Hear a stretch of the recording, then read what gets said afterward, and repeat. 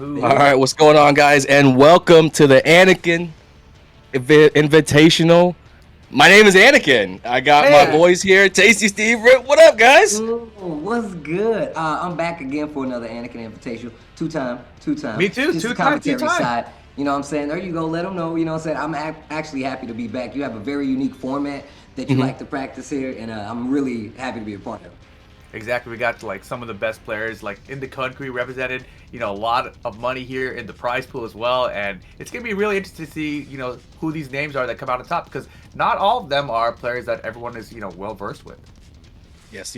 So we'll break it all down for you guys shortly, but for anybody who's been a regular here, you guys already know what's going down, so strap yourselves in. And anyone who's new here, this is the Anakin Invitational. A few years ago, I started doing Invitational. It was like just a random thing on my channel, and it was such a hit that, now with the support of Red Bull, we've been able to take it to the next level. So if you guys remember last year, it was probably one of the more hyped tournaments I feel like last year, but we had to bring it back again this year, bigger than ever. Back again this year with a similar format, couple of changes, differences. We got different players in the mix, but let's take a look at the rules. So if you guys are used to watching traditional Tekken tournaments, this is not a traditional Tekken tournament. This is a single elimination bracket. So basically, once you lose, you're out of the tournament. And we've got 16 players invited here today, and it's gonna be very interesting in the first round because the first round matches are only best of 3. And if you lose that best of 3, once again, you are out of the tournament.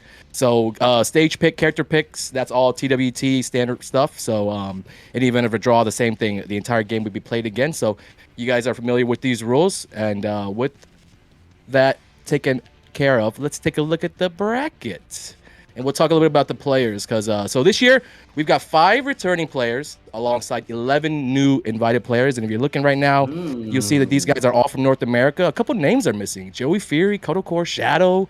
I actually intentionally decided not to invite them back this year, guys. So just to make it a little more interesting, because they've been killing it this year. We've been doing That's true. Mansion. That's true. Shadow's the Evo champion. We got ICFC champions there. I mean, everybody's winning all these tournaments. I'm like, do we need these 3 bullies back again this year? Like, let's give somebody else some shine. You know what I mean? Yeah, let the other players breathe.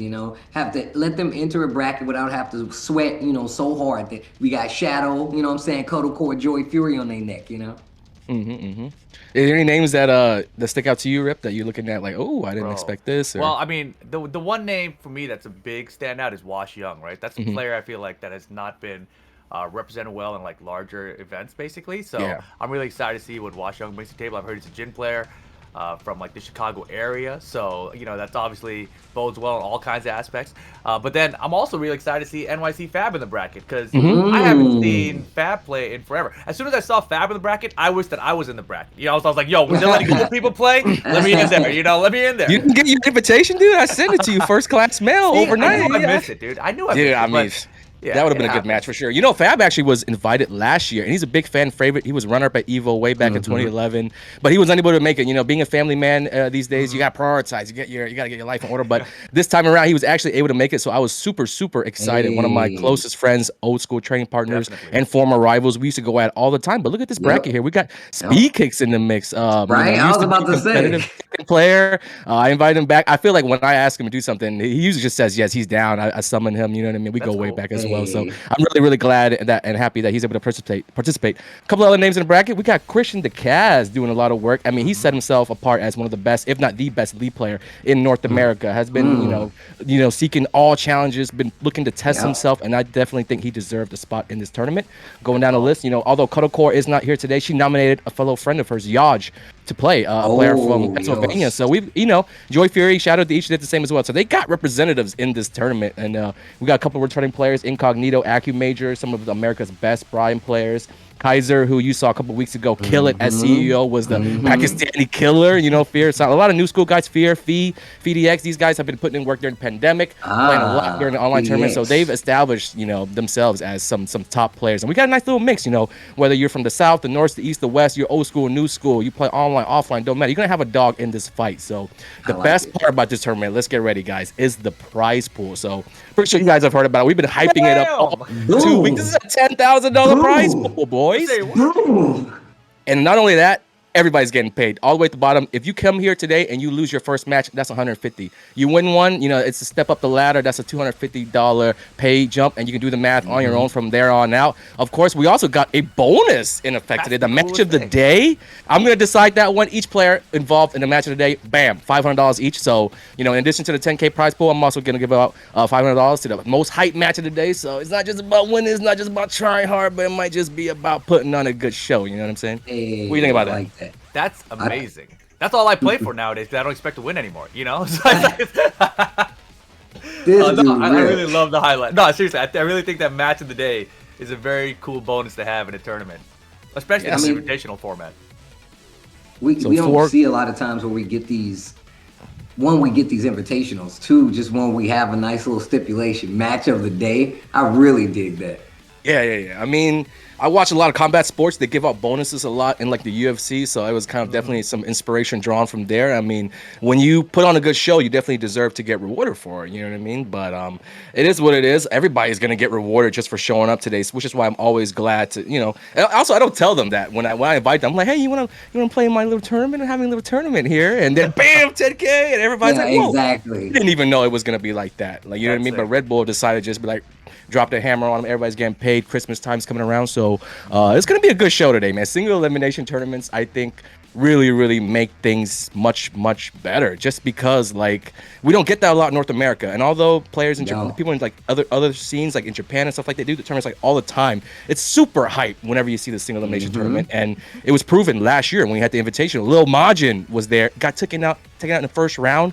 Same thing with Joey Fury. So I think that upsets are in the works today, but you know, we're just gonna have to wait with these players load up. I think the first match today is gonna be Speed Kicks versus Trojan. Here's our tail of the tape, guys. Let's break it down. Yeah, I mean, you can see Speed Kicks right there from San Diego, California. That's the first time I've seen a location with him that's not Atlanta. It's like the craziest thing I'm seeing. Right? It's so weird. Yeah, I mean, he's been here for like years, right? But of course, we all know him, you know, retired player, still competing. Horong, his biggest threat is Kaiser in the tournament. Good call there. Started playing again 2 weeks ago. Seems likely story. Trojan, though, from Texas, you know, I've seen him grow as a player throughout this year, throughout the pandemic as well. And wow, the biggest threat for him is Speed Kicks. Like, what are the odds of that, right? Yeah, what are the odds of that, man? I mean, the reason why I'll let you know a little secret. This is our number 1 versus number 16 seeded matchup, and Trojan, he actually made the cut at the very last minute, on the clock, just because at CEO there was a Astro Play a Pro booth, and he came in there trying to play the pro, who was me, by the way, and he beat my ass, dude, 2-0, destroyed me. He had his little hype men in the background. I was like, damn, this is kind of intense. I was hoping I could do the Anakin thing, but I couldn't do it. But you know what I mean? If it weren't for that, you know, we probably see another player in his spot right now. But I also remember Trojan from Summer Jam earlier this August. He took out Joey Fury in the pools, really putting himself on the offline map there, and that was kind of when it started buzzing. Everybody was talking about, oh, who's this Trojan guy? Who's this guy? Who's this guy? So he's always been a real positive, cool to talk to guy. Comes to the chat a lot, so we like to reward positive, good behavior. You know what I mean? And Speakers, on the other hand, you know, he's from California, but I would say that's kind of when he started getting worse at tech. He moved out there and lost all his skills. To Georgia. we don't have any Atlantans in this tournament. I messed up. I forgot to invite dudes from Atlanta, so I mean, he'll be our honorary guy today. I'll be cheering for both these players, but they're going up here in our first round matchup, best of 3, guys. Lily versus I'm gonna assume it's gonna be a horror, but we're about to find out right now. Speakers is coming back. He's been playing so many different characters, guys. He has. I think I've ran into him online a couple times myself, and he's just playing a completely different character. But Horong is gonna be the one we go with. Still got that stamp of approval, the Omega Tekken God up there, and we got Trojan running the Lily, a character we definitely don't see as much. And I feel like it's crazy. As much as we see so much variety, we don't see as much. So you know Trojan's got something up his sleeve. I gotta ask, did the players know this bracket ahead of time? They found out maybe like last evening, and it was intentional. You know what I mean? Got to protect the low seeds. You don't want the low seeds getting targeted, practiced on. You know what I mean? So we balance the tournament for fairness here. I feel like in this instance, though, like the low seed, it's like a benefit for him, even though like 1 night in advance. Ooh, sidestep and then low parry. Get the wall, possibly. Okay. I did not get to beat up though. Hey. +2 ender on the wall. Good tracking move right there. Not going to work out. The down forward too, though. Big damage. Oh, no. Trojan caught ducking right now. This should be the end. Oh, my God. Spins the rage drive way too early. He's going to finish the string. Oh, my God. That's how we're starting it off? Okay. All right, All right, let's we're go. free to do combos. Trojan dropping the ender. Careful. All right, nice cancel there. Man, that was the first round. Right? And ends with a slow-mo boot to the stomach. Let's go. Kind of got sloppy at the end there too. I mean, both players made a mistake where they could have ended up winning the round, but you know, who's more clutch at the end, even with all that in mind. First to one, man. Pressure's on. A lot of spaghetti, man. A lot of spaghetti. He dancing a little bit all year as the clothes shuffling. Speaking's holding his ground right now. Oh, wow. It opens up with a jet spring skyrocket. I'm going to get the wall for sure. Jump over setups? Okay. He tried to get that match of the night highlight or whatever. What an interrupt. Right, Trojan, good position. Good blow. That was back range. That was pretty far. Speaking's in control as expected, right? No, this is true. I think last round he did a really good job of like staying patient when he had the big life lead because he knows that the Trojan, you know, being the X factor that he is, can explode at any minute. He wanted to eliminate all, you know, risks that could have been taken there, and he just waited out for the last hit. Lots of sidestep, tracking moves coming out right here. Trojan doing a really good job of stepping this round. Man, step for the skyrocket as well. Wall position, wall pressure. Can he close out a round is the question. Nice step punish. Oh god, the rage time. Drive fast, 50-50. Oh my god! Oh, wow. Wow. Trojan gets knocked out. Speed kicks, takes it. As Rip was saying, remembering combo. Remembering combos as it progresses. I mean, that's just the first game. This is best of 3 here, right, for the first round of the tournament. So it's first of 2 games. Speed kicks held on, but it looked scary, but Speed kicks still won 3 rounds straight there. You know, it looked like it was a very close game, but actually every round when Speed kicks, I feel like Trojan was a little hesitant there coming into it. You know, I feel like he's got a little bit of nerves right now. There's 2 rounds. He had 2 rounds I felt like he could have closed out. And it was really all about these clutch moments where it's like one was a drop combo and the other instance just not being able to just lost all momentum with a low parry, and that's what made Speed Kicks come back in the game. So I feel like it's just where Speed Kicks actually tightened up defensively. Trojan needs to do a little bit of the same. He had the life lead for literally like 50% of that round until Speed Kicks got that low parry and instantly ran it back. So I think it's definitely about the pace he's going at right now. Oh, yeah. See some nerves in there in Trojan's play. He's hesitating a lot. When I played him at CEO, he's very, very aggressive and just fearless. We need a little bit of that fearless play in his style. He needs to pick up the pace. Definitely. I think if, you know, he had picked up that first round where like they were a lot of scrambles at the end, then things could have turned out differently. But I think that was kind of like set the tone for the match. You know, just him not able to close it out, even though it's close. You know what I mean? Speed Kicks kind of showing why he's the #1 seed, a former professional player, sponsored, was traveling the world during the TWT, finishing first in North America. I mean, he has a very distinguished career. So, you know, he was just kind of showing what he could do, what he used to do in tournaments during that game there. But, you know, don't count Trojan out yet for sure. Like, we did see flashes of how he could beat Speed Kicks, how he could do it. But I think he needs to tighten up and kind of, you know, pinch himself a little bit. Remember all the things that Hwoarang does so that he's not caught off guard during a lot of these, like, exchanges. I think at the end of that game, the final round, you saw a lot of sidestep left that was working out for him. And he's just getting little punishes, you know, right? I think if he had just committed to like sidestep left, down 4-2, I feel like he would have gone a lot farther. Let's see what changes he makes, but he definitely seemed to be getting a better handle on the matchup by the end of it. Yeah, and it was. I feel like it was more because he was playing like a little bit more patient too. Like that patience started to kick in, and it was really like, all right, just all I got to do is wait for my chance. The Speed Kicks was like, I'm gonna wait a little longer though. Going to the Island Paradise now, Trojans pick. And this is it right here. Single elimination tournament. Speed Kicks up 1-0. Needs to win this game or needs to pick it up and needs to do it fast, because if things start going, you know, against him, start going Speed Kicks way early on, it'll be, I don't know how it'll be possible for Trojan to make it out. Oh, for sure. Oh, nice my back goodness. 3 right here. Oh no, With in the the drop combos! combo. Uh-oh. Oh, Speed Kicks again in his own. This is bad news too, because you know you saw Speed Kicks really sloppy early, and the longer he stays in this tournament, the better he's gonna get. Yeah, full power Speed Kicks is definitely gonna be a problem. Ooh, down 4-2, catching the sidestep right there. Speed Kicks gonna get the wall from this too. Yeah, I talked about Trojan doing sidestep left and down for 2. Instead it was Speed Kicks who got it. And yeah, Speaking is looking comfortable now. And there it is again.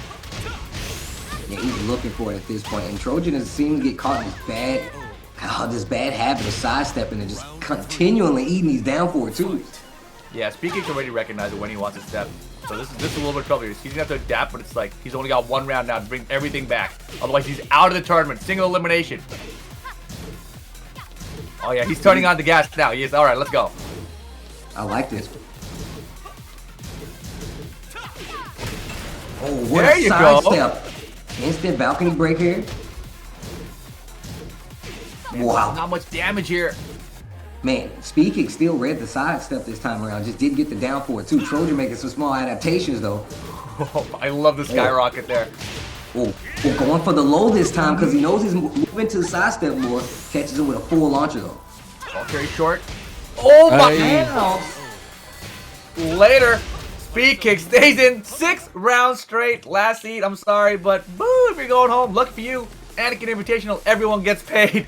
But Trojan, out of here. Out of here. Dude, I could really see it that game. It was that deer and headlights feel from Trojan. He was just standing there looking at speed kicks kind of the whole time. And when they were up close, you know, it's on him to kind of make a move. Like Lily up close range, it's pretty strong. But he just was beat to the punch or the kick rather every single time. And that was kind of the tale of that tape. You know, single elimination. You gotta be prepared. And I don't know. The fact that the bracket's being released the night before probably didn't help. But yeah, speed kicks, I mean, we got to give him credit too. He did everything he was supposed to do. You know, when it was time to block, he blocked properly, punished properly. A couple combo drops here and there, but as long as they don't cost you, you know, it's not something that a top player really dwells on, thinks about. You know, they just kind of assume that they'll pick it up, get better. Yeah. You know, it's just combos as things go. Yeah, exactly. Punches, man. And sometimes you have to. It's more about a lot of people who talk about, you know, just random combos and stuff like that. But being able to confirm, catch like random clips, catching somebody out of the air, confirming, that's very hard. And I feel like a lot of people don't realize that's a lot of what happens in Tekken. If the gameplay is solid enough, you only instances where you're clipping people, so you got to learn how to deal and adjust on the fly. Sometimes the pressure's doubled down because, you know, you can go one game and out at this point, but Speed Kick's going to be the one. And like I said, Speed Kick's going to keep playing more. He's going to get better and better. He's going to get crispier and crispier, and he's already looking good right now. Yeah, the matches that are coming your way though are like getting crazy too, right? So Speed Kicks, obviously, you know, he got some combo drops there. You know, but I think that, you know, as he makes his way through the bracket, the combos are gonna get cleaner and cleaner. And I talked to him recently, you know, in one of my streams where I was just asking him about, you know, the whole retired thing but still playing and what that means to him, etc.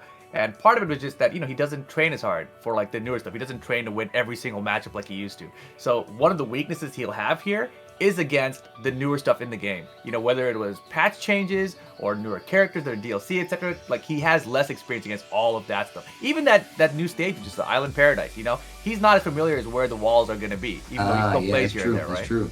So those are the kind of things that he will have issues. But a character like Lily, you know, he understands that one. You know, and look at the next matchup potentially, Nashi, Christian the Cast, that's probably going to be like Fang versus Lee. So those two characters, he probably has a good handle on as well. Oh yeah, tail of the tape right now. Nashi, man. What? Mashy Nashi, they like to say. Fang Wei, 28 years of age. Biggest threat is Fab. First ever Anakin Invitational champion 2017. That is right, actually. All right, Christian the Cast, 31. A Lee main, like Anakin said, probably the best pound for pound Lee player in the country at this point, even rocking the shirt to show you. And the biggest threat on his side is actually Major. Probably some CFC drama going back in the day. I don't know if you guys know, but Christian, did you hear about the Christian versus Fighting GM Lee versus Lee set? No, I did. Did you know that it went down? They played a first to 20, and Christian won, dude. That's why I said I wasn't even joking when I said he might be the best. You know, of course we got to see it offline. Of course we got to see it more, but he definitely showed that he could hang. You know what I mean? Hold on. Can we see about this fun fact though? That's what I'm saying. Has disarmed a live bomb with police assistance? Like, word? Yo, I'm just saying. That's actually, you get a stamp of approval on that one, bro. I got it. That is ridiculous. That's some. Oh my god, they're gonna make a CSI episode about you, bro. This was. Are you really gonna question this man's nerves in a tournament after that? You know, you hear me, bro? That's like the ultimate. Like, what the? He's looking nervous right now. Somehow I doubt that. You know, right, he's man, been in those situations. What about the nerves? I don't know about that, bro. These situations. Yeah. Damn, we gotta ask him. I want to know. Do you get nerves anymore? Does that just distract? He was telling me that, we talked a little one-on-one, and I don't want to put him on the spot, but he told me he does struggle in the big matches, in the big moments. And I give a lot of people like advice on how to stay composed, because I feel like that's one of my biggest strengths. And it's like, I feel like you could get yourself in such a state where you're so focused on the match and you're so concerned about, just defeating your opponent, that there really is no room to even be nervous or think about anything else, think about losing, think about anything. Because, when I watch Tekken, I can only watch from the perspective of one player. So much is going on that it's so hard to follow and keep up with, that I don't even see how anybody could even be nervous when they're on stage or when they're playing. Like, they should just be so locked in. That's kind of the key word. You want to lock in and play your match, play to the best of your ability, so that way you can walk out of it with your head held high, win or lose. Because when you play your best, you can't do any better than that. So if you played your best and you lost, it is what it is. So I think that this is a good opportunity for him to maybe get that experience, kind of shake off those nerves a little bit, and it's a really good matchup right here in the first round. This is our 8-9 seed matchup. 8 seed versus the 9 seed Nashi. You know what I mean? The first ever invitational champion. Gotta have him back. He's such a one of my favorite guys. And he plays one of my favorite characters too, Fang Wei. Yeah, Fang, recently has been just on the map in far tournament results, right? Joey's put on the map specifically, but I feel like all the Fang players have been placing better since his patches, and how could they not? Like, all the changes were good for the character, right? So Nashi, very exciting to watch. Curious to see what he'll bring to the table here. But, I have played Christian the Kaz before. I feel like I played him even way back in Tekken Tag 2. But the Tekken 7 iteration of Christian the Kaz is a whole nother level. Like, when Anakin mentioned earlier that he may be the best lead in the country, like, I already agreed with that. Like, I've lost him, and I was like, wait a second. All right, let me change stuff up. Let me adapt. And I was like, wait a second. He already knows all that, too. What do I do now? like, uh-oh, I'm in trouble. Yes. So, yeah, you got to be ready for him. Here we go. Nashi, Christian the Kaz. Violet Systems. Game 1, again. All these first round matches are going to be first to 2 games, best of 3, single eliminate. So you lose, you out. You lose, back to the living room, bro. Maybe not. Don't call us. We'll call you. Yo, damn.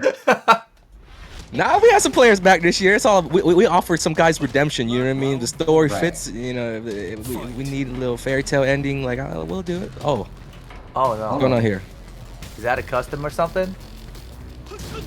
Oh, they picked the stage. Pick the stage. Pick the stage. Okay. That's right. I can beat you though, bro. Don't worry about it. I like the stage. I don't want to take it around.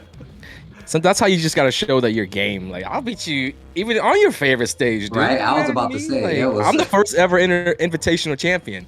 So, by the way, the first ever invitational happened in 2017, and I remember it like it was yesterday, because the one day I had the idea to do it, and I just invited 8 random guys off my Steam friend list, and the next day we had the tournament. It was 8-player invitational, and Killer 6 was in there too. He was playing live on the setup, and kind of the chat was donating money to the prize pool. Everybody was donating money like crazy, and it's like $10 here, $20 here. We had some crazy 100 bombs from some big supporters, and like Nashi walked away with like $1,300 that year. I think he said he was able to buy like a PC. So literally, like on a day's notice, just playing in a small tournament and won a bunch of money, crowdfunding, and getting a Tekken PC to play Tekken 7 is like the ultimate story, right? So like, again, like since joining Red Bull, I've been able to talk to them about the idea. They loved it. We've taken it to the next level. Last year it blew up, and this year back better than ever. 10K on the line though. I mean, Nashi has seen it since the beginning, so he's probably like, yeah, I remember the old days of just winning, $1,000. But dude, first place today, he's gonna get 4x. That's a nice little chunk of change, especially for you ain't even got to leave your house for that. That's nice.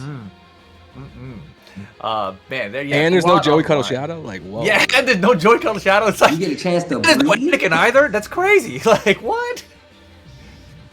That's the best. This is a nice way to spotlight, like you said, a lot of players in the community that are still coming up, especially on the online side of things, and even on the offline side of things. Because there's a lot of players here that I haven't seen play in live sets. I've only seen recorded sets of them playing other people. So getting to see him play live in an invitational with some stakes, especially big money stakes like we got on the line here today, it's very, very worth it. All right, this time we get the random stage. Cave of Enlightenment going to be the one to go to here. I have never seen these guys play each other. I feel like in my head, everyone on the East Coast, me neither, especially in Jersey and New York area, I feel like they all have experience against Lee because of fighting GM, just because of regional, what is it, closity, whatever. What's the word? It's not a real word. Closity, regional closity. Oh man. right, the 4-4-3. Proximity. To the slide. Proximity. There you go. It took him a minute. He's there. Yeah, Thanks, man. Cat. Oh, blazing. Oh man. Good start for Twich in the cast, yeah. Yeah. Already Nashy super on the back foot with the help of Christian utilizing those slide mix-ups. He went first with the fake slide, then he went into the slide, so that's already kind of playing a role in Nashy's head right now. Bro, Christian plays so fast. Oh yeah, he's Like fast. he's really in the mix. I like this. Always moving, putting buttons out there to try to get you to swing. Lee has some very good bait, but back forward being one of them. So it's like you got to be careful playing that range that Nashy is playing right now. Christian the cast on the back foot though. Oh, nice. All right, let's see. Oh, drops the combo. It's okay. Still has the life lead here. Looking good. Good blocks too, man. Hey, Dash. Still keeping that wall in mind. Down 3, goes for the power crush right out of Hitman stance. Christian the cast 2 rounds up right now. And down 3 into the Hitman stance power crush is like a real big tell, right? Like if you fall for one of those, then as a lead player, they're like, okay, I know I can go to this a couple more times. Wow, has it just ran down because in that situation, when he got caught last round, Nashy went for a low jab during the power crush, and usually in those situations you're able to stay under the high kick, but he still got hit with it anyways. Yo, out the air! 3 rounds straight, Christian the cast. I mean, this is what he do, man. He plays online. He's really solid. He's got that lead, and you saw it there. Nashy, you know, that one power crush he got hit by, I was like, uh-oh, that's trouble, man. It's all it takes.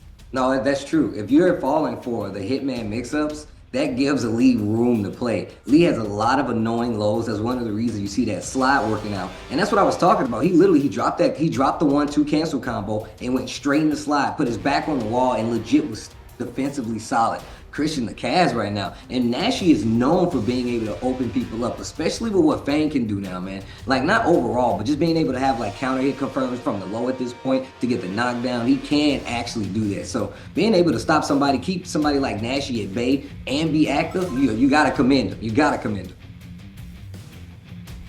For sure. Nashy is super polished as a player, man. I mean, with the way that he transitions from things, you know, decision to decision with Lee, even when things don't go his way, he's able to adapt and adjust because he just has that many reps, and that's kind of the benefit of playing that one character. He's not really known for any other characters. You know, his name is Christian the Kaz, funny enough, but he only plays Lee, and he spends, you know, a lot of time in the lab working out these scenarios, these things that happen only, you know, once every 100 games or once every 50 games. He wants to be prepared for anything, and you really can see that when he plays. Actually, if you're ever like sleeping on a job, he catches you slipping, like he always takes advantage. That's the one thing with him that you have to make sure that you are on top of, just no mistakes whatsoever, and that's really hard to do. You know, if that's kind of like the minimum requirement for just hanging with this guy, this Lee player, then he's definitely going to get the best of a lot of players. And defusing the bomb. That's exactly he's defusing you. Like, basically, he's defusing your code. Like, he's cutting the right wires. Cut the blue wire now, Christian. No. This is a sidestep down for a 2-wire. I need it now. No. When I think about that, all I can think about is like Lethal Weapon when he's on the toilet and the bomb's right there. Oh, I'm thinking about Rush Hour when he's trying to disarm the bomb. Johnson! And then Chris Stark comes in and ruins the bomb. Man, we're all dead. Push the button. Come on. Push the damn button. Yeah, push the damn button. All right, here we go. Oh yeah, the kid, dude. I forgot about 4-4-3. that. There's that back four, like I said before, canceling in the Hitman stance, and you can tell gave him a little bit of Asian as well. Well, back four. I told you, man. He is one of those characters. That back four is such a big bait. Even though clean hit, but the counter hit, that combo is gonna hurt no matter what. Yeah, great keep out to blue stuff. Hey. Oh my God. Oh, what a dunk. Christian. Ready for it. Yo, Christian, that was so good. Knowing what strings gel and what strings do is really, really good to have, especially in clutch situations. People try to, you know, gimmick you out with that last little hit, knowing that it doesn't gel and just holding down back can really save your life sometimes, especially if you know. Yeah, again, the power clutch would have worked there, man. That down 3 Hitman stance is going to be deadly. I can, like, almost guarantee Nash is about to get caught by it again before the end of the set. Look at the dunk. Remember how I was talking about Fang having that new confirm off of the low? It is not working versus Christian right now. My man is playing super solid right now. The forward 4 neutral 3+4 slide. Okay. Why does that one work so much? I always get it, but it's a fake out, bro. It's like it's like they're jumping over a puddle of water and then they're sliding. Nobody ever uses it too. Nobody uses it, bro. That was such a good download too. Yeah, you saw the crouch dash? He's like, you're not gonna hit a button. Oh, reset! Oh my God, you're not dead. I thought he was gonna be splat. Dead, out of here. He hit my man with every slide.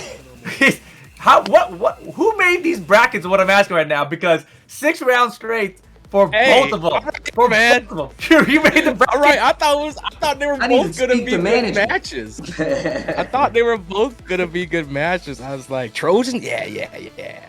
Natchy, Christian. I mean, dude, some guys were clearly hungrier than others. Let's just put it that way. Dudes were like hitting me up. I'm not saying I invited 16 players, but maybe like 3 or 4 asked me for advice on the side. And I'm just saying Christian was one of them. So good to see me do well. He was, you know, I like to see the guys I give advice succeed, so I could take a little bit of credit, right? That's what it's all about, baby. 2 2-0s already. 2 big players already out of here, I would like to say. I wanted to see a little more Trojans. Not going to be it. It's going to be Kicks. Nashi, last Anakin Invitational champion out of there. 2-0 to Christian the Cast, who will be moving on.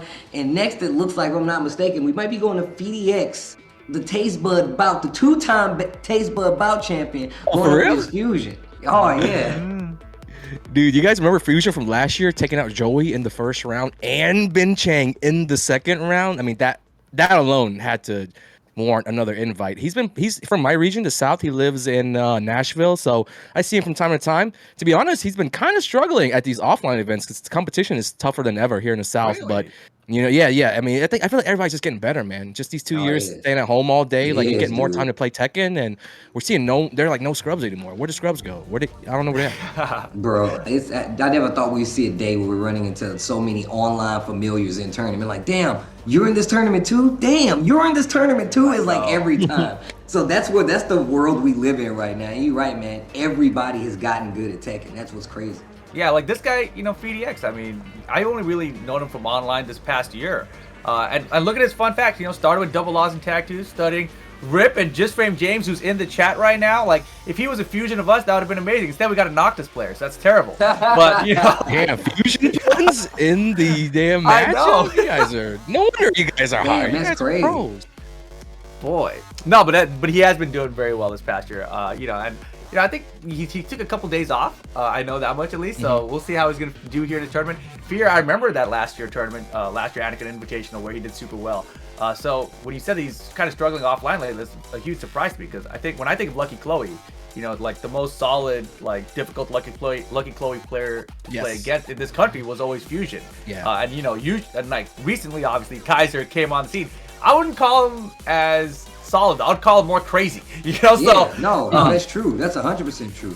Fusion, and you know what, has a lot more solid play when it comes to like the Lucky Chloe. So it's like, and it's not like, you know, in a bad or good way. It's just there's a lot of ways that you've seen this character played so far. And Kaiser, you're right, does have more of the crazy Lucky Chloe, but Fusion does have this more systematic Lucky Chloe that can open you up. And now with her new options off of back turn and stuff like that, she already took off a lot of damage. Now she's gonna take off a shit ton of damage. So if Fusion can actually get the leg up in the situation, which is gonna be hard because we all know FDX is one of these dudes. This dude's a backdash monster. That's one of the hardest things it is to do, is to hit FDX. So if we got a good clash of styles right here, if you think about it, it's Tennessee going up against Oregon right now, two coasts I feel like that we know are far away and their styles differ enough. So this is going to be a good set right. Hold up. I got a question, Anakin. Did you ask for these player profiles where they talk about the biggest threats before you made the bracket? I asked them before I made the bracket, but it honestly has no influence over any. Won't be completely transparent on that. I see them 1 through 16, and then maybe some move for hype. You know what I'm saying? Move for hype purposes. I want to see this match. I want to see. Yeah, right. You know, come on, Rick, for maximum hype. Why can't we do that? It's the Anakin Invitational. He said, "Why can't we do that?" It's the Anakin Invitational. He's making the bracket. Why can't we do that? It's ours. Yeah, it's my turn. It's right. Calm down, bro. And in a single elimination tournament, you got to put them together when you see them, right? You're like, I got to see this matchup, you know? Like, actually, you know what? I 100% agree. Damn, you've turned. I 100% agree. I want to see the matches I want to see. Yeah. But here we go. PDX versus Fusion. Yeah, this one I think will potentially be. I was about to get real confident about it until I saw the start. I was gonna say this will be the first one we have that's not gonna be a no-round round. I expect this one to go a little bit more back and forth. Okay, finishes this time around. Yeah, no ducking there. Fusion being really active. You said no duck. He did a little fuzzy. Did not work out. Down 4-1s. Not even anything big there from Fusion, but that's the solid that I was talking about. Just small move. Ooh, nice counter there. Yeah, that's the thing about Lucky Chloe. Her down forward 1 has always been really good as well in terms of just like hitbox on it, right? So like if you look at it, you kind of compare it to almost Kazumi's. Obviously not as good as Kazumi's used to be, or still is because it's twin piston for that, but still one of her best tools. Oh yeah, he's fishing big right there. That big knee with the counter hit, starting off with just jabs, down 4-1. Oh, good. Nice interrupt here. Yeah, he confirmed that off the whip really quick there. Life lead. No round denied, just as expected. All right, back and forth. Here we go. Okay. All right. They're dancing. Let's go. Yeah, when they started off like not pressing, both players start off not pressing buttons, you know they care. When it's 1-1, you know they care. Yeah. Like, you see the caring, the try hardness. It begins. Okay, gonna get the wall for sure. That was a little good test for PDX there. PDX holding his ground. I feel like that's the most powerful PDX. When he is holding his ground and only moving when to get out of stuff, you know. He's taking his time here, finishing the string. That'll be that. PDX with the round count lead now, and this is very interesting. It's a much slower paced match than I expected out of both of them, to be honest. Definitely feeling talent. They definitely are trying, is what that means. We haven't really seen Chloe really get super aggressive when she. Yeah, that move right there really starts the party whenever they feel like they have the opponent, on the defense. And you can see always PDX just keeps coming back. Every time Fusion's like, all right, I'm gonna get this series. He tries to interrupt, and he actually gets called out by the power crush. Like, that should be the round. Yeah. Oh my God, back and forth, man. Rip, you definitely called it. But no, you can definitely see both of them trying to like take its ground back, and it's inching. It's like a tug of war right now, and it's anybody's game. Yeah. Nice. He definitely landed a hopkick punch there. That vertical hopkick, it's a little bit out of range, so I don't think it was like a frame get thing. I think he was just late. And the lay low there. Wow. Looking for Fusion to swing. Yeah, he wanted Fusion to try to duck the string there, but didn't get him. Anyone's game right now, so close. Back and forth. And finally goes for the big low. No. Nice throw break. Woo, run up and dunk in his face. Let's go. Oh, this is sick. Oh my God, the aura. Uh-oh, spoilers. Spoiling. A shit ton of damage. A shit ton of damage, bro. A shit ton of damage. What did I say? A shit ton of damage, bro. Double dance on him. Before, guys, by the way, the spoilers. You've never seen the spoilers? I've never seen it like that, where it was like 10 seconds before, and I'm like, and then he hits. Look how much life they have. I was like, oh, okay. It's like in that situation, you don't even know what it's spoiling. It's like, what the hell? Like, which way is it gonna go? Fusion though, holding on here. That was a very close game, but that last counter hit was enough damage. I mean, people forget Lucky Chloe hurts when you get hit by any of her counter hits, dude. And she does a ton of damage. Chucky Chloe, bro. There you go. Chucky Chloe, bro. If she hits you, and that's exactly what I was talking about. Fusion definitely did play that game just long enough. Down 4-1s, just jab, teasing with the lows, just to get big counter hits. And as much as we saw PDX was backing up a little bit, you saw the bigger buttons, the bigger counter hit buttons. But PDX, who would typically be like, yo, I'm out, like all the way across the screen, was like, let me get to this range and stay safe and hold my ground. That's the best PDX I see play, when he plays like that. And it comes out sometime, and we both know they're sweating right now. I can feel the perspiration through the screen right now. That's how I know they're both sweating right now. But this is what we wanted, man. I'm glad Anakin wanted to see this match. I'm glad it's so interesting, you know what I mean? Like Fee and Fusion, like those guys would never play if it weren't for this tournament. I think, like maybe down the line when they're both like the best in America. Yeah, down the line, right? Like offline tournament, they'll meet some point, later in the bracket. But let's just get them together now and let Anakin make the bracket. Right. There you have it. Abandoned had its way. It's bracket maker, bro. I claim that the best bracket fixer in the 7 Cs. Damn, all 7 Cs? All seven of them. Are there 7 of them? I don't even know. I think there's probably more. Probably more. All right, here we go. Game 2, Abandoned Temple. Switching the outfit, of course, you got it if you lose. Yep. It didn't work. It could have been the outfit. He didn't go to Arctic Snowfall. I thought he always goes to that stage. Right, he does go to Infinite. Okay. Yo, is this me? Is this party mode fee? Is that what the hat's for? Dang. The perfect fee? All right, PDX. Yo, aggressive PDX. This is a different. No, okay. 4-4 1 2 counter hit. Wall carry easy. Bing bang boom. What are we doing for the Oki? Oh, Catches fusion, ducking again. Yo, emo. Oh my goodness. You don't get counter hit. Okay, double P. True perfects. PDX, if you do this, you might get like match of the night, bro. My man's working on the Fort Knox. He's working on the. Oh, never mind. Counter. Oh, he's loose. The step. Wow. Wow. Oh, drops the combo though. It's okay, big lead here. Just gotta watch out. Don't get counter hit by like a Cali roll or something. Keep it simple. Lock the rage drive. Low parry. Game number 2 PDX. The return. The rebuttal. Happened.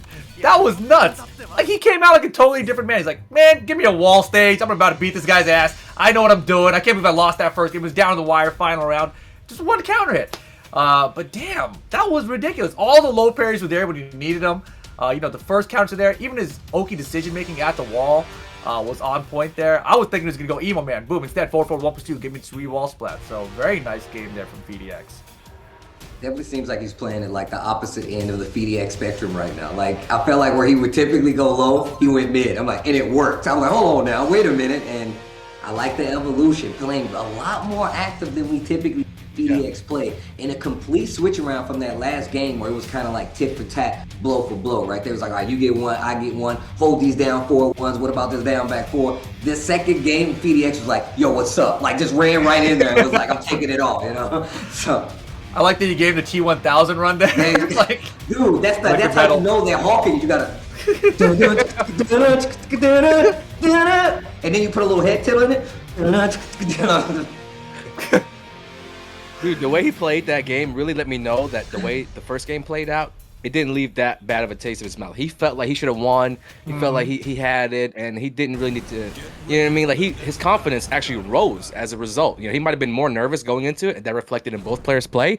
But I feel like at the end of that first match, he was kind of like, oh, that wasn't as bad as I thought. You know, I probably shouldn't have second guessed a lot of things and play with a little bit more confidence. Just let loose. You know what I mean? And sometimes that's what it takes. If you're known to be like a real stiff player, a real nervous, compact type player who doesn't really like to loosen up. I mean, sometimes you flip that switch and the results can really open your eyes a little bit. I feel like that description is what we've seen out of Shadow lately. Like this past year at least. You know, we'd always seen him before as a really big turtle, and then all of a sudden he found this gas pedal. Like, all right, what Shadow is this? And this one worked very effectively. But back four counter it again. This is just reminding PDX right now what happened in that first game. Right. Okay. Fight back away from the wall again. And really trying to play aggressive, but the counter hits. But and now Fusion just picking his spots right now. And all of this was 2 spots. This was 2 counter hits. That's what's left for PDX to play with. He can steal. Indeed. He can hell steal. Oh, he wanted it. He was almost there, right? He was late on the He was late. Definitely. But he had the right idea, just a little bit late, a little bit of hesitation. He had the right idea, he had the right spacing because he knew from that position, face down, head towards that while standing kick could come out instantly, and he just was a little bit too late. He probably wasn't as ready as he should have been. Bro, why did my man change the outfit? Now he getting beat up, bro. Oh, man. Business mode. Where's the party mode, confidence clothes. You need the confidence clothes. What the hell are you doing? The confidence cap, bro. Damn. All right, set point for Fusion right now. I'll hook PDX up here. Watch. This is Fusion set to lose, right? I mean, he's got such a big lead. This might be Rip actively using curse power. Yo, this is not cool, bro. Okay. Rip using his powers. I'm sorry. Rip using his powers for evil. I don't know what you're talking about. Don't let anybody tell you the commentator curse this is not real. This man learned to play from me. That's West Coast, dude. What? Yeah, you're right. Boom! Backdash down 4-2. Bruh. Wall. No rage for Chloe, so that sucks. She wish she would have done a little bit extra damage on her hits. Yeah, he had to step on it. Didn't get it though. And a check for the power crush. The string is one guy attack. Final round. Whew. This dude rip. Rip. What? What? Oh my god, guys. Oh my God. Go over the big beard on the All wall. right, Not gonna work. Now he has to slow the momentum. He has to stop the bleeding. You gotta turn around.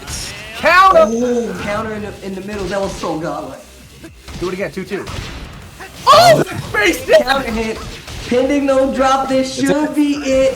Fusion gets knocked out 2-1 to FDX. How'd that happen? I'm kind of mad at you, Rick. That was our guy. We only have one player from the South, 2 and to you're gonna use your... The West Coast somehow did it. I have no idea. FDX nicely done. Don't ever let him tell you the curse isn't real. I'm telling you right now. That's why I never do it. Anybody in the chat, send me your cover letter. Send me your resume. I'm looking for a new commentator for Anakin 22, baby. Not on set, though. Wow. Damn. That was pretty crazy. You know, I owe that to FDX. See? FDX, he knows. I've hexed FDX all year long, all right? It's Christmas time. I'm in a given mood. You can have one back, FDX. There you go. Don't say I never did nothing for you. Damn. Well, there you have it, man. FDX will be moving on. He will be fighting the winner of Wash Young and Avery. And that could be another West Coast versus West Coast match. But Wash Young definitely has a chance here. Oh my god, you hella rigged this bracket. Wash Young versus Avery. Let's go. I'm happy, though. I'm happy. So I'm very happy. You know how last year we had Justin Iglesias come out of nowhere and take out Majin. He took out Nashi. I feel like this year, Wash Young could be the next Justin Iglesias. A lot of the people who watch my stream, and like, for example, Incogs or Joey, you know, if you're on the Twitch North American circuit, you've probably seen this guy once or twice before. But if you're brand, you never seen this guy before, definitely want to set up, pay attention. Damn, they're both 26 too. This is great. Right. So the tail of the tape, guys, these are both Jin players. 26-26, Bloomington, Illinois versus San Diego, California. Avery has been around for a while. You might remember him in Tekken Tag 2 going by the name of Run It Black, but he's rebranded. He's a little older now, a little more wiser, studying accounting, getting his education on, you know what I mean? Meanwhile, our guy Wash Young hasn't even ever been to an offline event, man. Who the hell is this guy? Came out of nowhere. And he's looking at, I think he could definitely win this tournament today. If he plays good, really, and he flies under the radar like the way that he has been for a while, he could definitely, you know, do big damage. I'm not going to say win because I can't even call a winner right now. It looks like maybe speed kicks, of course, because he's the number one seed, but whatever. But we got a lot of players that we have yet to see today, and not to mention any other pending curses that you guys feel like conjuring up or hexes. I don't know. I'm kind of new to this commentary thing, so I'm not really that strong when it comes to the hex game. Oh, man. That's true. It is. It is. You got to accumulate it. It doesn't just work instantly. You getting up there, though. You've been hitting them European ICFCs, in the EU. I've been a couple dudes there in the EU. See, I know. But when I'm on there with like Spag and K-Wiz, the way they do it is just like effortlessly. How did y'all just turn that match around like that?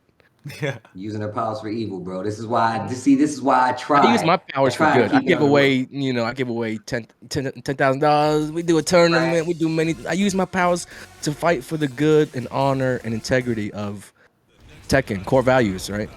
Core values and rigging the bracket. Here we go. This is a crazy race. I don't know if Avery will run the mirror. That's what I'm curious about. Yeah, that's he what does. No fear. Let's go. This is sick. All right, Wash Young. I'm excited. I haven't seen this guy play it, but I've heard a lot of good things. Obviously, you heard Anakin. He's super solid. He's not like a party boy. He's super solid. Like, all right, how is he so solid? Kind of thing. I mean, Avery's pretty solid too. This sounds crazy. Let's see. I mean, I don't like hyping it up too much because, you know, it just sets you up for disappointment. But this guy has never let anybody down when it comes to the game. So let's see. Hey, here we go. 2-1 pressure. Get off. Damn, we hit him with the Avery. Woo! Yo, get off me. Damn, that was sick to step. Back 4 whiffs. Answers with a back 2-1. Oh, the hell sweep. Yeah, early with it too. You see some gym players like to save until the end of the round sort of situation, but watch him bringing it out very quick here. Yo, the pressure. Uh-oh. He gets the counter hit on the wall. I'm going to make a combo out of here. Back 2-1. No, electric. Saves the rage. There's the drive. 50-50. He's no pushing. bounce. Yeah, down one.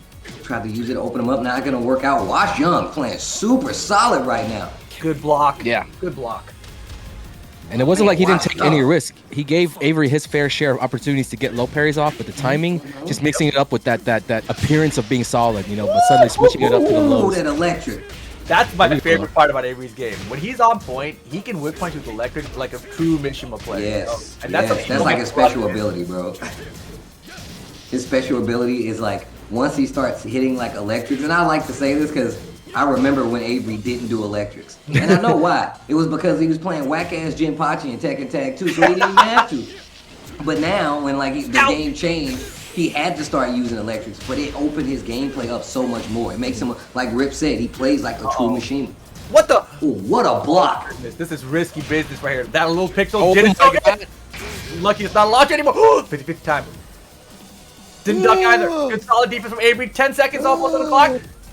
Oh, okay. What? Ooh, okay, I'm 46-2. okay. I can see that. Let's go. 1 round apiece. That round we saw Avery start to low parry and guard low against Wash Young's, you know, low pokes. So there we go again. He's starting to catch on.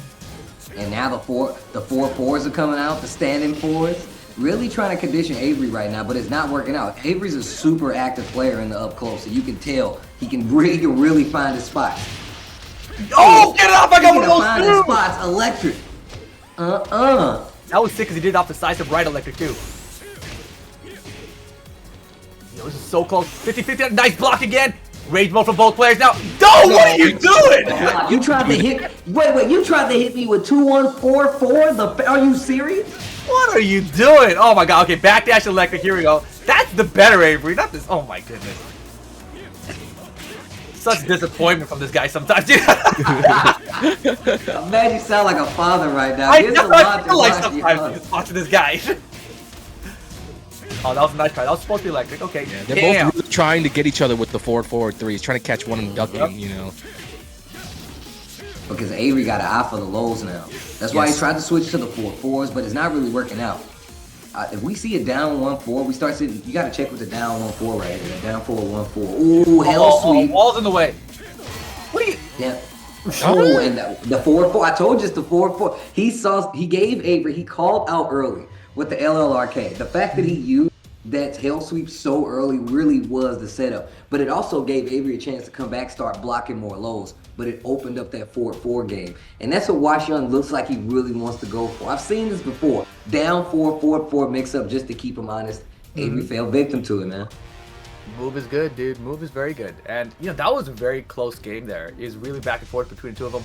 You see the skill set from both of them. Like, I love that Wash Young answered back. Once Avery hit him with electric, he came out with another one. It's like, all right, watch this. Size them right, electric right back, right? And a lot of gym players, one of the sequences they do, they'll do electric into forward 4, right? Unblocked. Electric unblock into forward 4. And you can side step right that forward 4.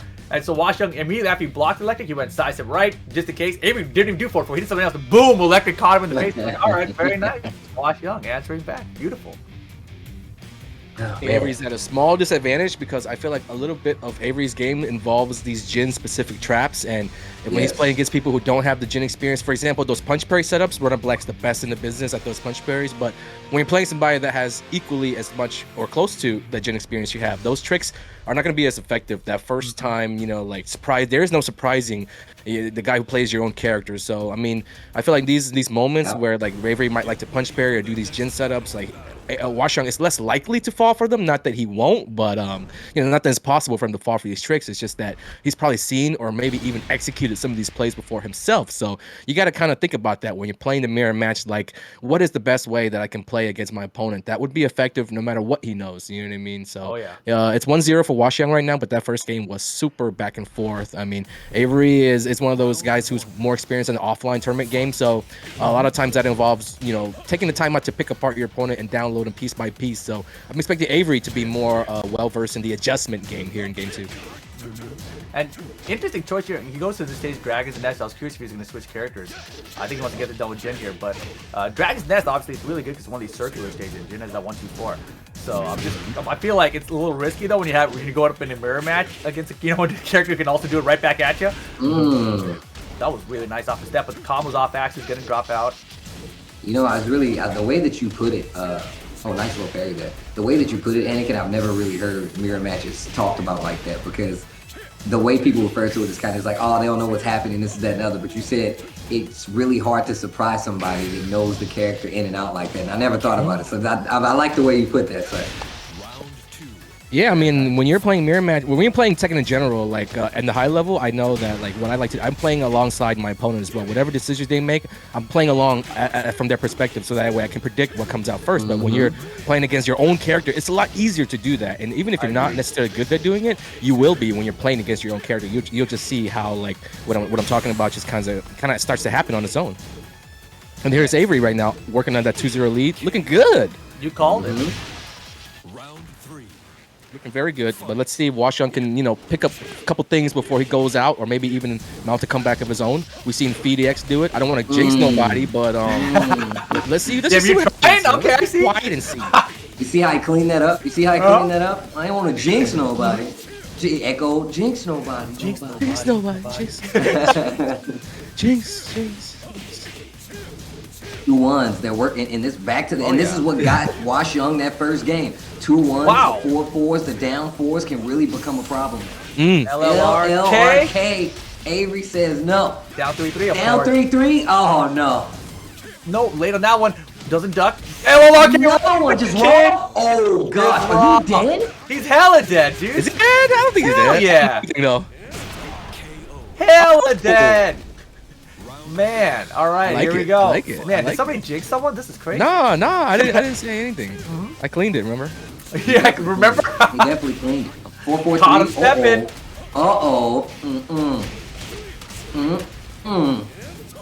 Oh, down 1, not gonna work out, man.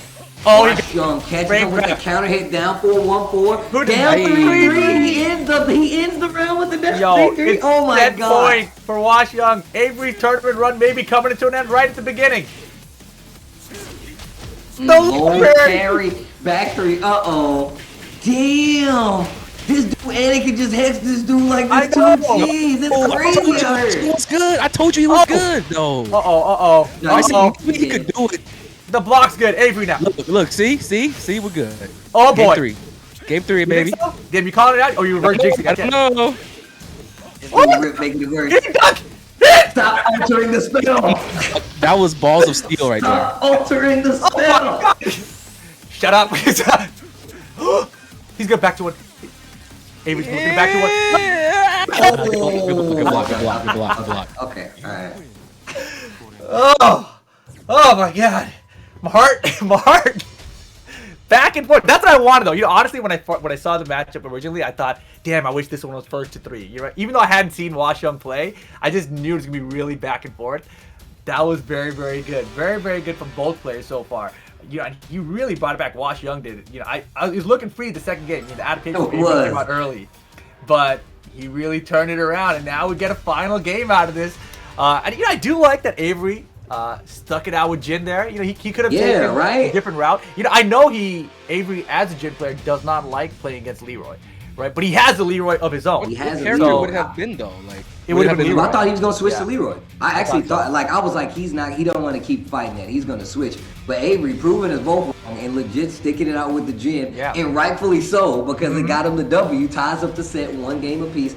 But Washyung though, those last 3 rounds, really dangerous. They were really dangerous, and it came to some clutch low parries on top of that. He's got an eye for wall carry as well as just damage, and like Anakin said, it's gonna be hard to surprise somebody that knows that matchup as well as you do. And you just look at the defense from Avery at the end there. I don't think he's gotten hit by a 4-4-3 or a hell sweep. He got hit by the first hell sweep, but his defense in general against the mix-up of it has been ridiculous. Random stage and to get infinite.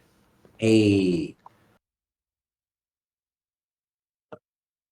Okay, here we go. Matchup win rate. Infinite. It's gonna favor Washyung slightly, but it's not like Runner Black can't play tight, can't play defensive when he needs to. Just gotta have some discipline.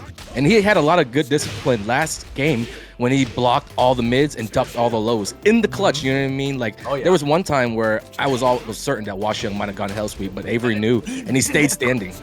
Oh my god, he got the 4-4-3, but just botched the combo. Eats an electric, the back 3 follow-up. Washyung. Yeah, and the thing is, Basically Avery ties up the life bar. Yeah, that was huge. Avery had dropped electric right before that for the whip punish, so he basically gave him all that back. It would have left him in rage now, though. Oh my god, still no rage. Oh boy. Down 4-2. Get off of me. Breaks the 1+2 throw. Yeah, I love testing the throws. That's what you gotta do in game 1, though, you know? Nice block when he's down by 4s, dude. Down 1-3. 4-4. Avery's definitely upset about that down jab he did. Like, right, that's a situation where he's like, why did I down jab, you know? Yeah. I didn't need to, but I wanted to. I just wanted to steal and end it. Yeah, they're both playing so good right now. And I know that was electric, right? He didn't want that down 4-2 right there. And it really kind of switched the momentum. B Young steals that first round. Hey. 2-1. Oh, man. Wash Young is looking for it. He is looking for it. What a block. Look at the defense. Never mind. Two big mistakes from Avery. He's going to cost him. He has a rage. He's been making a ton of mistakes this game. What? No, Is that a sir. punish? No, No, sir. Uh-oh. Just like that, Wash Young, 1 round with putting Avery away. This is Wash Young's... No, I won't do it. I won't do it. Nah, don't do it, man.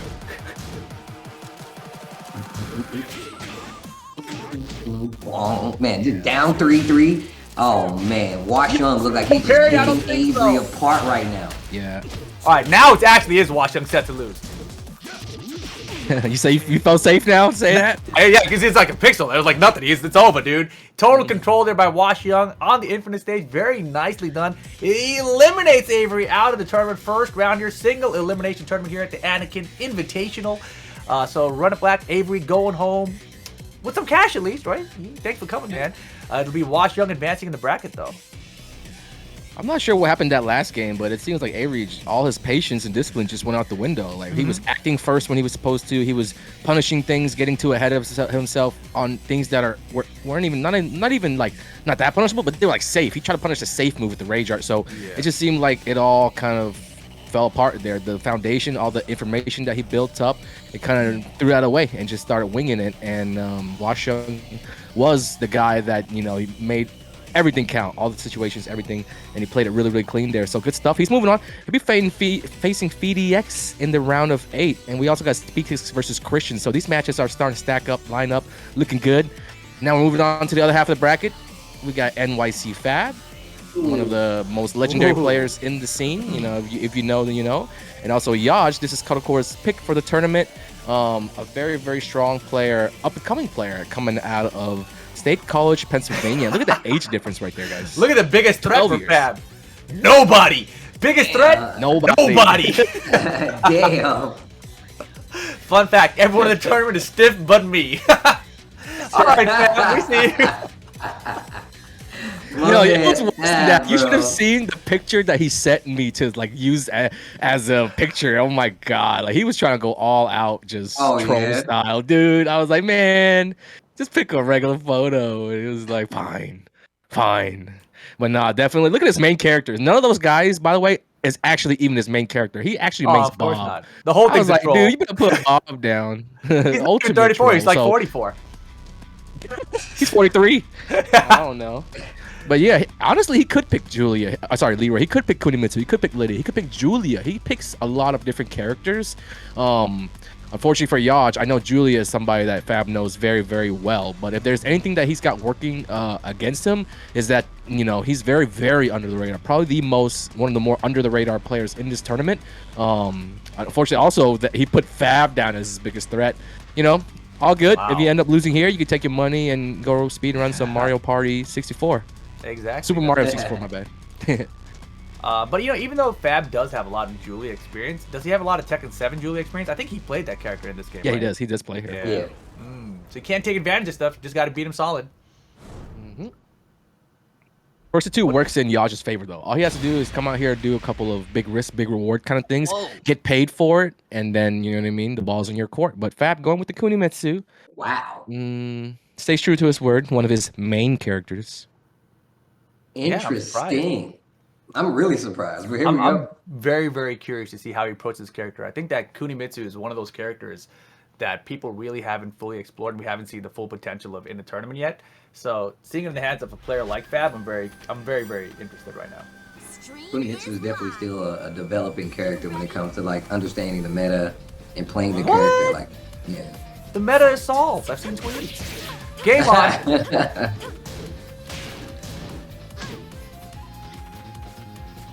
Alright.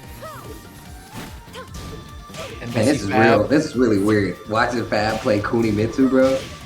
It's so odd. In a tournament. When's the last time you saw Fab play in like an actual tournament? Bro, I was trying to get him on ICFC, just not even to play, but just to commentate, and his schedule wouldn't allow it, you know? So I'm happy to see him back here. I'm so thankful he had time for this today, and you know what I mean? Looking for him to go pretty far in the tournament. I rigged it nice and good for Fab. Nah, I'm just kidding. I'm just kidding, man. I mean, look, even if you did rig the entire bracket, it doesn't matter. The player's There's no still way win to you win. can rig it. Like, everybody. Everyone gets paid. Everyone gets paid. You gotta win to win more. That's it. That's true. That's true. Damn. Okay, 2 rounds up right now for Yoj. And not like, and it doesn't seem like, you know, not going too crazy with what the Kuni can like typically offer. Just a lot of simple poke, small punishes, and still getting exactly what's needed to keep control of the match. I think he's trying to show as little of his hand as possible. He knows he's got other opponents waiting in the wings, and he wants to play the most basic way without showing all of his playstyle, I guess, all of his tendencies. Okay. Because that way, Kuni could still be on the table for a future matchup, you know? Yeah, I don't... It just could be just from the strategy point of view. I don't feel like Fab, in my head at least, has ever been a very, you know, tricky player. Like, it's just very solid in general, you know? And here is 3 rounds, pretty solid. And coming from a character like Kunimitsu, I feel like a lot of the players that I see do well with her, they're running like set mix-ups, you know, like trying to like giving people out with set stuff or doing. That's what I mean. Mix. That's what I mean. Yeah. Yeah, you don't really see that at Fab, and that's why I was curious to see how he approached the character, right? Whoa, Anakin Invitational, Anakin uninvited from his own invitation. Right? I just see a black screen. There, we good. But no, definitely that was uninvited. I was never invited to my own invitation. Chill. I'm just watching from the rafters. No, no. Like, you know, they need to make a stage, an Anakin Invitational stage in Tekken. You know what I mean? That's my final. You just gotta get, dude. All you gotta do is just Anakin. Like, I'll tell you right now. You get those modders. You take the arena stage, all the banners. You make it say Anakin Invitational, and you mod it, and you run that from the stream setup. You know what I mean? So that you can just watch it. That'll be fun. Every match in my invitation has to be on that stage. Yeah, you could do that. You could do that. It's your turn. Have to be on arena. Yeah, it's a good idea. Of course, for an invitational, why not? Yeah, we'll see. I mean, the world's my oyster. We'll see. So far, so good though today. Some good matches. We got some 6-0s. We got some final rounds. I mean, Jin mirrors. Everything's so far so good. I mean, Fab's playing right now. I mean, Fab's back, guys. We got another old geezer in the tournament too coming up soon. So, yeah. Yeah, with Kuni, that's the shocker to me. But that's what I was saying. Miguel, the Bob, of course, you expect it, but Kuni, nice. It's really odd, like you pointed out, man, and what I was touching on. We're not seeing a bunch of like, you know, the small trick stuff. Like Anakin said, probably not trying to show his hand, but I'm thinking my understanding of this character, you have to go that extra length to, you know, be able to open this character up and really take advantage of people. Fab is like, nah, man, I'm gonna hit you with these small punishes, keep you on your toes. Oh wow, it just ate a mad ass from Yoj right now. Yeah. He's actually just trying to really actually start playing, because last game all he did was look at Fab beat him up the whole game. It was kind of like similar to like Trojan, just sitting there watching speed kicks, caught in headlights, and he did at least try to open up this game with some aggression, but Fab kind of shut it right down, and he's doing really good.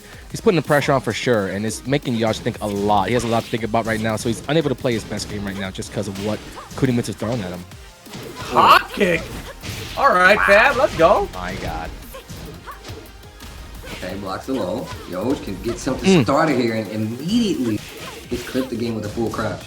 Down 4-3. Yeah, he's been fishing for that power crush when the back to the wall, right? So you got to watch out for that against Kuni in general, but Fab definitely looks for that there. The power crush is again. He does it a lot, dude. He does that power crush a lot. I mean, he's basically looking to trade health out when he's up. You know what I mean? In a situation that he feels that he could trade out 30 for 30 hits, 30 points, and he's more than willing to do it. I mean, not to mention if the wall's nearby, like, it's more damage. What is this flip move he keeps using with Kuni? I've never seen a Kuni player use that move as much as Fab has. And using it as a whip punish, that's crazy. That one, yeah. Yeah. Down 4-3 plus 4. I'm guessing it leads to a back turn. Finishes it, okay. Okay. So they did a little more there. He could get around here, and this is where it could begin. No. Yeah. He should have kept his foot on the pedal. I don't know why he backed off there. I mean, you got nothing to lose. That's true. I mean, except for the game and being out of the tournament, but now you're out of the tournament. So should have just taken. But the way it was going, it was already kind of headed that way. You know I agree. Like, if you were already going to go there, you might as well just try to see if you can bust a Yui. That's probably why he was scared, though, because that's the way it is. It's true. It's true. It's true. You can't just be like Fee and just like yeah. Fee, like, give me my other outfit. Is Rip hexing me? Thank goodness. You know, it's like boy, oh boy.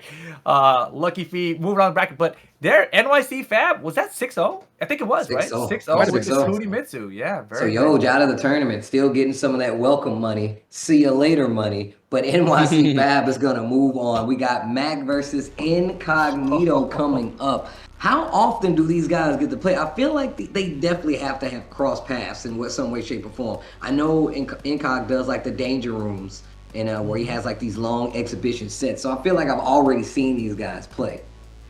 I don't ever really remember these two specifically. It's crazy because they're always streaming, they're always playing, but I never really happened to see like these guys go head to head. It's like not even in a tournament set, not even in a long set, because we know Incog doesn't have time for the tournaments, and when Incog is streaming, I'm seeing him play like a different cast of players. But for these guys to match up in the clash, stylistically, I think it could be very, very interesting. Like Mac, we know him, he's super solid, super tight, he plays that Buffalo defense, but Incog, he breaks people, and he doesn't just break them in standard fashion. He does it.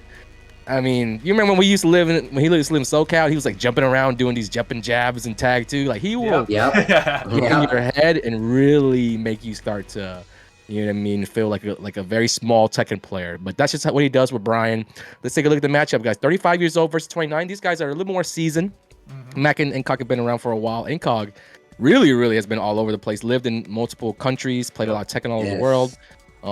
Yeah, I mean, their biggest threats. Speed kicks and Nashi, that's not going to be a factor right now. Interesting thing about Mac, he used to play Madden competitively when he was younger before Tekken. So already we're seeing a lot of guys have like competitive gaming backgrounds in other genres outside of Tekken. I think Fusion mentioned he was a Rainbow Six Siege player, you know what I mean? So yeah, that's cool that we got guys with very diverse backgrounds. Incog on the other hand, Mr. 35-year-old, he has one son, one on the way, and he's naming him Brian. So that's so awesome. To see, but that's yeah, awesome. Good stuff to Incog. Congratulations, yeah, for real. Brian, much better than Fakamram as a kid's name. Good job, Incog. Congrats. All right. Incog rocking the classic Brian. Wait, against Mac the on the Cooney? Cooney? What is this? Is he trying to pull a fast one on Incog, trying to see if he can test the knowledge a little bit? It could be either that or this is a mispick, but I'd be so surprised if Mac's playing Kunimitsu here. But Mac does that though. Mac surprisingly has a larger cast of characters that he likes to let on. Busting out a Devil Jin just randomly. That we even know about just Mishimas at times. And I gotta say, at first I would say I don't think he knows what he's doing, but I'm gonna give it a game. I don't think he knows what he's doing. Oh no, you don't think he knows? Judging from I'm not gonna say like definitively, like he doesn't know what he's doing, but nah, he didn't get a chance to get started. That's all that happened there. It's one of those Brian rounds, you know. Brian gets you and you get the wall. You're like, oh that's god, true. Mom get caught me.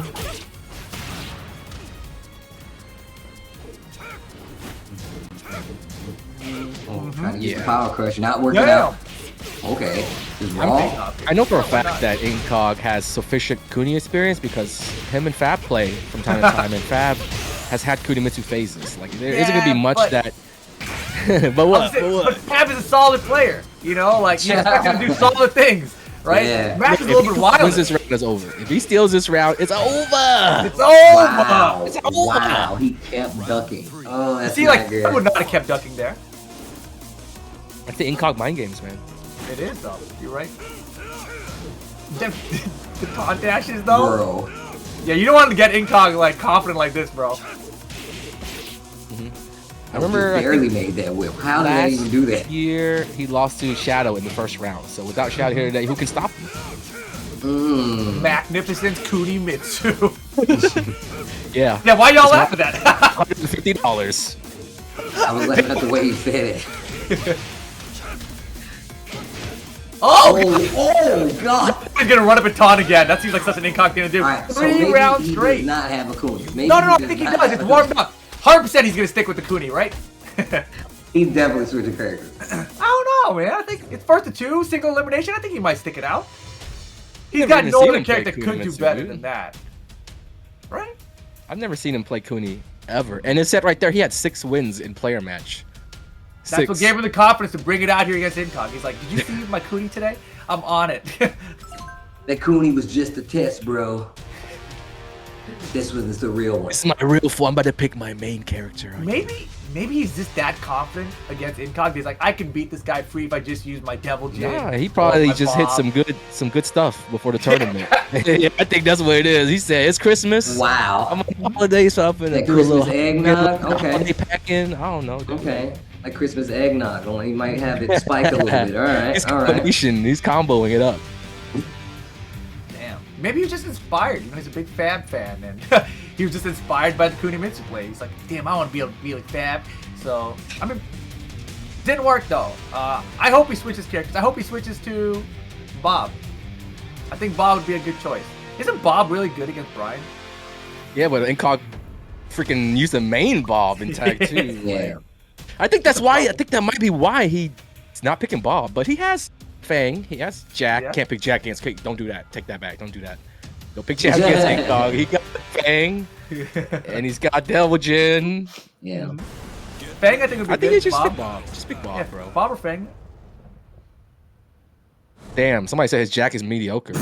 Said Jack. That's funny because Wow. mediocre Jack is the one that said that. Ah, got him. there it is. There it is. Hey. All right, we got the Bob.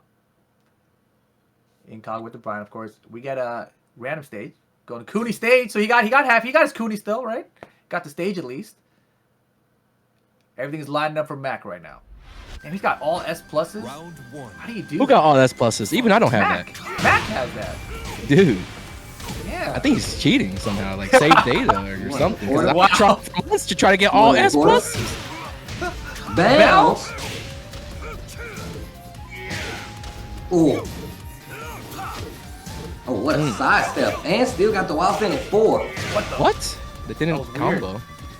He must have delayed it a little bit, right? Already doing much better. It might be because he bounced off the wall or something. Some weird stuff. Look at that. This should be round. Dead. And it is. Round 2. Fight. All right. I've been picking this stage a little bit more in my player matches. I'm starting to appreciate the scenery and colors. Definitely one of the pretty stages in the game. And it's symmetrical, you know what I mean? It's not like some Yeah. weird shape. All right. Mm. Mac, you know, Getting finally on the abused board with with the the back round.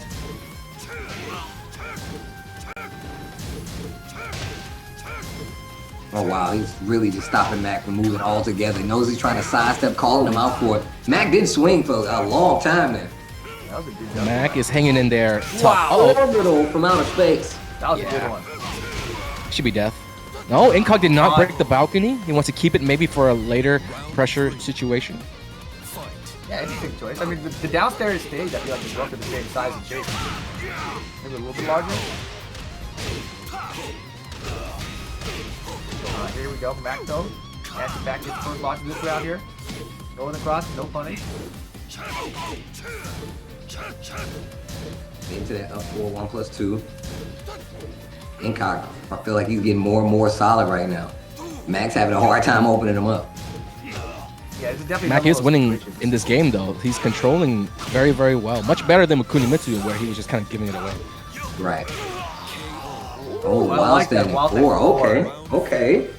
Yeah, the Weibo to while standing for, that's a really nice check. Like, anytime you see someone Weibo, you expect the big stuff, right? You expect, like, the launcher, you expect the hell sweep. But just keep it safe with the while standing for a couple times in a row, good option. Yeah, Mac is looking great. Oh, wow. Finishes the string this time, but still. But still, Mac with the lead. The slash kicks goes for the low. Hold on. Hold on now. Okay, Incog fighting back, tries to use the blue stuff. It's not good enough. One game, they tied it up. Hold on now, Mac. Back in the saddle right now. He had that much confidence, man. He's like, I don't need to play my main right from the get-go. I can tool this guy anytime I want with my Bob. Here we are, tied up one apiece. Making a statement. That's what he's doing, I'm pretty sure. Right? Gotta be. Incog looks so out of his game right there. I'm not used to seeing him block for that long. He's usually one dealing damage, and I guess he was just so caught off guard by how different it was from game 1 to game 2. You know, he probably thought, oh, this is going to be a cinch. the way that I just whooped Kunimitsu and bringing out the Bob. I'm comfortable against Bob. Maybe he was overconfident. Like this break, this pause in the action right here while we sit there and break it down, it's gonna be very helpful for Incog to kind of like take that match in. I feel like that one caught him really, really off guard, and it could go by even faster if you don't like take a step back and analyze and pick one or two things to kind of target and change and not allow Mac to do, because Mac was allowed to press a lot of buttons, and Incog, you know what I mean, he wasn't putting up much of a fight back. He was probably so confident that he felt he was going to win it anyways, and he was just waiting for the moment and waiting and waiting and waiting. You bleed out and you die. So Incog needs to be a little bit more active and take those risks. You know, you can get counter hit, of course, but that's the risk you take. You can't just sit there and let Bob kill you, because that's what he does. You know, Mac is really good at that. Like he's really good at checking your temperature, checking your pace. We're just doing jab with Bob. Bob's got a good jab on top of that, and he's not even going like crazy like we typically see him play with Bob. We see no crouch dash twos. We don't see any hell sweep or anything like that. So I feel like he definitely stepping on the brakes just a little bit. And Incog still isn't really taking a lot of opportunities to like actually get his own offense mounted. So Mac's running away with it. Round one. Yeah, let's see what happens here. I think Bob definitely, you know, kind of a sleeper character at the moment. Oh my God. Sleep on this. I respect it though. He's trying to get back to the Incog style. Look at this aggression. Yeah. And he's close to that breakable too. Oh, yes. Oh, that's a Where you walking? round right there. Papa. Oh my goodness. Oh, you crazy, Incog. You crazy. You didn't need that, but okay. He tried to KYSG time the 4-4 the lane 3, dude. You know he's laughing about it too. That's the Yeah, part that bothers me. He's cracking up. He's like, I suck, man. But Mac needs to make this round happen. He needs to win this round for sure. Oh no. You might need one of y'all to curse up Incog. Pass. No, we good. Let's go, Incog. He needs to be Cali.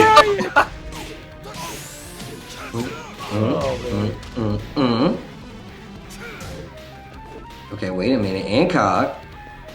One round. Trying to make it two. He's making a count. He doesn't want to throw the life lead away. It could happen when you're playing against Bob. One crouch dash, one while standing punish, one upward, one anything that Bob does. Well, look at it. Look at these chunks. Yeah. The new hop kick. The new whip punish on it? The That was new. beautiful. Oh. Uh-oh. We got it set. I don't think we can see another KYFG combo out of Incog. I think He's like, beat B's. Those are the only letters I'm fucking with. Okay. Oh, the pokes. Max fighting back. Incog needs to do something. One. Okay, wait a minute. That was side wall. Oh, Damn. wow. The get up attack? Yo, Mac. Timing. His timing on the raid drive stoppages have been great. Wow, hats on the floor rolling. Big boy. Mac has caught Incog while he was grounded, waking up with the kick a couple times. Incog needs to be careful with Max on the ground. Oh, the orbital. Oh, my God. He stood there just he's like, do it. Whip anything. Orbital's ready. Are we going final?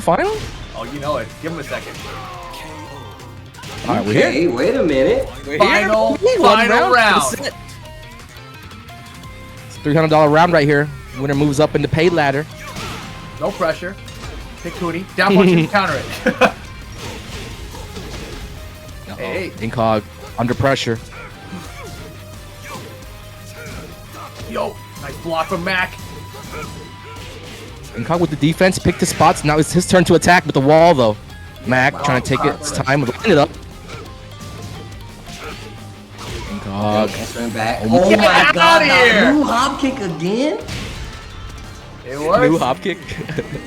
I mean, it is a newer hop kick, right? He didn't have that. Didn't it come out like last year, man? It's an old hop I mean, kick. it's compared to like Tekken Tag 2 or Tekken True. 6 or something, right? He's the only guy that I've really seen use it like that too. Mhm. Like, I mean, yeah, That's I feel crazy. like all of these legacy characters, when they get new moves or even when they get like added to the game late as DLC, a lot of the players don't adjust to the new stuff for like a year. It takes like that long to work all the new stuff into their system.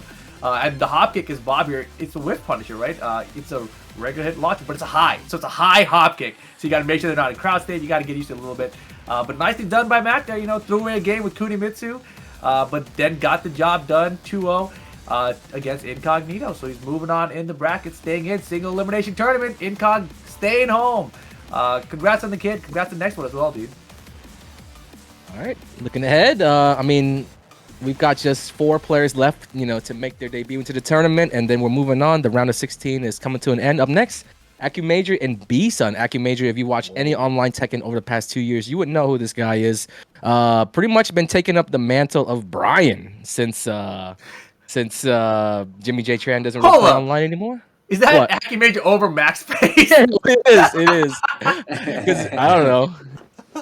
Oh my god, that's hilarious. I was wondering what the hell was going that's on. AccuMajor. That's his jacket. That's AccuMajor. Yeah, I That's recognize AccuMajor. I we got a battle of the is 27-year-olds. definitely not the right face now. As you can see, there's clearly a difference. That's AccuMajor, bro. It's in San Jose. That other guy is from Buffalo, New York. Come on, dude. Really? Not the same guy. Definitely not the same guy. Yeah, all right. And his favorite food is sushi. We don't even know what Mac's favorite food is, bro. Come on, No. dude.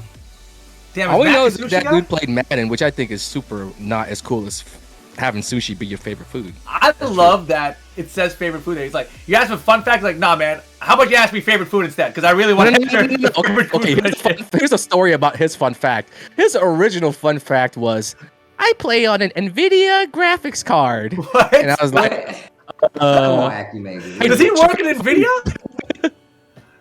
Wow. I don't know. I was like, do you work for NVIDIA or something? I didn't that ask seems him, but I was pretty like, sus. yeah, he works anyway. He works at AMD and his favorite card is Ooh, NVIDIA. snitching. Somebody snitching.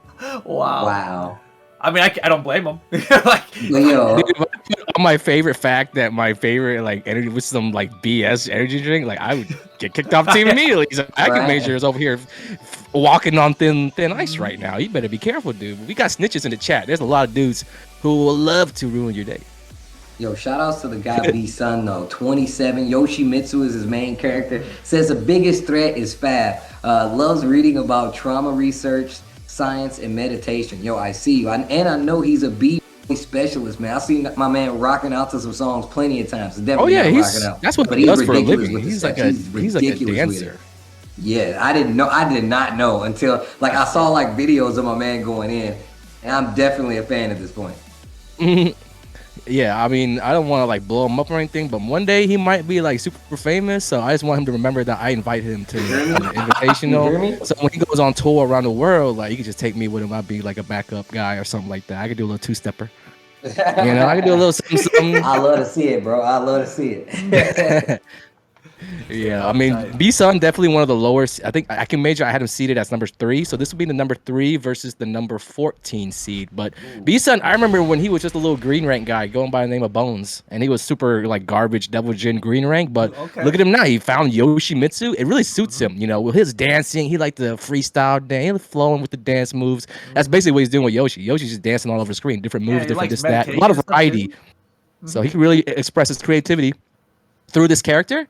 I would say that this is not as bad of an uphill battle because I do play a lot with B-Sun, and a lot of times I find myself using Brian Fury against him. So at the very least, he'll be familiar with the matchup. All right, here we go. what happens? We got a lore battle too. Oh boy. Yeah, I want to see.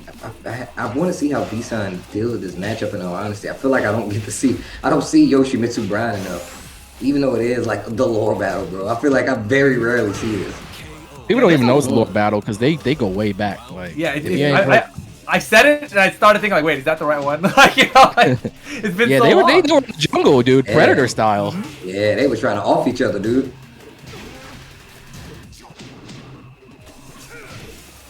Back one. Float converge almost. And still, nothing but solid pokes on both sides here. Uh-oh, wait a minute. Combo this time around. B-Sun. Damn, that took a lot of damage. AccuMajor in rage. Yeah, B-Sun is playing real slow. I love it. And a lot of jab lockdown as keep out. The AccuMajor's having a hard time getting just with that jab. And he's confirming the 1-1-2, which is pretty nice. Man, AccuMajor just cannot find anything right now. He looks confused. Look at this, yeah. Oh my god. Unblockable. Oh no. Yo, B-Sun. Right? Duck, yeah, he's ready for it. Doesn't get the kill. Last chance this game. for AccuMajor, look at the spacing and the jab. Whoa. Perfect. And the whip punish on top of that. B-Son, that was three rounds to nothing, right? The no round brown? Yes, that's what they call the kids. I do believe they call that a no round Browns or something like that. But anyways, I mean, B-Son, the thing is, like, he's such a hot and cold player. One day, he seems unbeatable. When I'm trying my hardest, like, he blocks everything. He's just on point. And then I feel like for the most part, most of the time, he's just kind of like trying to figure out how to play like that, right? And it looks like we definitely see which one showed up today. I mean, he's making the most out of this opportunity and looks really, really sharp. It's just that you have to, it takes a lot, you guys know, to keep this focus and to keep that momentum. You know, he might win this first match, but it has to carry on to the next match and the next match. So he's got a long day ahead of him if he's looking to win his tournament. But so far, good start. I would expect AccuMajor to definitely clean things up for game number 2, though. AccuMajor, definitely one of the best players at adapting. Like, even recently, we've seen this guy just get smoked the first game. We're like, oh, it's over. There's no way he's coming back. But instantly bring it back the next game. So, if anyone's going to do it, AccuMajor is definitely one of the best players and contenders to be able to bring it back after getting 3 rounds like that. But I really like the jab from B-Son thing. You know, the 3+4. Like, it just whipped right at him. Like, nope, that's a jab punish. Oh, Yeah, gotcha. like a jab punish. That it was so confident when he did it, right? He spams 1-1 yeah. like it's like super good. B-Son does. It I don't just think it was reminded me ever when I blocked.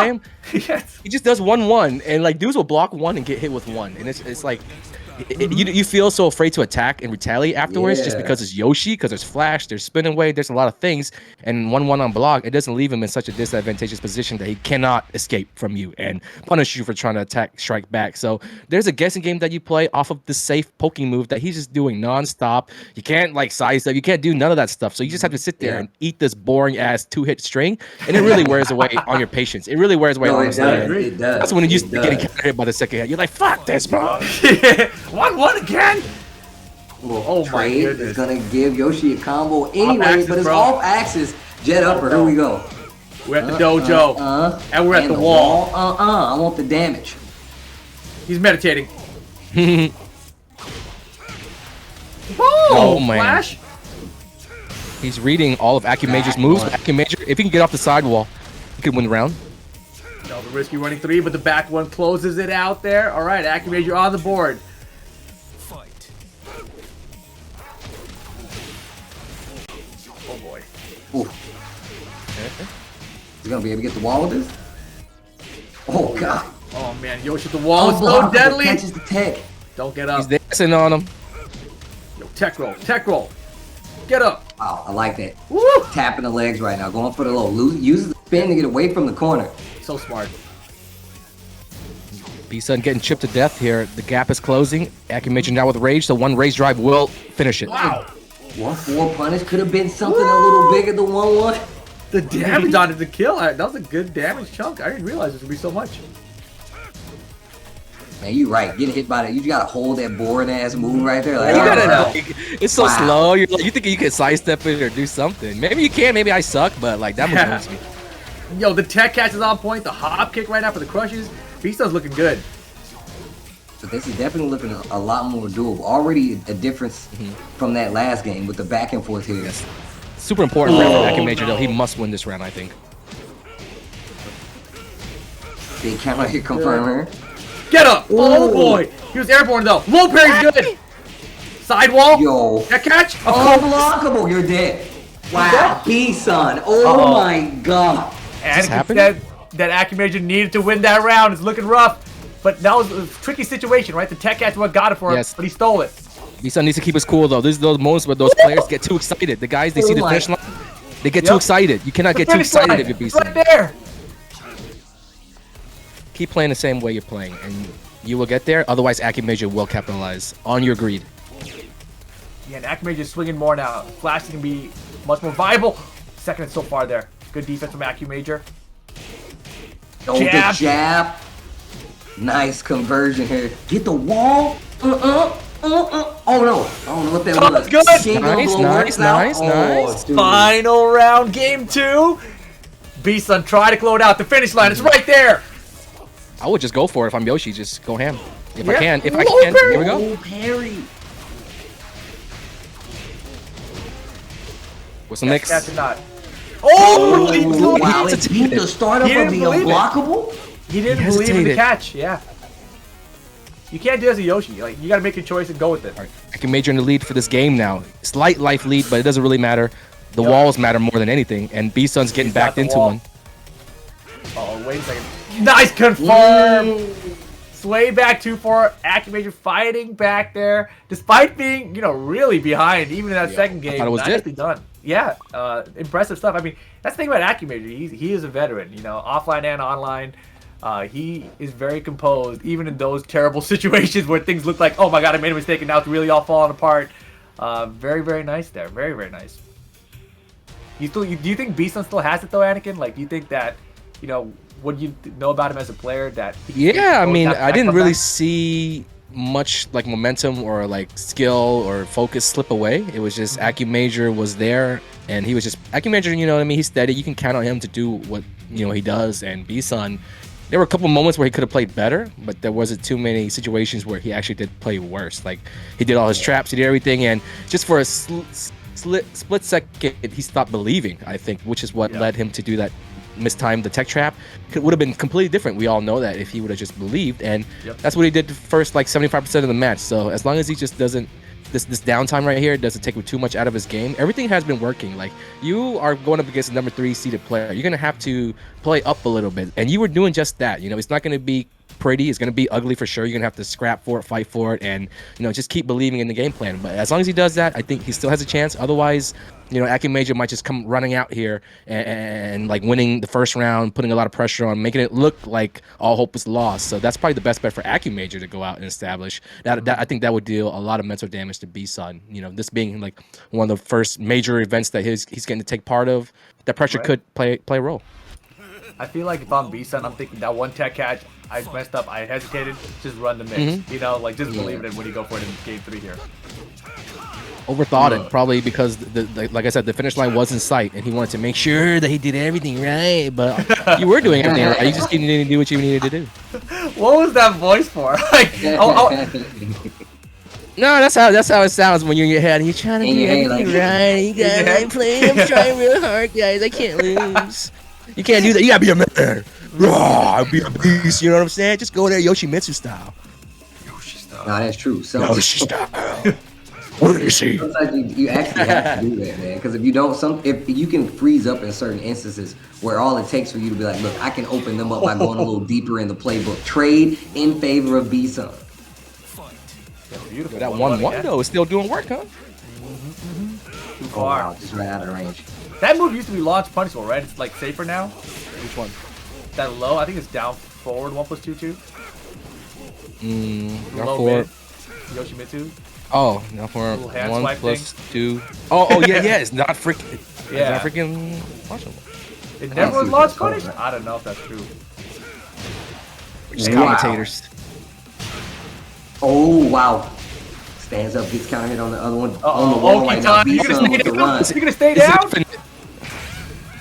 He's starting to believe, y'all. He's starting to believe. 20 seconds on the clock. B-Sun. Oh, dude, you better low kick him. You better low kick him. That's risky against Brian, dude. You know the orbital's coming. All right, set point B-Sun here. All right. Once again, the finish line's right there. Just keep doing what you're doing. What finish the hell? line's right there. You got this. Oh goodness. You got this, man. Just get up and win, dude. You got it. I feel like every time you brought up the finish line is when B-Sun is falling apart. Low pick is good though. Wait a minute. Yoshi can make these comebacks happen. Yoshi can do this. Sneaky double O's from Anakin Major trying to stay alive. Needs to win the next 2 rounds or else he's out of the tournament. Once again in the first round, back-to-back years. Okay, B-Sun. Playing a little more offensive, still holding his ground though. Anakin Major just tiptoeing in. Oh, the counter hit. Yo, are we going to final again? Let's find out. Anakin Major at the wall here. Taunts that up? No, just back. Anakin Major in control right now. All the momentum on his side. How will this affect B-Sun if they go to the final round? Final round incoming. Who's staying in? Single elimination tournament. Anakin Invitational. Got him. Uh-oh. The finish line is right there, Anakin Major. Finish line is getting farther and farther away, dude. Alright. Oh, okay. Yo, Unblockable. That was the best situation for AccuMajor, though. He got out of the wall. Oh, no. It's not over yet, but this is not good. He went for the reset. No reset. AccuMajor ready. Rage mode now. Do not get hit with the rage drive. Do not get hit with the rage drive. The 1-1. Blue stop. Where's the blue stop? What the hell? AccuMajor. The finish line, bro. The finish line. Oh, Space. Oh my God. Rage, right? What the? What are you doing? Oh, you don't want to win. You don't want to win. You don't want to. He didn't want to win. AccuMajor didn't want to win.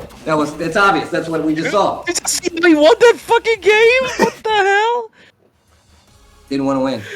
Flying freaking. Oh my! I don't even know what.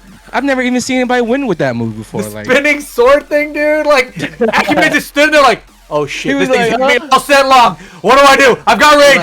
He had a trap door. He was like, low kick? What? What?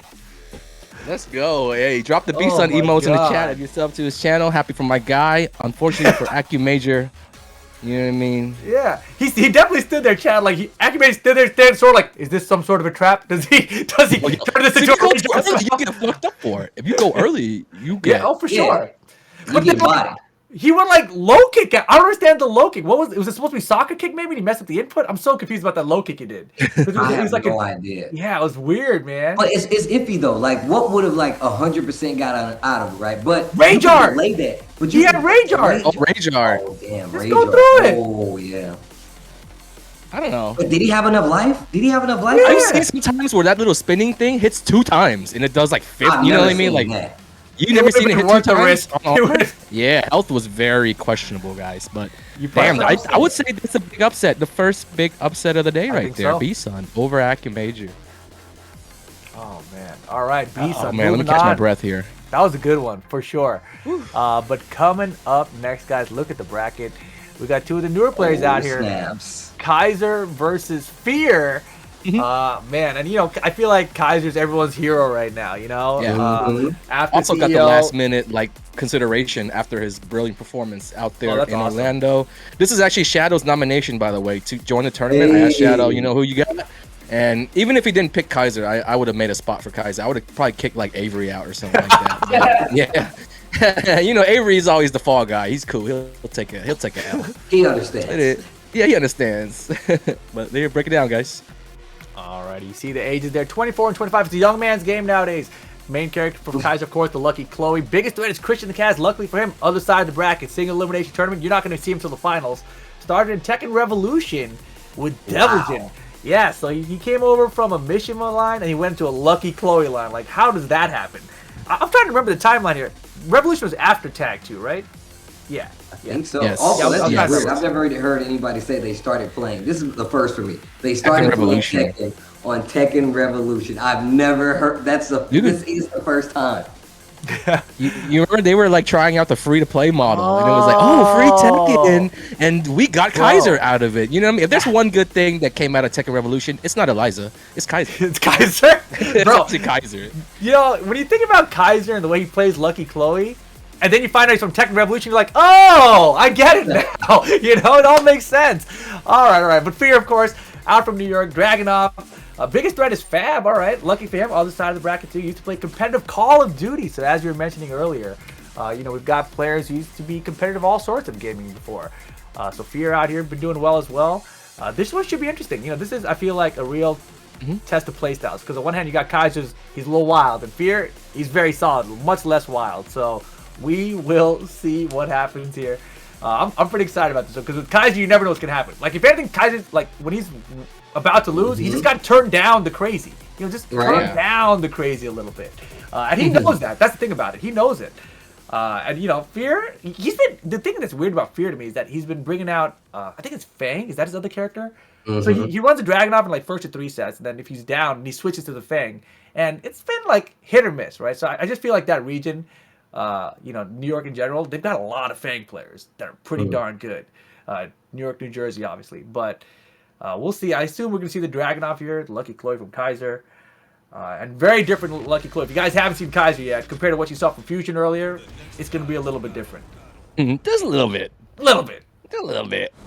Do you think that it's in his head now that he has to play a little bit different to like Maybe live up to the because like expectation of what everyone expects of him. CEO really blew his spot up. Like if he was trying to be like under the radar with his backswing blows, That's all gone now. that's all out in the open. Yes, sir. The thing is, like, we've all seen your tricks. yeah. Number But one. the thing is, even if you see it, it doesn't stop him from hitting you It with it. really doesn't. It definitely does not stop. Oh wow, nice walk right here. Just clean launch. You're already in control. With that being said, I still feel like somebody's gonna get hit with the hammer, bro. Nice. Oh, 100%. Big damage. Trucky Chloe in the building. The 18-wheeler, baby. Uh-oh. A 4-4. Chloe with the rage though. Oh, no break. Wow. And it's not being clutch. Got to break the grabs. It's like, eating your vegetables if you're trying to be a top player. Just got to do it. Oh, he tried it. Tried the backflip, no go. Gets the running 3 though. And this is what he's like acting super good at. It's the running low attack. That's something I don't see any other Chloe play. Counter hit. Oh, what a block bounce. Almost had another wall there, and he's slowly coming back on this one. And that's gonna do it. I hate that he can finish it, whip, and still get the combo. And the wall kill. That's fancy. I hate that. Oh, I hate when it's the wall that kills me with damage.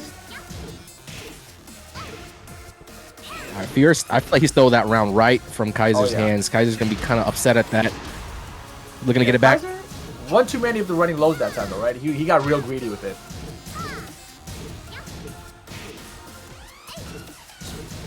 Trying to get a bounce of his own. Nope. Punish is good. Oh, nice. Tries to go for the power crush. Down 2 instead. Tries to go for the axe handle smash again. Yeah. Breaks the throw. Hold on. That was a good call. Get the power crush. Hop kick! Uh-oh. Dancing on him? No, sir. That is Incorrect. not the punish, I believe. I believe is the best thing as a commentator. That's incorrect, I believe. Hey, I got a reserved right to freaking be wrong. Dude. You Hey, can't I'm be a wrong. commentator. I do You that all the time. Can't do it. You gotta make sure. I'd be like, yo, I made Well, actually, it's actually punishable minus 15, dude. What are you talking about? Was that Anakin's What? voice? Oh, my bad. No, who said that? That was the actually guy in the chat that Oh, was I like, see. "You're wrong." Oh, that is the actually guy. That in was the chat. actually guy. I recognize Yeah, his actually voice guy. now. You're right. Well, actually, let me tell you more about it. That's actually minus 13. Oh god. Well, in Tekken 5 7.0, they actually made it like it was 5.13, but then it's these are 5 plus patches. Oh my god, you don't know? Like what? Oh my god. Oh man. Damn, everyone's in the Matrix right now. But yes. Man. Except you. Me too? Oh, I'm not. I'm in good. the Matrix right good. now, I'm dude. good. Yeah. Steve, how you? No, you're good. You're guys- not in the Matrix. You are the one. Yeah, you guys gotta take your pills, man. You know, whichever Jesus. one it is. I forget which one. Is it the blue ones? The red ones? Take your red ones. Oh man. I thought it was the blue ones, bro. What are you talking about? You've been One. taking. Look, Took see the what you- purple one. Damn, you took the hybrid? Oh, that's a crazy pill. I took the hybrid, man. Red and blue together? All right. Man. Oh, all right, you back, Anakin. Nice, you found your pills. Steve I'm needs back. to find his. They unplugged me. Damn. God. But that's I don't even just know what to do. 1-0 for. Oh, I'm back. Hey. Excellent. You look so stressed. Bad, That's my favorite part. I was so scared. I was cut Man, I off don't from know the how to world. I was like, I can hear him, but I'm not there with him. Oh boy! All right, Oh here my we God. go. What's that? Here we 1-0 fear. Yeah, and it looked solid for him. You know, I think Kaiser's just a little crazy. It's single elimination format. You know, I feel like Kaiser's a huge threat, but it's only if things go his way. You know, we'll see. And this early round is probably gonna be the better round for Kaiser. I think first to 3 is probably a little bit worse. Fight. I would say all in all, a successful first round. Pretty good stuff here. I enjoyed a lot of the matches. We've already got a couple strong contenders for the match of the day, I think. No, that's definitely true, man. I feel like we've seen some upsets to the point, but everybody's playing. I mean, I guess as well as they can. The format itself kind of puts you under a lot of stress. They want it. They want it. The prestige grows each year. We host this damn thing. Last year it was kind of like, okay, what's this tournament? But this year it's like, oh yeah, it's back, baby. You know, and we gotta win that. It's invitational time. All right, Kaiser is there. Fight. on the board with the first round. Backswing on the thing. And the Wow, backswing the blows call are out. not working out. Take him out. Big damage. Doesn't duck the high. Wow. Oh, nice. Okay. Gets the launch. Weird angle here. Could get the wall. There it is. Reset. Oh my What the- god. Ooh, Boost. a lot of What? health. He took No, off. He that- could win. What move was that? What move was I don't know. She's flipping, man. She's trucking. Damn. Double. Uh-oh. Man, I like how fear just turns on. You know what? I'm just gonna finish the string this time. Yep. And he should. But there's that instant running low, dude. And the mix. All right, this time the jab. Jab. Yeah. Whoa, is it gonna go Oh, over? dead. Calm that shit down. I wanna dance. Stop. Stop. I hate dance. Oh boy. Dude! My man is full blown dancing on him. Power crush, you're not gonna work. What a whip punish, Fear. Hold on. Kaiser needs this round, I feel like. I feel like Kaiser letting Fear get too much momentum and lets him run it. No, Wait, oh my wait. god, what's happening? Uh-oh. Anyone's game. Stop! It Oh didn't. my god, I actually thought it was gonna get, I thought the hot It was gonna kick go was through. going to low profile. Dude, this slow-mo really made me believe, dude. Yeah. Set point fear right now. What an It's funny. interrupt. Just not letting Kaiser keep this momentum. Speaking of low parry, back to the wall you go. No tech assist, but the low parry's ready. Kaiser Jump should over's still good. be careful. Okay, Be Kaiser. careful. Are you crazy? No, I mean before he got fear down to like the last chip, like you know when Dragunov's got rage, he could take over half, and that's what he Yes. did that one round that he stole to win the Yeah. first game. So like that's Kaiser, you just man. cannot, you know, when something happens to you, you can't just important to not let it happen again. If it happened once, but once you get tricked the second time, then it's really on you. So like you just that's what I was kind of saying. Like, you know, it's looking good, and you know you want to go in, you want to press, but there should be a little bit of caution right there. But I mean, don't listen to me. I'm just a stupid commentator. I'm just stupid the host guy. You know what I mean? Like, whatever. I'm kind of insulted, just like Steve So, right now. Okay. so modest. So modest. Oh no, but no, definitely. I just feel like that phrase. You got to be careful, Kaiser. It's like it doesn't even compute for him. It's like, what do you mean, be careful? Backswing blow. Right? Yeah, What he do played you mean, Taker bro? Evolution. He had armor moves before everybody else had them, so he knows how to use power crushes and all that. Oh yeah. Crap. So this one's super punishable. Watch this. He's got to make sure it hits every time.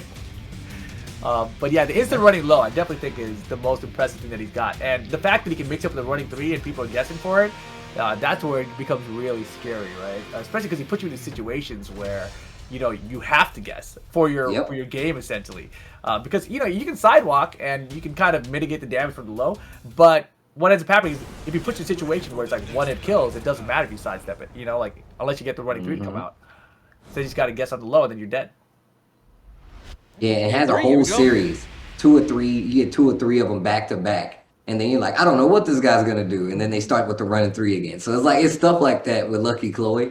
It's just little small instances, but no wall to kind of keep that pressure up this time. So that's something you don't have to worry too much about. Yeah, I just saw the chat. I was like, yeah, this match right here, it's actually fear versus no fear. That's actually what's happening. Yeah. Backswing! Oh, the I mean, hammer. Fear! we haven't really Hammer been of a the factor, weeks. but now. You gave me infinite space to do this? Oh my god. Wow, got a counter hit for that. Oh my god. Be careful, Kaiser. What'd you say? Just running with scissors? You said Scramble don't push the button. You said push the button.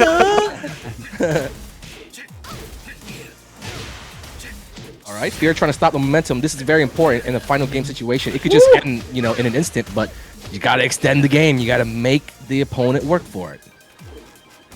Especially this last 50% that Fear is holding on to. He cannot get launched.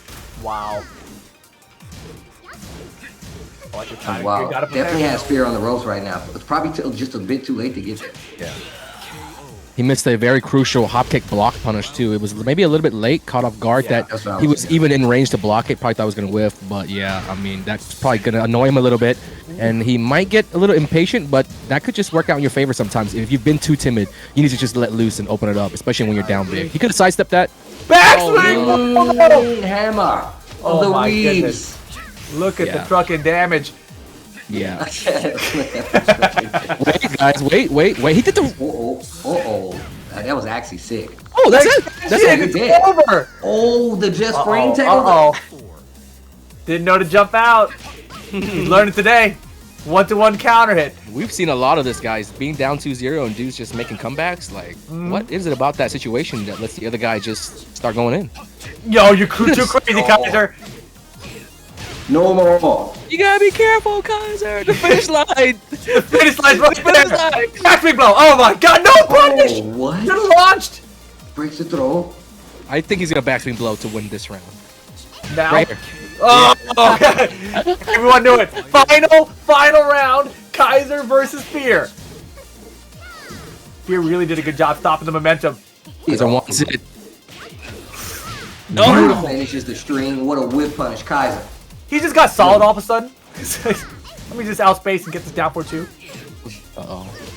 He's still dancing. Delayed hop kick. My man keep one of those in his back pocket. Probably learned it from Sensei Joey. That's one of Joey's favorite surprise techniques. They're virtually even right now. Techniques. Kaiser on the board. 2-1 over Fear. Nicely done. That was a fun set. Back and forth. A little bit crazy. A little bit solid. A lot of learning going on both sides. Wouldn't mind seeing that one extended to a first 3, but it's okay. I mean, true. yeah, they did well. Both guys put up a really good fight. Definitely, I think, going to be a fight of the night contender.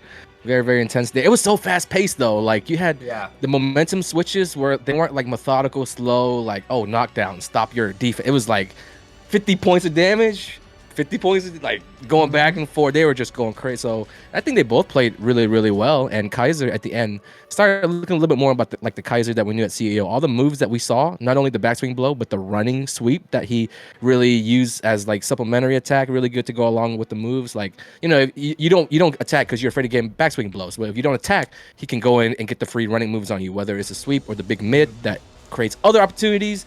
That was kind of like what I remember seeing in Orlando. So that was what game 3 was all about. So yeah, Fear on the other hand, just small mistakes. If you make 5 small mistakes, that adds up to 1 medium mistake. And in a game where both players are playing good, that medium mistake might end up costing you. It was close though. Definitely, man. That was a lot of fun. Let's take a look at the bracket though.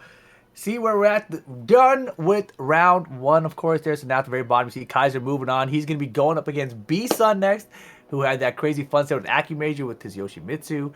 So that'll be Yoshimitsu versus Lucky Chloe. That's going to be wild. Then start from the top. We got Speed Kicks, #1 seed in the bracket, right? Going up against Christian the Cat. This is going to be a big test for Speed Kicks. We saw him dropping a lot of combos earlier. We'll see where his head's at here in this next round. We got FDX versus Washyung. Washyung, crazy close set with Avery in the Jin mirror match, but FDX bringing it back against Fusion, right? Great composure there from FDX, so that should be a fun new one. New player battle at least. And then we got NYC Fab versus Mac Classic Old School Men. Hey. Yeah, that's going to be fun. I mean, the Bob guys, are we going to see a Bob mirror match, or is Fab going to be running more Kurimitsu, bring out some other new characters? He listed a bunch of new stuff on there. I don't know what it's going to be. B-Sun, you know, after the first round, impressive upset win over AccuMajor, we'll be going up against Kaiser. That's another crazy character matchup. Yoshimitsu versus Chloe. That'll, you know, kind of close out our round of 8, but that's going to be coming up after a short break, guys. We're going to go ahead and take a small break. We'll come right back with more good-ass Tekken in a minute. This is the Anakin Invitational 2021, guys. Go ahead and get your Red Bull, get your snack, whatever. Take a 5-minute break. We'll be right back, guys. Don't go anywhere.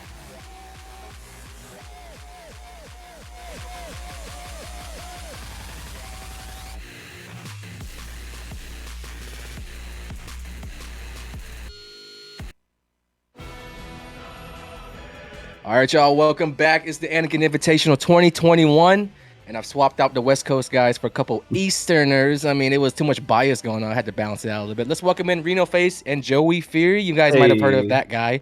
What up, boys? Hello. Pleasure to be here. Good for having Joey be here. Thanks for having me, man. I saw Joey in the Christmas chat, sweater. Thank so you far, very much. What you think of the matches, Mr. Joey? Super hype. We were just catching up on this a little bit, but to me so far, Beast on AccuMajor's got to be like the match of the tournament that like just blew my mind. Like going for the max damage because the normal one like wouldn't quite kill, but then the drop, like Beast with the clutch teleport, I was losing my mind. So that was a great one. Wash Young versus Avery, just saw Fear versus Kaiser. Lots of close matches. So super hype. Yes. What about you, Reno? Yeah, I'm Any definitely favorite match so far? I mean, I'm pretty biased right here. I'm definitely I'm rooting hard for my boys out here, right? The East Coast boys. Yeah, we just had Fear, my boy, who's like a couple feet away from me. Unfortunately, he got taken out. But, I'm still a big fan of NYC Fab finally competing. So shout out to you for getting him in one of these. Yeah, it was crazy he accepted, but yeah, we'll get into the bracket soon. But first, if you guys are just joining us, this is once again the Anakin Invitational, the third year that we're doing this. Let's take a look at the rules if you're not familiar with how we do things here. Unlike most traditional tournaments, this tournament right here is a single elimination bracket, and the first round was quite a doozy. It's kind of like the sudden death round, I like to call it. So that first round, all 16 players faced off, in the tournament, and those were best of 3 sets. So now that's out the way, we're down to our final 8 players.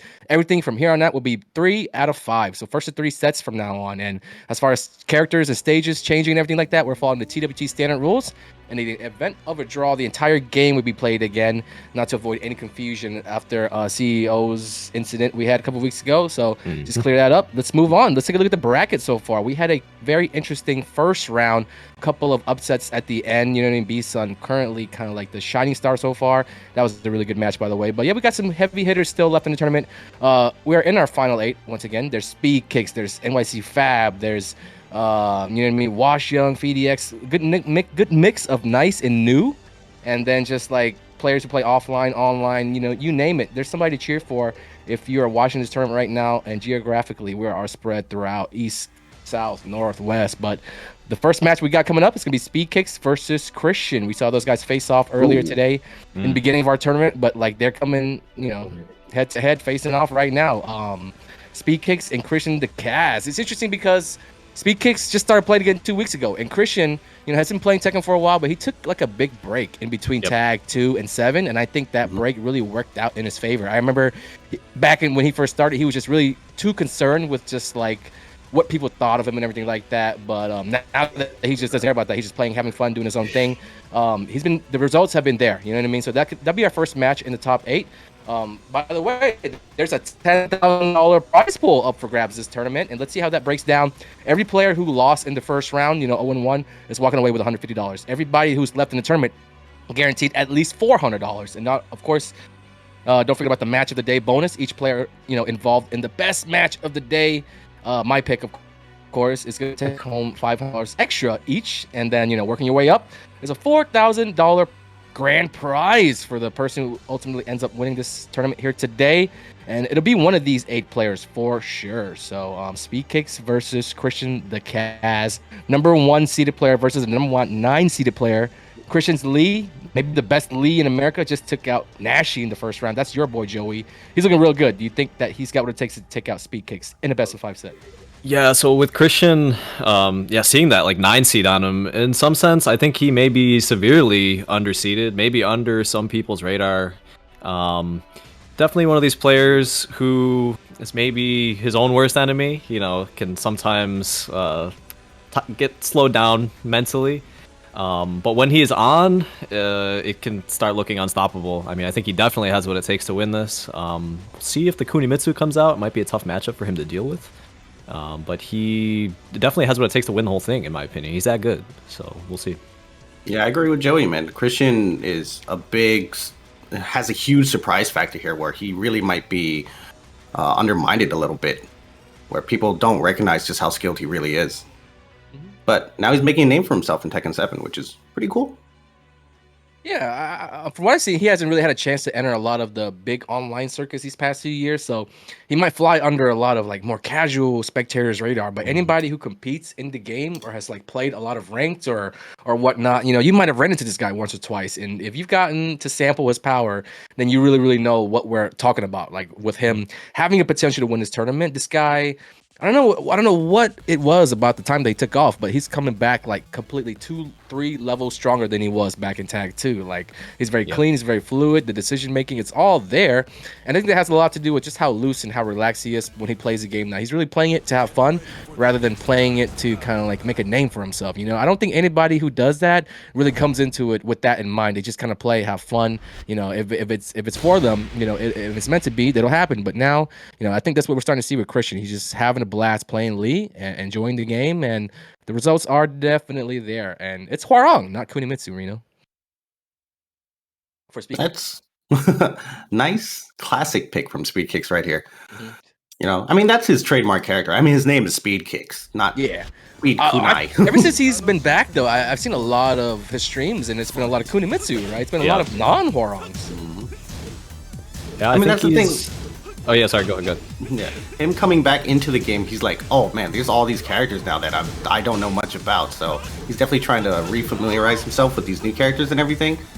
But I think when it comes to a competitive level like this, he wants to be as familiar with his character as much as possible. Definitely. Yeah, I was wondering if we'd see the Kunimitsu. I mean, I think it would be a more favorable matchup actually against the Lee, but you know, when it comes to everything's on the line, single limb, picking the main makes sense. I mean, it's one of those things, like just like with our fellow Anakin over here, you know, Jack might not be the strongest character in the game, but it's his strongest character, right? Maybe Speed Kicks feels the same way. Then again, in the best of 5 set, you do have that one extra game, so there's a little bit more room to switch or to kind of like strategize around maybe a 2-character strategy and whatnot. Okay, I kind of, if a lot of times when I'm thinking about playing multiple characters, you know, usually you have to see how the first game goes, right? And if Christian just like blows Speed Kicks out 3-0, then you're probably leaning more in favor of switching, and that's kind of like the decision you have to make once you cross that bridge. But so far so good in the first game. It's not totally a wash yet. Christian, of course, is going to be looking strong, but Speed Kicks is the type of guy that will slowly catch on the more you play. This round's going to be a scramble right here. Coming down to just a few hits. Slide mix, doesn't bite. Counter hit! What an adjustment. That was super smart. Spike him down right away on the sidewall. Well done. 2-round lead. Yeah, Christian's Lee combos are very on point from what I've seen. Just excellent awareness, and he's looking extremely sharp. I mean, Acid Rain punishes on -12 stuff. Mixing him up with the slides. The first mistake right there for Christian. He dropped the big opportunity for the wall, but he tries to keep the ball moving with keeping Speed Kicks, you know, pinned. However, Speed Kicks, you know, defense paying off. He got himself off the wall, but not that much life left to play with, and he's slowly bleeding out. Plenty of time left for Christian to poke these last few hits in. Speed not even working with Rage yet, but gets a big launch. He hasn't tailspun yet. Oh! And the lows coming up big time. Oh my god. Closing it out with the down 3-4, risky, but it worked out. Christian answering back, slide mixies. Not the first time that I've seen Christian open up with slide mix-ups just blatantly like that. Just taking advantage of the fact that people are playing more safe in a single elimination tournament, opening with like something more bold. Hunting Hawk finds the mark. And that's the thing about Christian too. He has such unique slide mix options. I've seen him do slide, crush dash to 4-4-3. Wow. But Speed Kicks though. And this, yet another round. Christian had such a great start. Oh, nice. Jab Rage Art. No chances taken. That was like the safe. Yeah, that was about as safe as you could play it, dude. I was like, there's 100 ways to kill, but there's only one that he really wanted to do. He's like, I need to get it. Jab Rage Art. That game was slipping though. You guys could definitely, I could see it. I know you guys could. It was somewhat slipping. You know what I mean? Better to put a lid on it and then reset the momentum, get more time to think, you know what I mean, before you start going into battle again, because I think if that continued on for another few rounds, you know what I mean, Speed Kicks would just start to learn more and more, honestly. That experience would just start coming into play right there. Yes. I noticed, like, Christian having big, like, an explosive start right at the beginning, like 80% lead, I think, in 2 of those rounds. The first one slipped away, got caught by the Baekdu-san, like Raha. The next one was slipping big time. He seems to just be getting a little anxious at Speed's comeback presence. But had enough of like a dominant life lead through those games to hang on, so it was well done. I mean, this is where the game really begins, right? Because Speed Kicks is a information type of player for sure, so Game 1 is definitely him mostly trying to collect information, maybe even more so than trying to just win those first couple of rounds. So if I was in Christian's seat right now, I'd be a little afraid of what adjustments are coming from speed kicks. We might even see a character switch because honestly, that pace that Christian brings to the table with Lee is very fast paced. And Hwarong, when you slip up on your timings, you slip up and you leave your opponent windows to jab or to counter hit. Hwarong does a lot of that with the flamingos and the transitions. You know, it's a double-edged sword because sometimes you can counter hit the other player as a Hwarong. Christian just plays so fast that it leaves you with little room to just do any type of like mistake. You can't make any mistakes because you're gonna get kind of hit with Lee with this magic four, back four. Back four was what sealed the deal right there. There's a character switch, which is not what speed kicks, you know what I mean? Like he was not able to play the match that he wanted to play because of honestly his character. And it's funny because that's the kind of guy he is. You know, he just blames his character and switches. And so this is one time where I'm agreeing that it might play out a little bit better just because Kuni doesn't have to be in Flamingo setup. She could just start standing and start fighting. She could just do back like just like that. Like that to get away from Christian's offense. Alright, 2-2 strings coming out. Christian's sticking to the game plan. He's just playing keep out right now. There's still certainly more pressure on speed kicks than on Christian right now because I mean the more that speed kicks goes in the hole at this point, it's just gonna become a much more difficult comeback to make. Honestly, I mean Christian has looked just as good as speed kicks has in this tournament, if not even better, to be honest. Even just going from the first game, I mean, I felt like Christian was carried through by just how clean he was, situation to situation, the punishes, the combos. But this is definitely a new dynamic now that Speed can make so much space so fast. There's more range, there's more keep out, there's just like, you know what I mean? You don't have to worry about stance transitions too much like Hwarong. There's a lot to consider, so more room to make mistakes. But with Speed kicks his Kuni, he can just play the basic kind of simple, solid gameplay that he's really known for all those years. Right. The Kunimitsu pick really looking like it's working out for him right now. Trying to establish a nice momentum for himself, controlling the space, controlling the speed of the match. He's smelling blood. Christian has not pressed a button in such a long time. I mean, you can really see the fear. You'd be a factor here. Punch parry? Interesting. A lot more. Come on. Not sure what he was looking for there. I mean, there's just so many things that are going to shut that down. Christian getting backed into a corner. And having a hard time fighting out. Yeah, super scary position to fight from right there with their balcony break right behind you. He's taking more wall pressure again. Alright, here's a chance. He's going to burn the rage. Try to get something started. That is not a good start. Still, it's just one combo here will put him in winning position. He cannot afford to lose any more hits. Oh my god, oh my god, oh my god. Okay. Wake up low kick. Nice. That was dominant. Yes. Total turnaround with the character switch.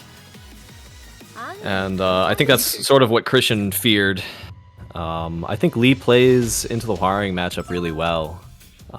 Whereas, you know, this ability to stay away from the super up close, brawly type situations, Lee's counter hit buttons, Speed just looked so comfortable. Yeah, he was looking really dominant. You know, 3 rounds straight, he looked like he was super comfortable, which was kind of unexpected with him coming in with this character that I've barely seen him play. But I mean, he has an Omega Kunimitsu, so he definitely knows how to use the character. Right. I think Christian will start to turn up the heat a little bit in this game. I think he knows what he did wrong that time. The mistake clearly was that he did too little. He just sat there and was blown away by what Speed Kicks was doing. You got to press buttons. Lee has a lot of good buttons. We didn't really see much setting fours, see a lot of just keep out moves in general. He just kind of rushed it down. And on the other hand, like his defense suffered as a result because he was just kind of focusing on getting that 2-0 lead, just breaking Speed Kicks up. But yeah, I think he could do it. Yeah, he's not going to switch characters or anything like that. So the adjustments really have to lie within the character and like just fighting against Speed Kicks, honestly. Needs to pick up a couple tendencies, needs to do better than last game. And really, if there's one thing that really affected the match, that's what I would go for, honestly. That's what I'd go for. Yeah, it's not like Speed was able to win that without taking any risks, right? Like, we see some of the strings coming out. We see him committing to power crushes. The opportunities are there for Christian. He just needs to find them. Yeah, I think he's like already gotten into his own head of being scared of Kunimitsu's movement, so that he's afraid to establish some type of offense. Yeah. Christian on the violet systems are his stage. I mean, the importance is going to be the beginning is going to be so important for Christian. You said that mentally is where he can really have his like big weak spots, and if things don't go his way, he starts to get in his own head. And with how badly he lost against Kunimitsu, if it continues to go the same way at the start of this game, he might not really see a way out. I think he might start like kind of doubting himself. But a confident Christian is definitely scary. I mean, we saw that. Here he comes right now. He's going in, and Speed Kicks defense once again. Yeah, Speed Kicks instantly recognizing that Christian is going for these counter hit 4 setups, was able to move around it, duck under the standing 4s, launch some for it, and now he's at the wall. Look at this momentum, just the one launch and all these mix-ups coming. That's a nice whip punish. Christian still at the wall. Gonna get shut down. Round 2. Speed Kicks draws first blood. That's 4 rounds straight right now. We are keeping count. It is something that you got to keep track of. I like the 1+2 presence from Christian, though. He is paying attention. He sees that Speed is trying to step around the Magic 4s. Nice block on the ninja bullshit. Oh, what a hopney. Super good disrespectful hopney there. Okay. Oh, right back at you. This is the one moment for Christian where he can start to build momentum, get some confidence back. His mix afterwards needs to be on point though, because he could win the round, and instead he gives it away. Give it back, give it back! Low. Slide. Kept him alive. So, They're scrambling. They're both scrambling hard for that round. Speed Kicks is just will scramble better 100% of the time. Like he's still got that young man reactions. He's still got that speed and everything like that. And he knows, like as an experienced tournament player, in those moments, his opponent's more likely the one to like shell up defensive, start playing defensive. He can capitalize. He knows. that's why I'm saying, like, you know, players like Joey and Speed Kicks are cheaters because they have the old man experience and the young man reactions. That's not fair, dude. Okay. Nice hop. Really good with the low blocks. I don't like that he went for the jump over tech at the wall, but he's hanging on to this game. Just needs one more solid hit. There it is. Could have been 2-1 in favor of Christian right now, but that pivotal round, that second round, was just super important. But he's on the board now, and he cannot really. He still can't make mistakes. This is a big important game. It seems like he's got his footing now, but he cannot afford to slip at all. Yes. Speed Kicks being super annoying with the low kicks too. I'm starting to notice how those are adding up. 1-4-4-3. That's tied up again. Wow. Is that a whiff punish using set 2? I thought maybe it was. What a challenge with the 10 framer though. I like that. Okay. Very tense situation. Both players trying to avoid getting hit with that big move. With Lee has so many. You really got to pick your spots if you Speed Kicks. Christian with the duck on the third, but fourth hit catching him. Oh, counter Coming hit down to the wire. He converted. Is it going to be dead? It could be. Is that a wall? Could be. Not quite. Not quite. Here's a mix. And that's it. Low mid. Unfortunate trade for Christian. Good stuff to speed Kunai. Really getting to his guns out there. That game kind of reminded me of like the first game that he played against Trojan, where it was like the round count didn't really tell the story. It was a lot of close rounds, and if just one round, one moment, one mistake got changed a little bit, it could have really shifted the entire outcome of the match, man. Honestly, these little things are things you cannot afford to these little mistakes you can't afford to make those in a matchup against Speed Kicks. I mean, he prides himself on playing like perfectly. Speed Kicks, he's by the book. He does everything right? So it's basically a battle of who makes less mistakes. And Speed Kicks, he's retired, right? He hasn't played in a while, so he's actually dropping combos. It is first to 3 also, by the way, right? So it ain't over yet. I was under the impression it was, but yeah. Oh yeah, you forgot? It's first to 3, man. Forgot for a Round, second, yeah. Make it It felt like it was over. Yeah, still more to play. Yeah, but I don't know. If you guys were Christian right now, what would be going through your heads? I would maybe look to try to low parry some of these low kicks. If you never try to stop the small low pokes, your opponent's just gonna be able to boom, boom, tap a few of those in, few around, and they may not look like they deal a lot of damage, but they just set you up perfectly to that combo kills. You know what I mean? Like it's because of those low kicks that he did. So I mean, he's doing those for free. I see, and there's not even like any fuzzy attempts or just times where Christian is suspicious that a low kick could come, and just pairing one of those would change the way that Speed Kicks uses the low moves. I mean, he's just getting in close, and then if Christian is just maybe not as familiar with the frames of the pokes and the close-up game against Kunimitsu as he is with other characters, and that's kind of what leads to some of these mistakes. And if he just taps down forward every now and then, that at the right time, of course, it always is going to be a risky thing that you do, trying to low parry lows. But I saw a lot of just freebie lows from speed kicks that game. I don't know. It's tough too because you also know that the speed kicks kind of anticipate your adjustments and adjust ahead of time as well. That's just the game we're playing at the high level right here. I think the thing with Christian is that he always like needs little reminders like to represent that hop knee. That might be a huge factor in just dealing with some of these straight low pokes. Yeah, it looks like speed kicks is definitely coming in with like the classic, little bit of an old school mentality, right? You know, just poke them in the legs a few times and they're gonna give it to you. Exactly. It's just this simple formula has worked for like decades and shit. Like he's just using it right now, just going low, and then they're ducking. Then he's going mid. Right here though, can Christian close it? It's just that it's time is so good, man. Poor denied big time by set 2 right there. Jesus. What a block. No, too late. Christian's still hunting for forward 4, even after it was denied. 8 seconds left. They need to make a move. He's got rage to work with. There was a chance there. He's gonna look for a slide. One mix up. Wow, what a hoppy. Yeah, I mean the time was running out. It becomes more clear to see like what they need to do. Like the options they have to steal the round for you start to get lower and lower as time winds down. Honestly. Yeah, Speed knew he needed like the time to set up the big slide mix up. So just the disrespectful hop kick. Very clear read for him. The thing is though, Christian's punishment with Acid Rain is so good. I think that if he had blocked that hop knee right up there at the very end in the clutch, it might have turned everything around. Right, it would have stole it back. But Christian having a pretty good life lead right here. Can he hold on to it? He's getting kicked in the legs. There you go. There it is. There's the adjustment that Anakin was looking for. Wow, into a Hitman 2? Hey, he won the round off of it? Cool. We need that about 8 more times. Or no, 5 more times. He got the game, he got the freebie. And again, when you start to parry that once or twice, you will change the way your opponent uses those lows. And you never know, like just taking that away from his tool set, how it affects other moves as well. It's a domino effect. So you gotta start small, you know what I mean? And you never know what will happen after that. Christian looking a little bit out of control. He's misspacing all over the place. Yeah, he's dashing forward way more than he's dashing backwards. And he gets hit not blocking there. Yeah, got hit with the first hit of Ninja Bullshit Whip, and then he got hit with the launch punishable second. Alright, here we go. Set point now for speed kicks, trying to move on into the top 4. Going into the semifinals of the tournament. Christian put up a really good show in the first round, took out Nashi in dominating fashion, but here he's run into a roadblock.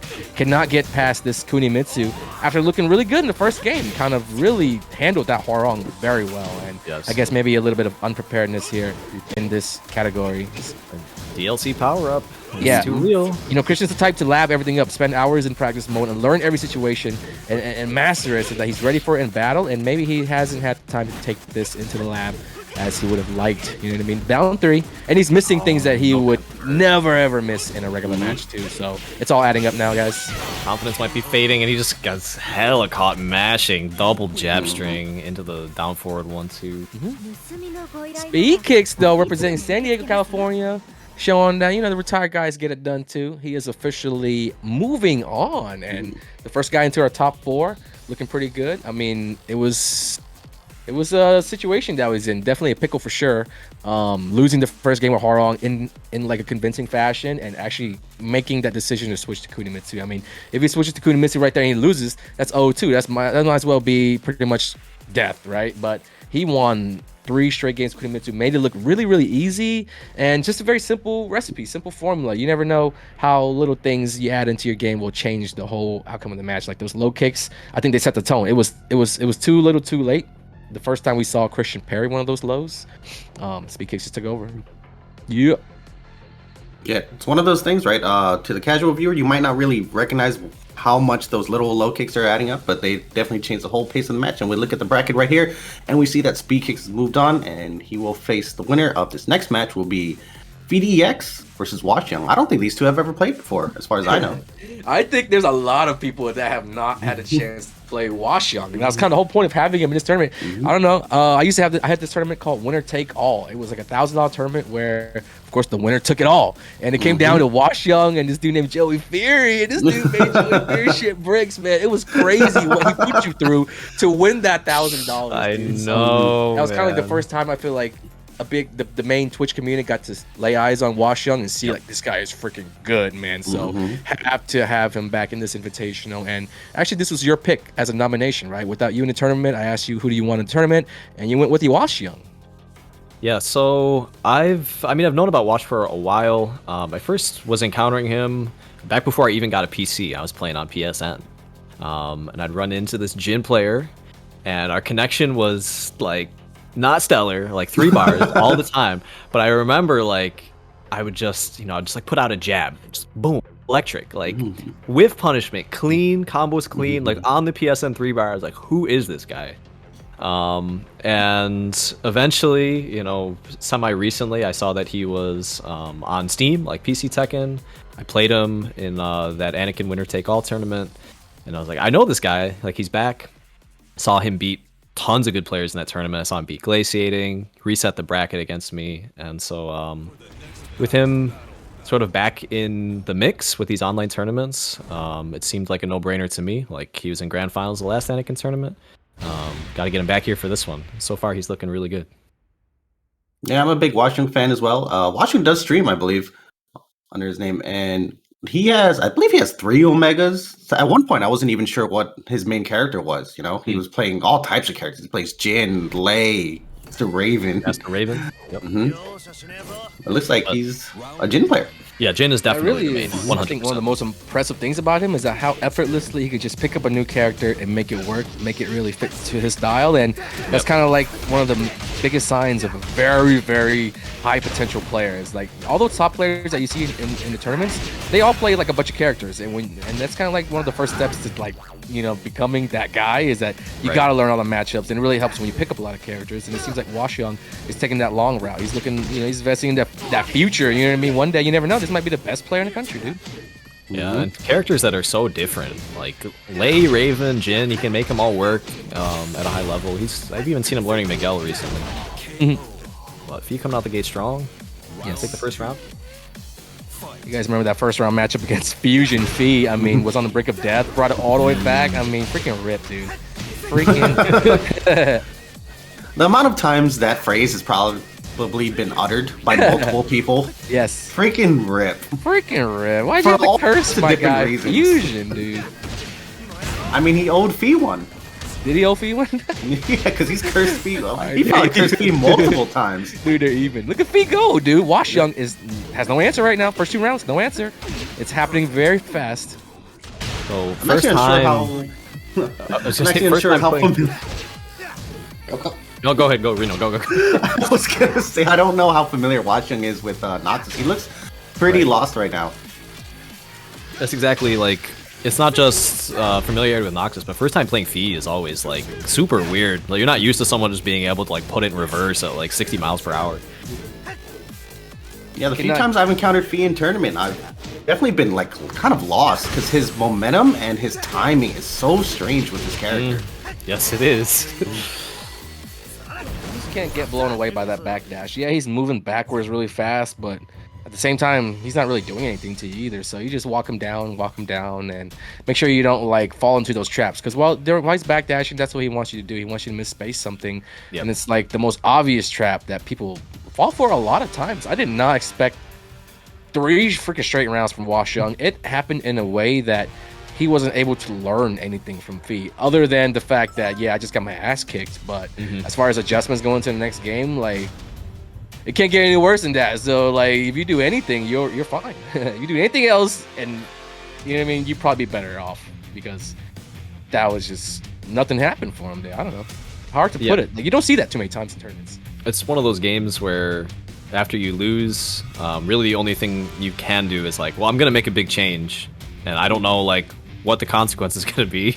but I have to do something totally different. You know, either like speed it up a ton, slow way down, like anything but that that just happened is going to be better. Whatever I just did, I'm going to do the exact opposite of, and I'm hope for the best. I might even switch characters. I wasn't planning on it, but dude, I might even switch characters. Who knows? I think he might. I really think he might. I don't know. I don't think so. I don't think I've really seen him pull out like Raven and Lei in like the high stakes tournament environment. I mean, it seems to be like Jin all the way, but maybe we'll get a surprise. Gotta respect it. What are we gonna get? What are we gonna get? Sticking with the main. And those types of games, like, they don't hurt your confidence as much as you might think so, because, you're good. You know your opponent's good. There's no way he's that much better than you, so it's kind of like one of those one-offs. Like, sometimes you might just get ran through real quick. It does happen, so it's easier to take those, honestly, than those super close nail-biter matches, in my opinion, where it was, like, so many things that you could have done differently, but, like, here, you could have done everything differently, and you should have done everything differently, and here we see it. Already having a much better game. Yeah, A lot different. first round's not even over yet, and it's looking like a completely different match. I mean, I think it's a little bit typical of Fee, you know, once he starts getting a lead, the momentum, he'll play a little bit looser. You see that, like, just ripping the 2-2 string, like, right out the gate. But he's very threatening right here with the wall pressure. Oh my. That raise Nice drive, forward hard to forward. whiff punish. Round for Wash Young. All right. Take to the wall.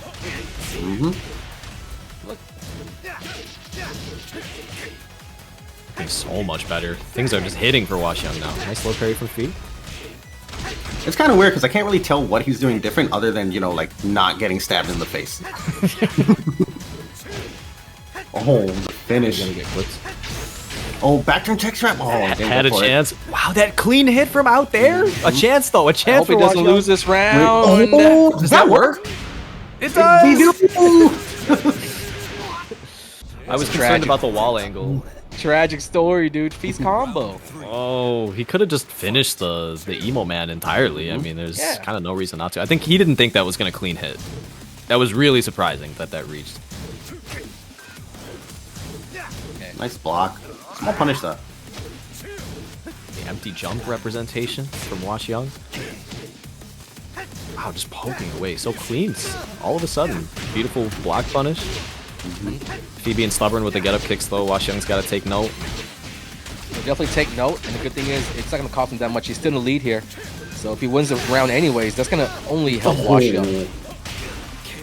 Wow. Turnaround. Fee, just nothing really working there. The finishing the strings wasn't working. His like cheeky little setups. He did like something negative into a sidestep button there. Immediately shut down by Electric. Huge turnaround. I mean, basically what happened to Wash Young in the first game just happened to Fee almost. You know, Fee did a little bit better, but like now he's got a lot of answers to find, a lot of questions to ask himself. Like, we know he won't switch, but it's like, dude, what the hell just happened, right? From one game to the next, what am I gonna do after this game, right? Wash Young, his timing, I think that's what it is. Like sometimes it's like what it is you went one step too early or you went one step too late, and that's all it was. Like all your decisions, you were just one step too early, one step too late, and Wash Young probably was one step too early, if I remember correctly, and he just waited just a split second longer, and that gave him more chance to punish, more chances to find better block, confirm situations where he could steal a turn or whatever, get his turn, and that just helped him out a lot more. So now Fee, on the other hand, was probably going one turn too quick this game, and so now we're gonna get both guys trying to play carefully. It's almost gonna be like a reset of sorts, and I don't know. Fee usually goes to Arctic Snowfall, but in the match against Fusion, he went to a wall stage for the deciding match. So it's hard to call what he's gonna do right now, but I think he needs breathing room more than anything right now. I think he tends to go Abandoned Temple when he wants walls. As open as possible, but still walls in the equation. Is that the most open stage with the wall? With the walls? It's one of them. I think Violet Systems is bigger, but I feel like he might like the variety in the walls with Abandoned Temple. What I'm curious about is he never picks a Forgotten Realm, and I think Noctis is pretty good on that stage. He does sometimes, but it's not like his Inner gym on y'all. Yeah, still big open stage. Damn, it hit 0-0? I was not expecting this. All right. Round one. Hey, 1-1 right now. Don't forget, guys, also, this is going to be first 3, by the way, so we got a little bit longer sets here from here on out in the tournament. Nice combo. Yeah, that did a grip for a low parry. Damn. Low parries are so good in Tekken 7, man. Most of them. Wow. Most of them. Wow, that killed with the sidewall. I feel like he hit Wash twice. And Wash died. Yeah, low parry, a poke, and an up forward four, basically. Wash very active trying to get these down back fours going. But then he got stabbed in the face. Caught by the classic setup. 2-2, up forward 1. And Fee getting a lot of mileage off the 2-2 mind games. Yeah, Wash really struggling to get anything started right here. It's the ball's in Fee's court 100% right now. Definitely feels like he's on to something. Just backing him into the corner, running the 2-2. Chopping away. Gonna get punished for that. Nice 2-4. Oh, it's Oki time. And he's gonna rip it. There you go. We're gonna get another Oki situation. Fee smart. I'd like to stay down. Yeah, only so much can happen when you stay on the floor. It's really the smart thing to do a lot of the time against Jin. Gonna be a scramble for the end here. Fee unloading his resources. Oh my Watch no, bang. duh! Oh, B! Oh, that was so close. Scary! That was closer than it should have been, honestly. That was a lot closer than it should have been. Good effort from Fee, but not quite gonna get there. Wash threading with the forward fours and the jab strings. Hey, upward four, not gonna convert though. What a duck, he knew! He was looking for that. Magic 4. Big slowdown. Wash trying to find an opening to get this comeback started.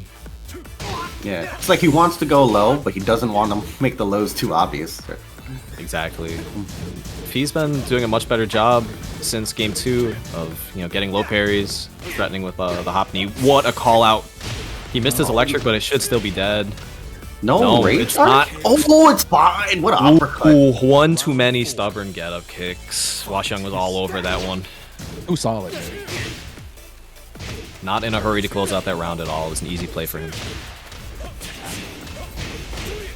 It just never seems like he's in a hurry. He's willing to just always play his game no matter what. And we saw that after the first game, sticking it out with Jin. You know what I mean? He got destroyed. Picked Jin, stayed true to himself, and he's in a good position here. His back to the wall this round, though. Can he fight out of it? Lockdown. He's looking like he is.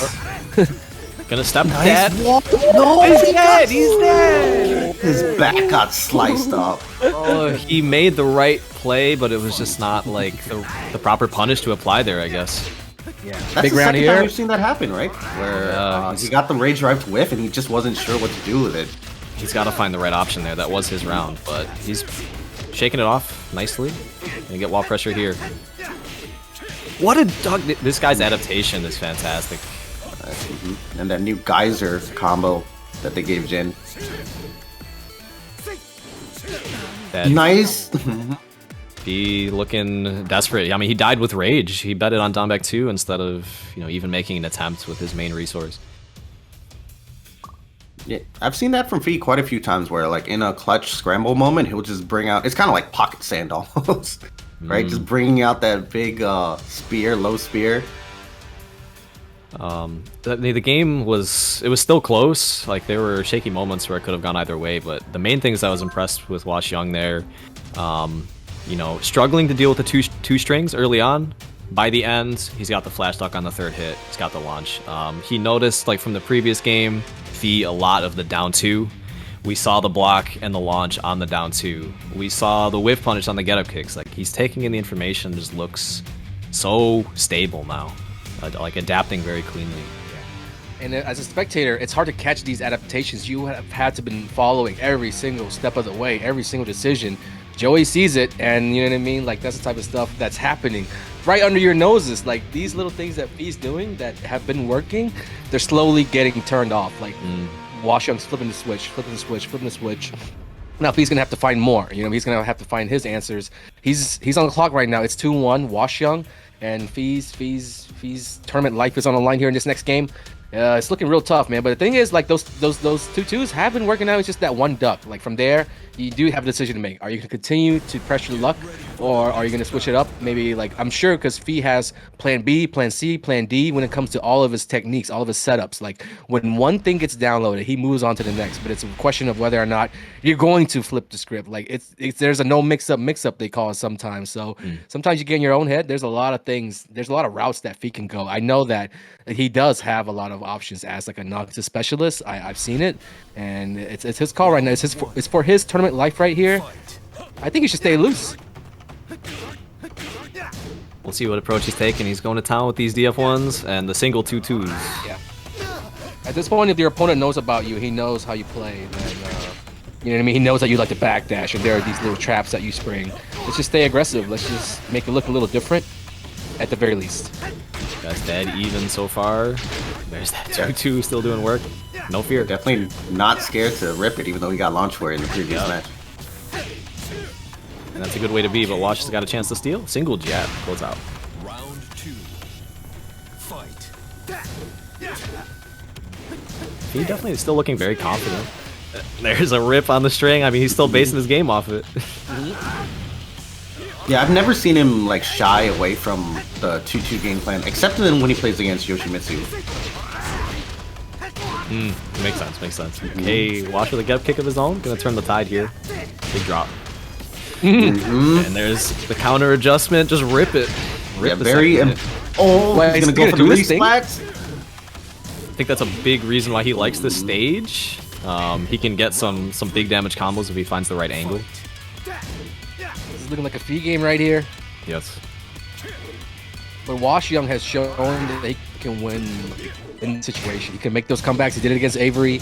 He's really just a threat at all times. Like, it looks like he's not doing that much at all, but there's a lot going on as far as timing and making you think that he's going to do nothing and then, you know, doing something. That's kind of like what his game is about.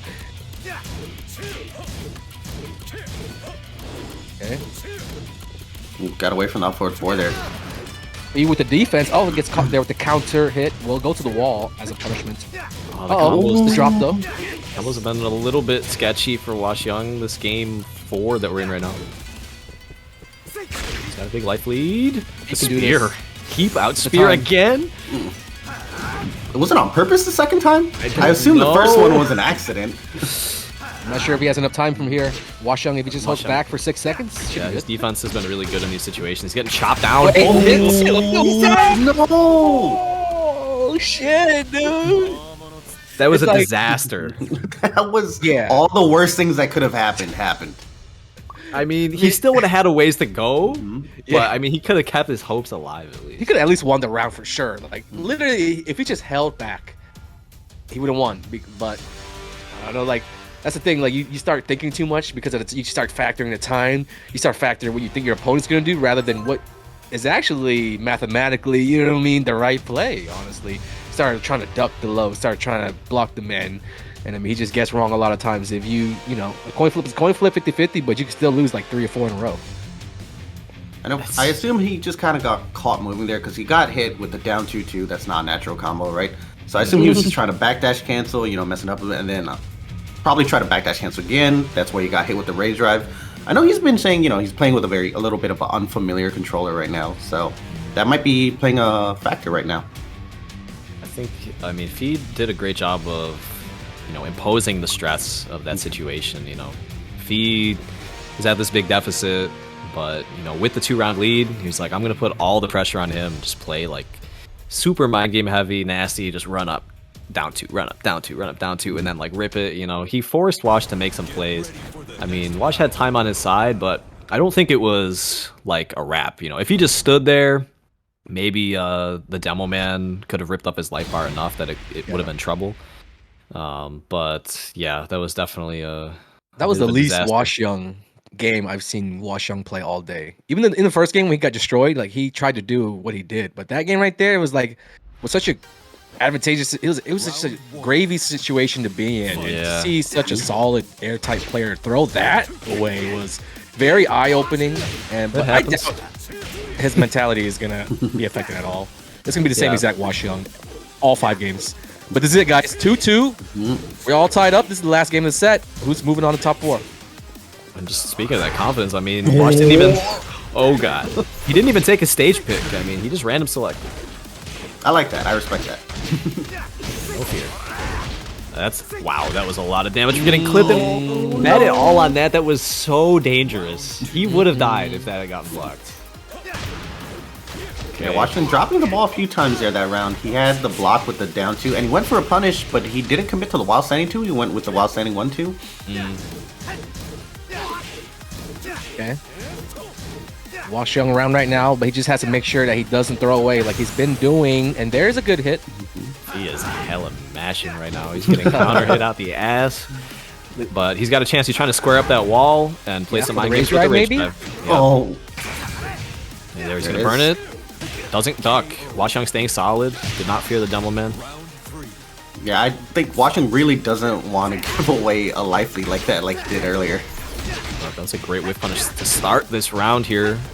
He lost the wall pressure though. He trying to keep it going. Drop kick. Trying to drop keep it going. him. Think meter? Great going position. in. He is going to get launched. Went for the full commit right there. Yeah, a little too in a hurry to close. He's swinging for the fences. Oh, wow. That was a chance. That was a chance. Clipped by 2-2. Fee. Set point. Set point Fee. Wash Young needs to win 2 straight. This is it for our newcomer here. Fee, the 4th seeded player in the tournament, showing why he is just that. One of the top seeds in the TLC, one of the top seeds as always in the ICFC. Freaking online king. Trying to move on here in the top 4. So far, so good. We got Fee with the aggression to close out, and Wash with the defense, trying to stay alive. Once again, no launch of the down 2. Even wow, that was a very brave double low. The lows are chunky. Wash Young can just hang on and not get caught with anything big. I think we might go to the final round. Oh, side ball. Oh dear God. Jesus. This is gonna do so much. And you got to be ready to block this down back too, right here. Oh shit, that big low! He stayed. He held down back for like 5 seconds. Final round, guys. One round. Such a hurry. He's dying to the demo man now. What a step. Like a $500 pay jump on the line here. We're talking money. Not that that's important, but let's go. I think for these guys it is. Maybe. Pretty much even right now. Wash Young on A the lot of defensive confidence as usual. from both of them. Yes. That's gonna get punished. Why did he do that though? Why did he do that? Oh shit! Oh. Classic Fee set up the low into the sword stab. Rage for Jin. Going to the wall. Huge lead for Noctis. No rage for Jin. That's it. God ducking. Shadow scissors at the wall. The mid wall splat into off the wall conversion. Easy VDX, for VDX representing Portland, Oregon, taking out the lone Chicago player left in the tournament. And that's going to be it. VDX in the top 4 officially 3-2 over Wash Young. It was a great match, man. Wash Young, unfortunately, though, is eliminated from the tournament. And he is going out here today, I think, with $400. Yeah, so not too bad for a day. Not too bad for winning one match and then just, putting. I'm sure he earned a lot of new fans today. Make sure you guys check him out on Twitch if you enjoyed that gen. You want to learn more from our guy. He's definitely one of the new blood up-and-coming players, but hats off to VDX. He's been following the secret Anakin training regimen. I let him know how I prepare for tournaments. The secret stuff, the secret formula, the types of practice regimen that y'all know, my friend. Y'all, you and Reno, you and Joe, you know the type of practice that I put in. What are you shaking your head for, dude? What are you shaking your head for? What's the secret? Nothing. Play Fall Guys? You guys know the secret. You guys are with me every tournament. Oh, I You guys know are with me all. we're not gonna tell the chat, of course, but I'm just saying, like, you guys know It wouldn't be a how much secret. work I if he told put me. in. So I told Fee, I was like, yo, just follow this 3-step program and it'll work for you. And he was like, for real? I was like, yeah. I didn't want to say anything until he made it into the top 4, but now that we're here, baby, you know what I'm saying? Like, I'm proud. Salute to VDX. Salute. Yeah, I feel like it's a good program, but you have to be you for it to work. Dude, somebody else It can definitely step up. You doesn't never work know. for everybody. I can It say doesn't that work for everybody. sure. That's what I'm saying. Yeah. But I believe in Fee. Like, I feel like the kid's he's got it. He's got it. So He's got the glow. he just needs to unlock it, and he has been unable to unlock it. Sometimes you can't even. Sometimes you're not even looking for the key, and the door's open for you. If you know what I'm saying. But anyways, let's look at the bracket. Quick update for you guys. Speaking Jinx and Fee facing off in the top 4. Coming up next, we're moving down to the bottom half of the bracket. NYC Fab back on the stage, coming up against Magnificent, who had that crazy first round match against Incognito. Hopefully, he leaves that weak ass Kunimitsu at home, but they're already loaded up. But Fab didn't. Oh man. Yeah. Okay. Yeah, the last set was great. Well done to Fee. I'm really excited to see how this one goes. I mean, Fab to me is like kind of the favorite. Just been looking. Fab, according to the chat and their channel points, they agree. But Matt can represent that very solid style, which can potentially give Fab a challenge here. But Fab just picking up where he left off from his first game of this tournament. Yeah, when he dismantled Yaj with just, a few moves here and there, a few mix-ups. That's all you need. This Kuni is scary, man. It's just a constant blender. He's just being very annoying. not Like, stiff. it's a very annoying Kunimitsu because of like his power crush usage. Like, yeah, look at that. When he's up, he's trade you blow for blow. He don't even trade even. Like, he'll make a bad trade just to like take life off your bar. That's how crazy he is. Fab is one of those players where he 100% believes in his style of play, even if even if it's not really working, he'll still stick to his guns. I'm catching talking there, Mac not fighting. Sit out, mids win games. Fight. And the thing is too, Fab obviously very familiar with this matchup. Not know because he used to be a bot player. According to his listings earlier, I saw he's not anymore. He's never heard of him. Yeah. Bob, who's that? Isn't that the character that Core used to play? I mean, the Kunimitsu is looking really good right here. I mean, he does have Lydia on the back burner if he needed it. I don't see any reason why he would need to switch right now. The Kuni looks too strong. Yeah, the only reason I would imagine is maybe he would want to capitalize on unfamiliarity on Mac's part. But as of right now, Fab's still looking very comfortable with this Kunimitsu. Flips, man. Down for a 3+4. He's so good at using that move. Good block from that. Good side step. Yes. Yeah. Showing off some Kuni knowledge. I mean, he was learning Kunimitsu to use her today, apparently. I mean, that didn't exactly work out. Nah. Maybe 2022, dude. Maybe one more year. Maybe it'll pay off on defense. But his pick is broken. Oh, whoa! God, that was ninja magic. That's the thing is Fab, he'll always confirm the second hit on that. He'll counter hit confirm. So that was not like a YOLO, just do it type of thing. Or old dude, he's probably got the best reactions, I think, out of all of us. Like any 30+ guys, he might be like, damn, what the fuck? Yeah, he's still fast for sure. He's still super fast.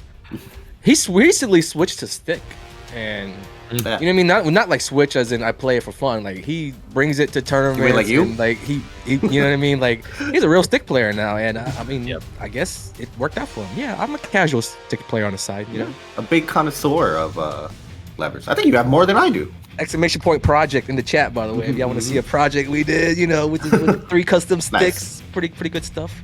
Yeah, you just have to plug it. It is my channel after all. This is the Anakin Invitational. But yeah, man, I love playing on arcade sticks. It just brings me back to the old days, like that's how I started as a kid in the arcade. So pressing those buttons takes me back, man. But 1-0 Fab with his quick ass reactions. Yo, Fab's got good reactions.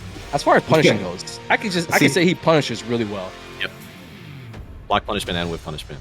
Yeah. Maybe other stuff. I believe the whiff punishment is way stronger, but overall, I think his biggest strength is just taking control of the match above anything. And oh, okay. I thought we lost Anakin for a second. No, I do that from time to time, Going to the dark side? 100 things, huh? The dark side? That switch to stick, I was going to say, I feel like that's actually been a huge buff. Because for all of Fab's, days playing on pad, I mean, he'd always just play thumb style, not claw.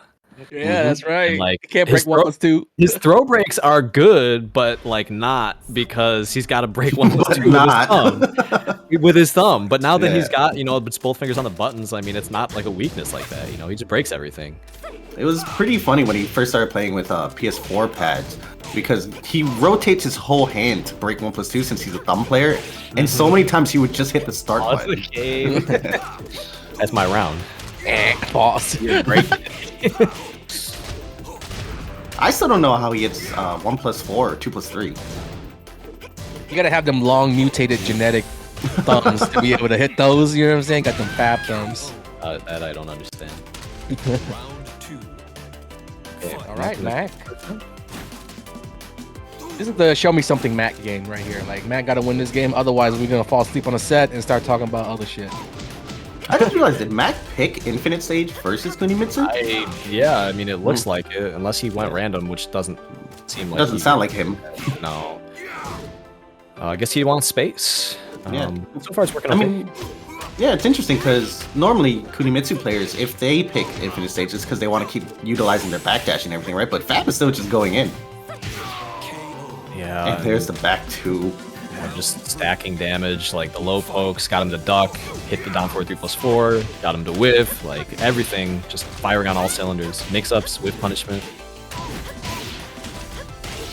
This is frustrating me watching. So Fab overwhelming Kunimitsu, to deal with.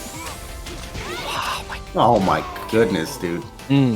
This is crazy. Round 4. Rushing it down for sure. Like, the pressure is so immense that these guys just cannot get a footing on a match. Can't do anything.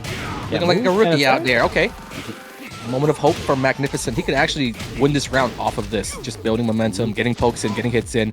And before you know it, you know, he's in a game clinching scenario. So let's take it step by step right now, Mac. As long as you don't get hit by the big things, we're in a good position. Nice. Duck and punish on the whiff. Very good stuff.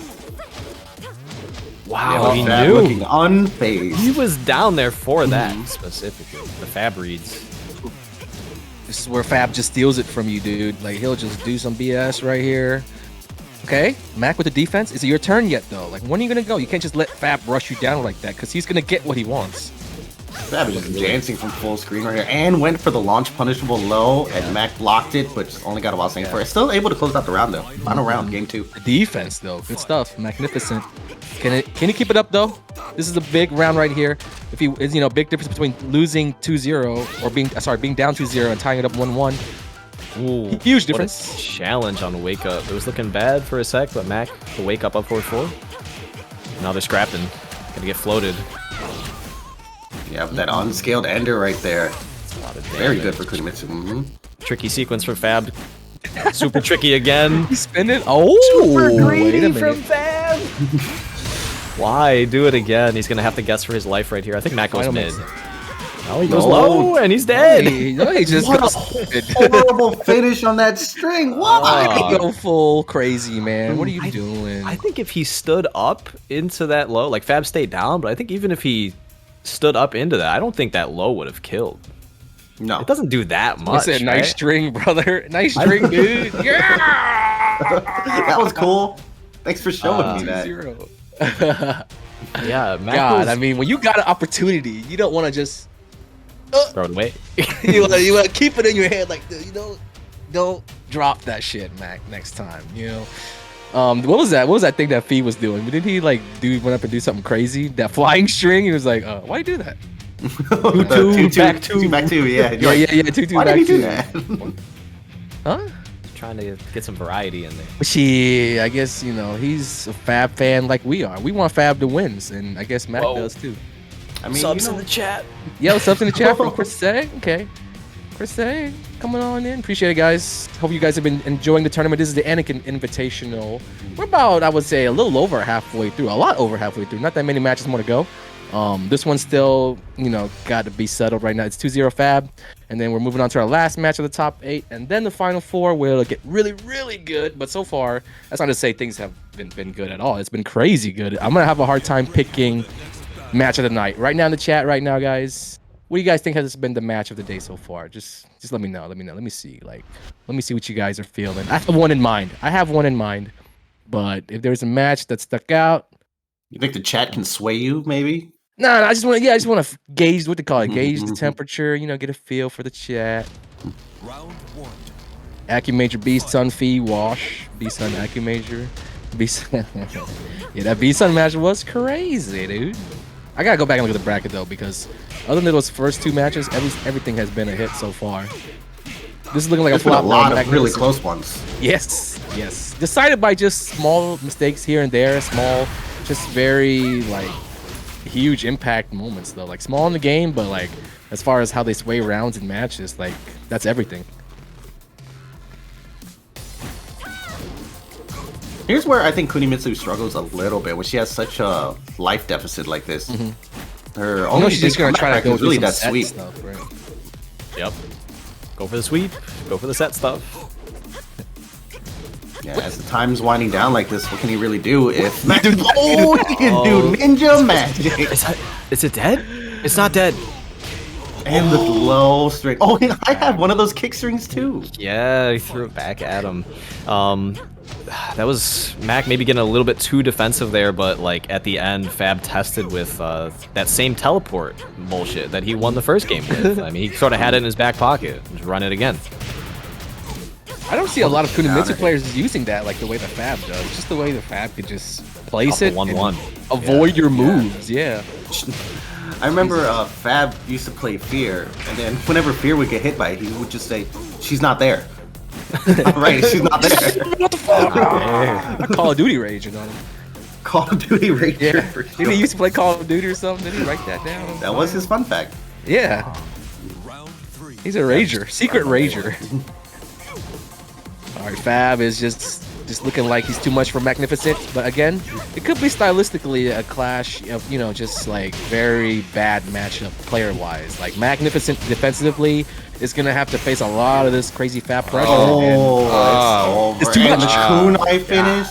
It's too much. Oh god. Oh god. Oh no. It's not the fight. Oh my god, throw the towel. The damn towel. Good games. GG's.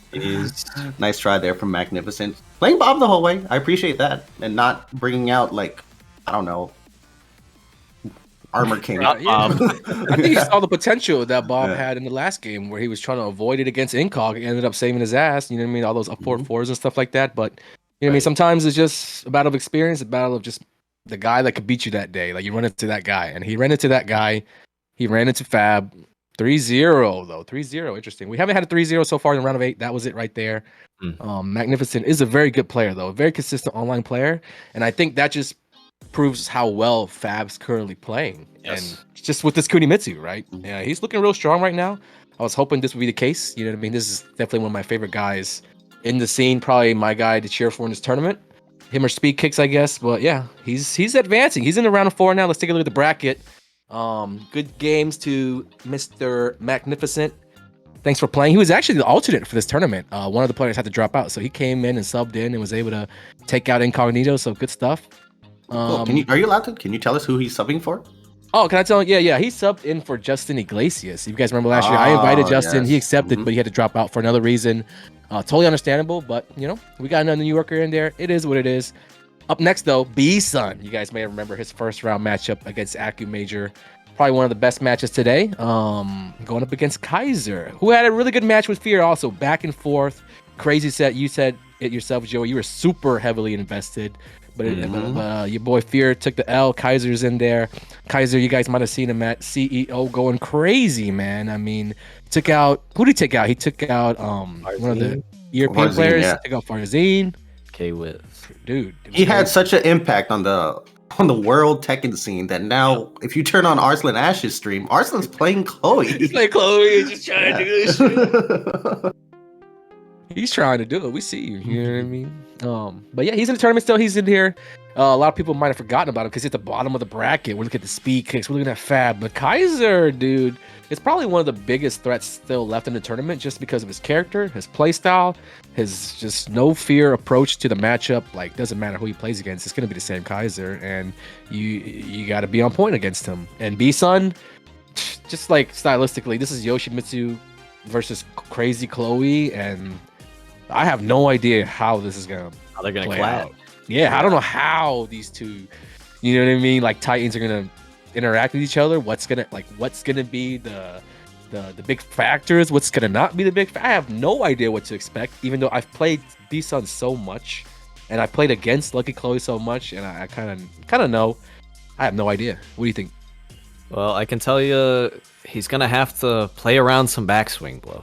That might be a relevant factor. Sticking your neck out there on but that I'm not prediction there, sure. sir.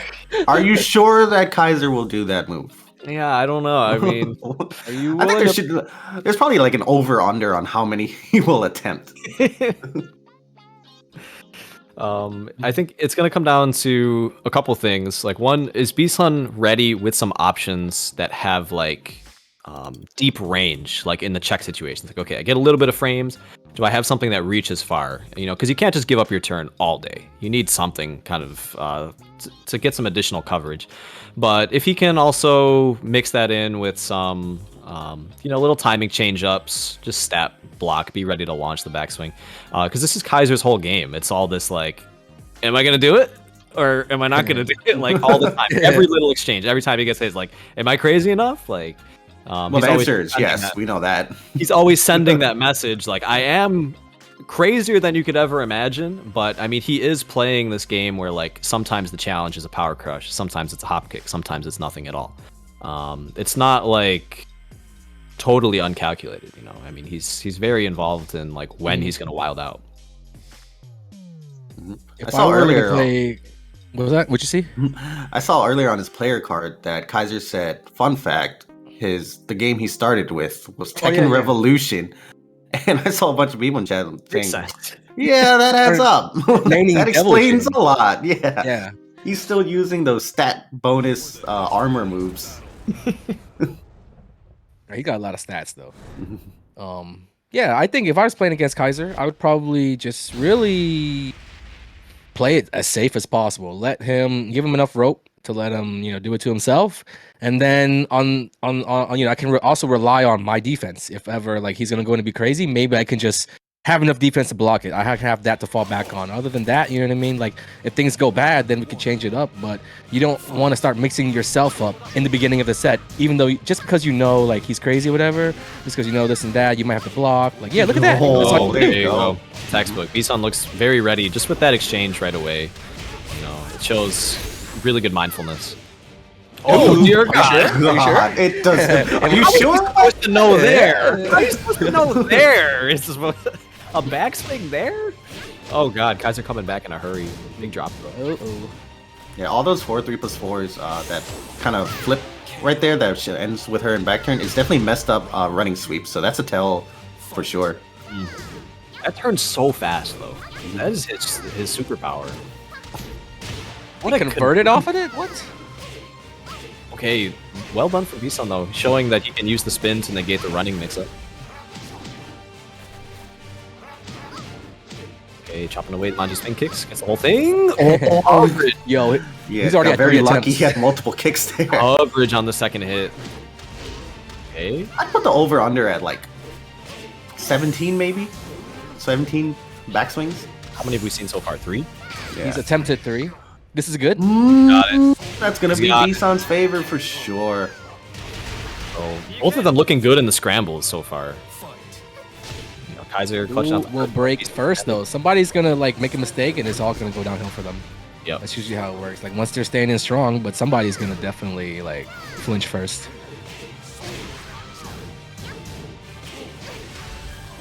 He's ripping the back two, no fear.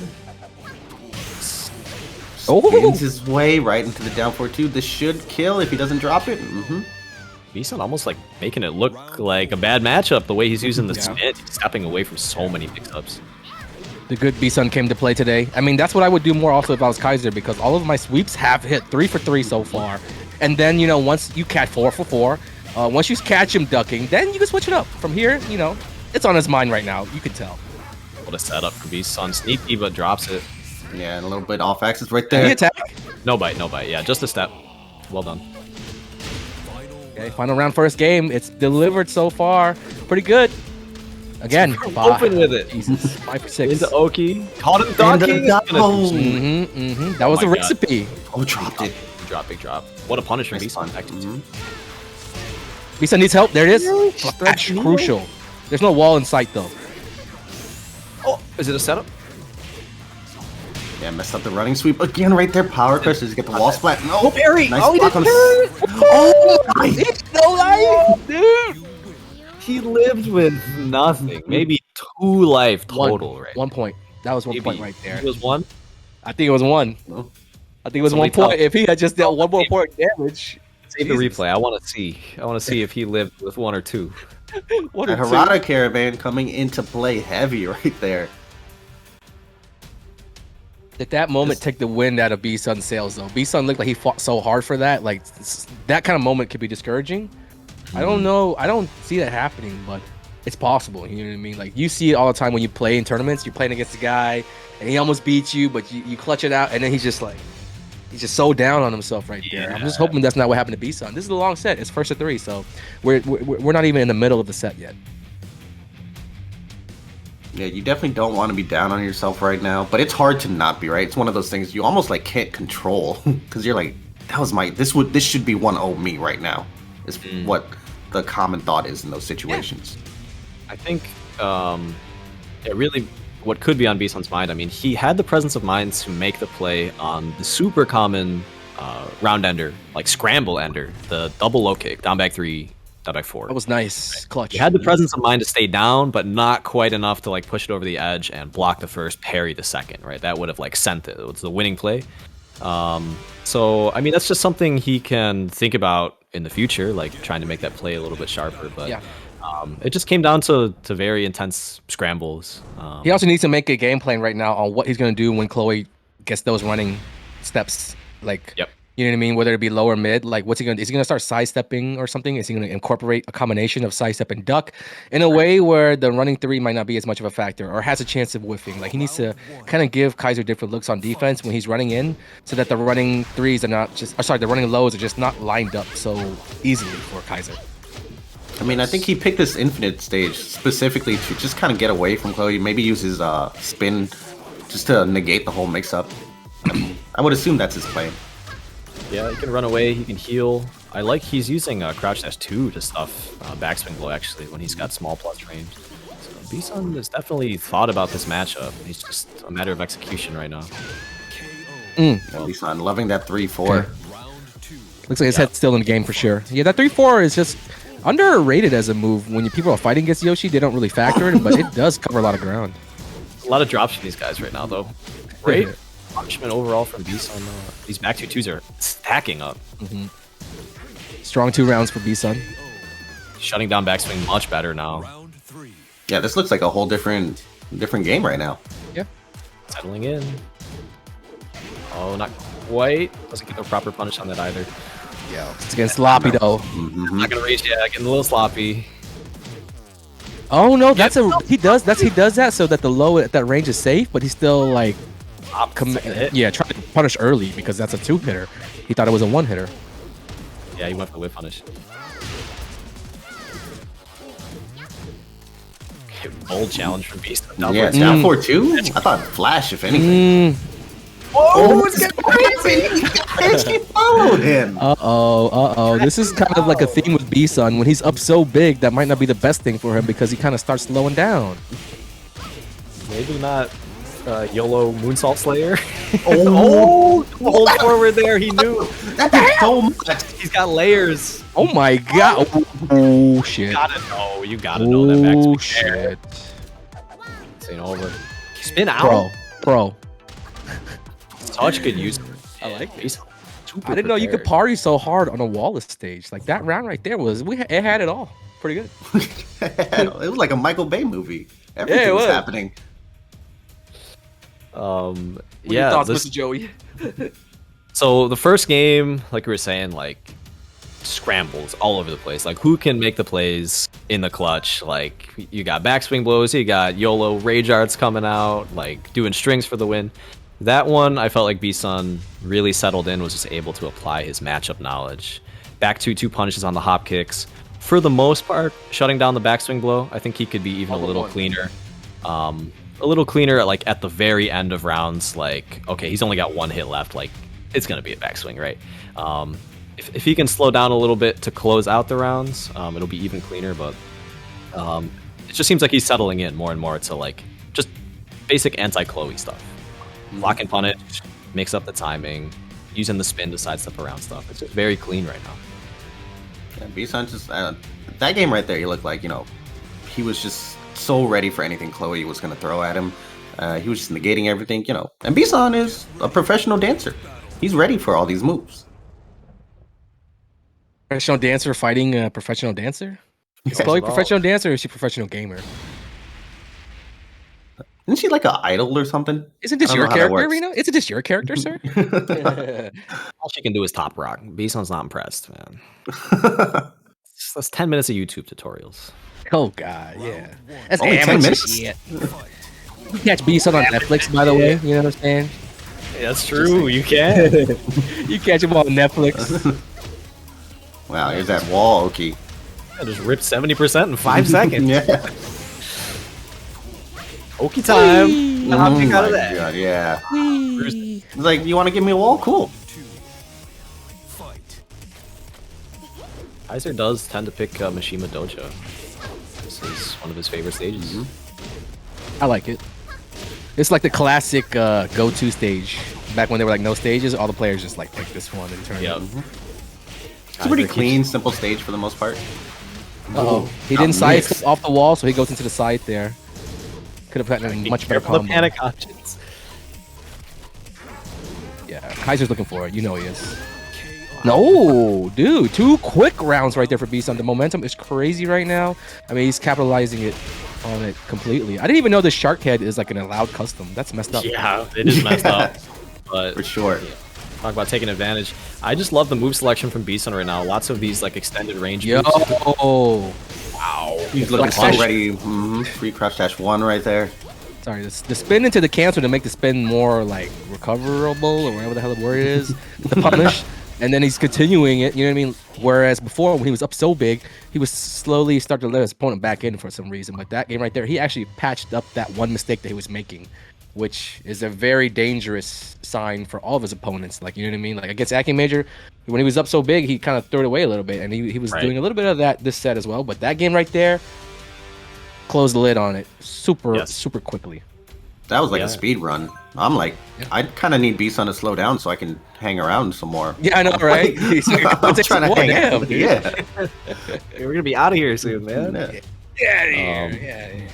On to the fun. He's just looking just so focused. I mean, like, I like all of his move selection, the 3 slide 4 that he's using. It's almost like he's very clear where he's going to place it.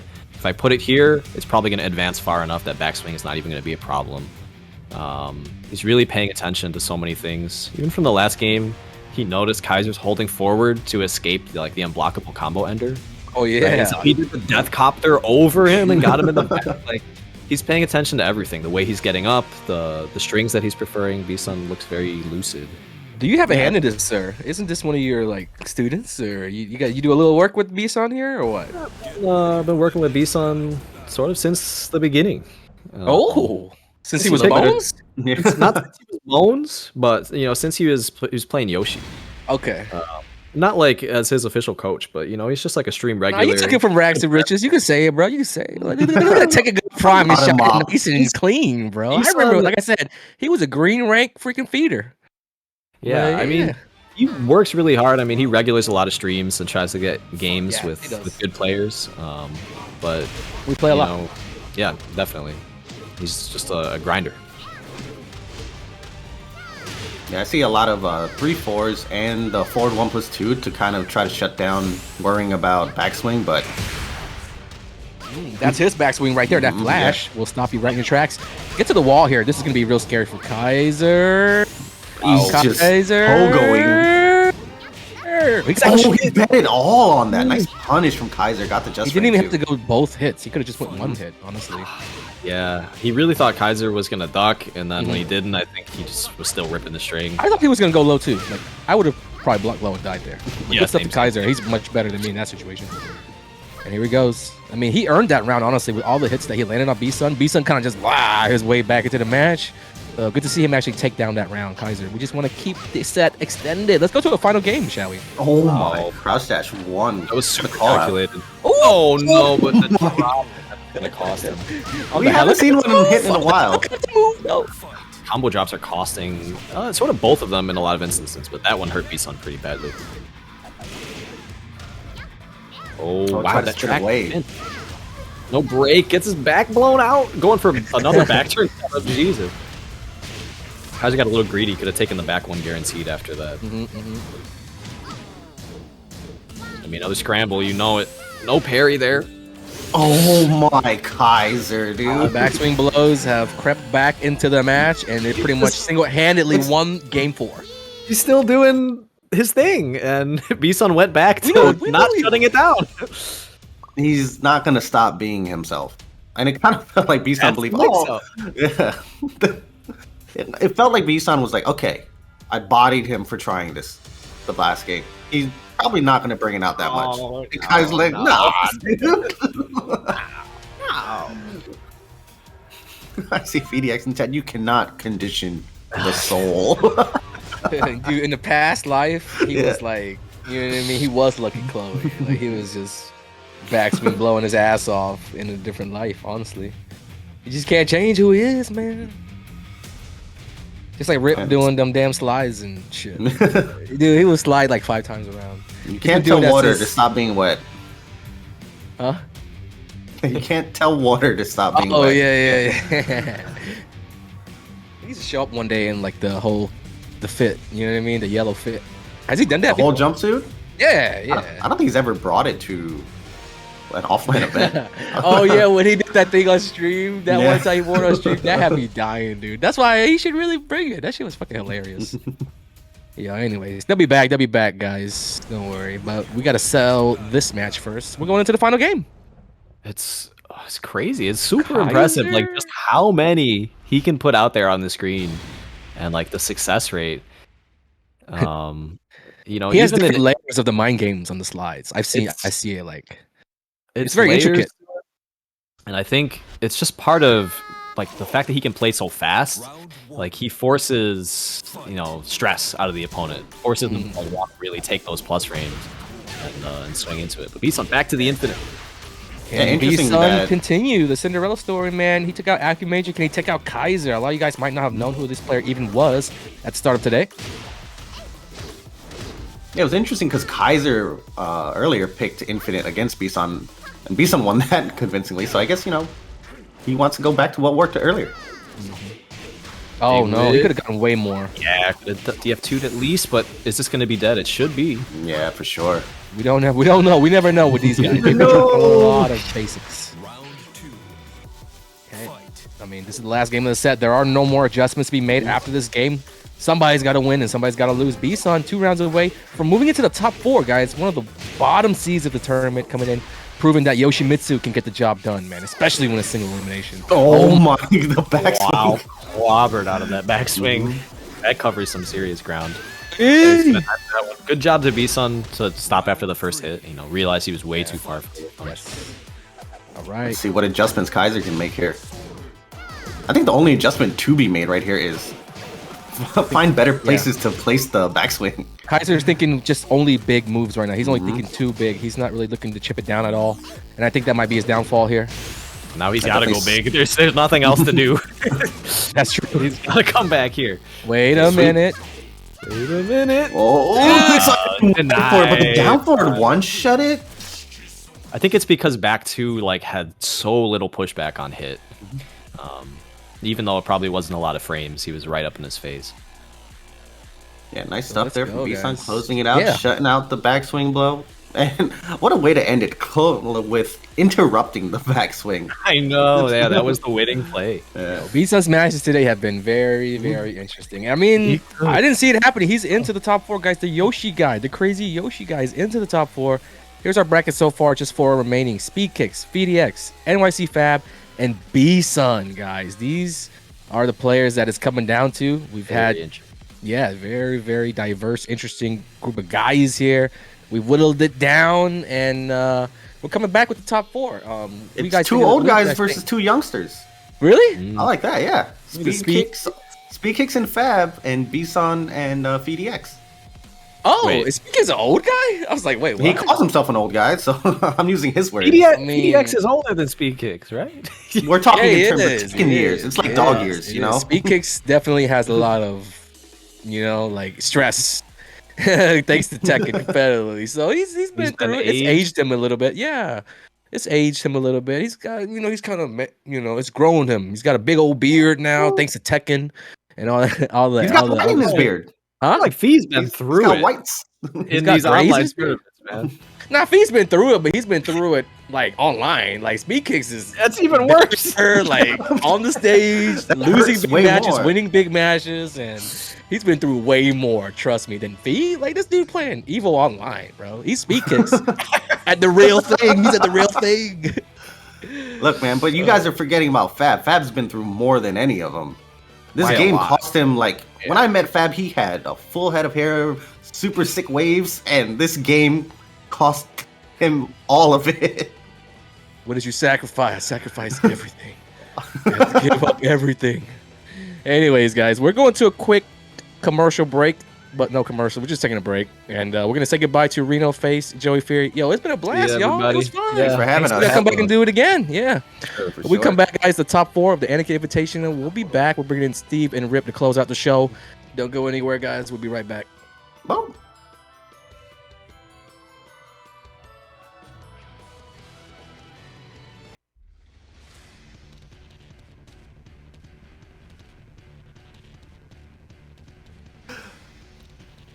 All right, guys, welcome back. Welcome back. Tasty Steve and Rip. You are watching the Anakin Invitational 2021.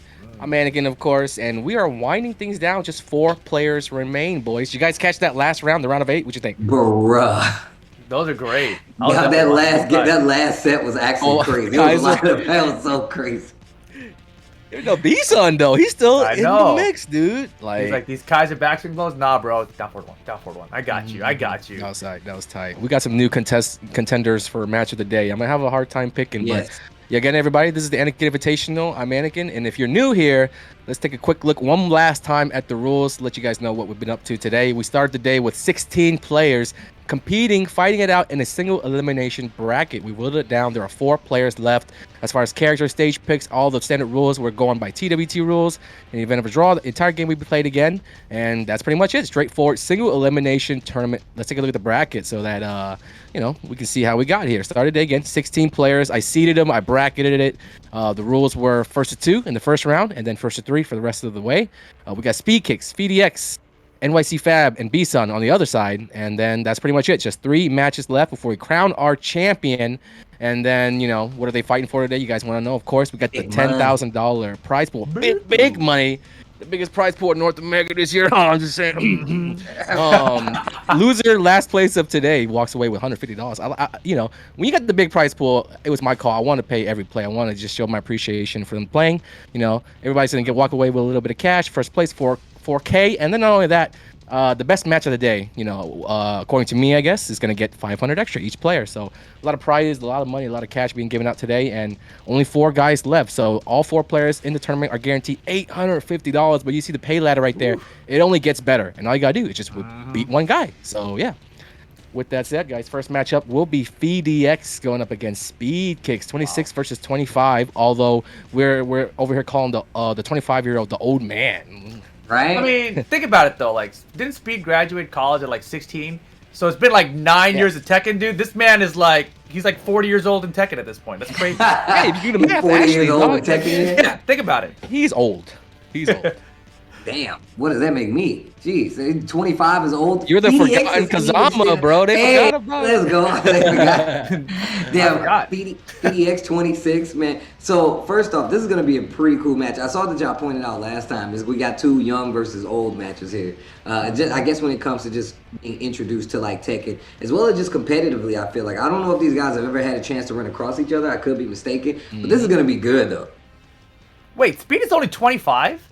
Exactly. 25. What? Super. He's old, been man. for like forever, and Hold on. Chad is saying he finished college at 13, He's not even in his prime yet. and then he I mean, he's retired from somewhere Tekken at around 23? Is that what it 13, was? 14. Who cares? It's all the same I guess they thing. make- Speed Kicks doesn't even want people knowing it. He used to be embarrassed. Remember when we were like, "Oh shit, it's a Yep, genius! yep, It's a we used to call fucking him a genius!" He was genius. like, "Guys, keep it down." But I think now he's at the age where it's like, "Yeah, I'm the fucking man." So he knows he's the man. It is what it is. Let's see if he can take it all the way in this tournament though. FDX, I feel like FDX looks at Speed Kicks as kind of looks up to him in a way. You know what I mean? Like, oh yeah, I want to be like Speed. I want to be like Saul. I want to be tough. You know what I mean? I want to theorize about the game. I want to like sit here and think about shit. You know what I mean? That's some weird Benjamin Button shit. Just play your game, PDX. Go crazy. That's some weird There you Benjamin go. Button shit. There you go. Back in the Horong though is speed kicks, by the way. Oh yes. Oh wow, in trouble. Little catty corner action here. Ooh. Emo Nice man try. trying to get a follow up. This Third first hit. round looking good. No sir. That's a safe one. Oh god. Good comeback. 50-50 time. Rage drive. What a duck, BDX! Yeah, a little flash duck there underneath the grab. Got the jab, so the whip punch on the throw. Nicely done first round. What the hell was that? Set up jump in into face stab? Okay. Yeah, I love that speed. He uses more just from Skyrocket than ever before. I don't remember him really being big on that before. Just flash, you know, you get big damage off of it too, man. Saw him pull it out a couple times. Counter! That was tight. Especially with the wall spat potential there. And the pickup here. Oh boy, okay. Okay. Goes for the slide this time around. 2 rounds for BDX in his first game. Wait, who we calling the old man in this matchup? Exactly. I don't even know. So Speed Kicks is the old man even though he's a year younger than his opponent. I think so, yeah. Damn. Oh, what a sidewalk. You're finishing all of it. More 2-2s, please. Uh-oh. Nice What a duck. Yes, sir. He's aware. He tied down Oh, like no his break throw, this kid. time. Round 4. Damn, these new school and the throw breaks. Oof. Woo! Look at Fee. Look at Fee taking his time. Oh, the get yeah, out yeah. of here. for it. Yeah, he poked his good eye. Hey. He took the step for it. He's into mine. Alright, B. Good lead here. Definitely dancing right now. Just range Skyrocket. Ooh, here's an aura for you right back. Whatever he's doing is kind of working though. Still has the life lead, but Speed Kicks definitely catching back up. You can see him in the rear view mirror right now. The longer he sticks around, the more dangerous it is for sure. Charged it Pretty up. sure I didn't know he could charge that. I didn't know that either. He held it so damn long. I was like, wait a minute, excuse me? Got him! BDX takes the first game away from Speed Kicks. He's got on the party clothes, man. This is a different BDX you're looking at right now. This He's is gotta confidence. stick to this outfit. He gotta stick to the outfit confidence too. clothes. BDX is powerful. He has to keep this outfit because last time he almost blew it by He switching to the almost blew suit. it. You're right. I had to help him out there to get that win with that weird Oh, you outfit guys pick. went and took it to the DMs. Yo, dude, what you doing? Keep the fucking party outfit on. Party, dude. Party. Curse this dude right on the internet, bro. Just put a curse on somebody else, man. Rest of his day, just body because you wanted your guy to win a tournament match. What are you talking about? Hey, look, I've cursed the man all year long, Steve. You were there. It's true. You know, It's true. the little holiday spirit. That's all it is. It is the holiday season. It's the giving season. Yeah, ho, ho, ho. Ho, ho, hold this L. Hold his head. Oh, man. Stupid, bro.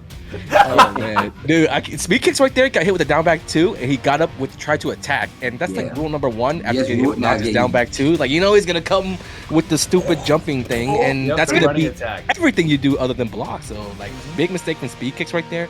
Is it time for the Kunimitsu? The last time he switched to Kunimitsu after losing to Harong, he won 3 straight games. So it's on the table. It's on the table right now.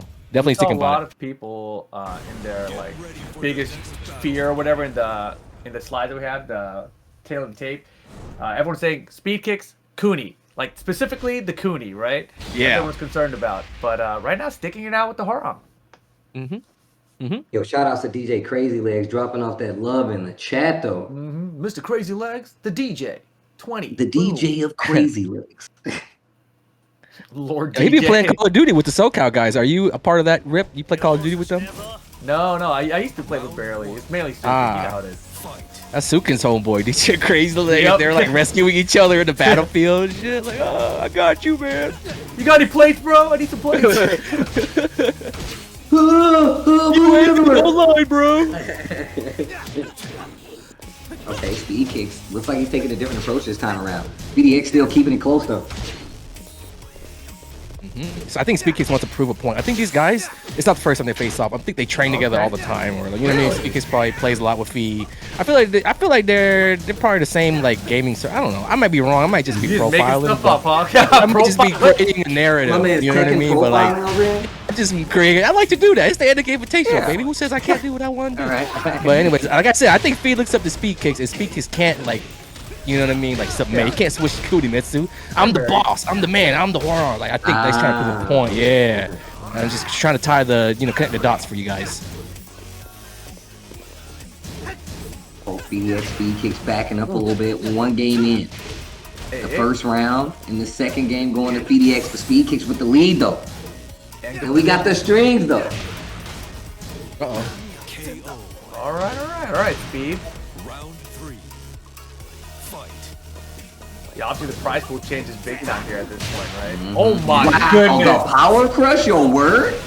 Oh, this is gonna be damage. Such a big bet for Fee there, and boy did it not pay off. That was not worth it, my friend. Okay.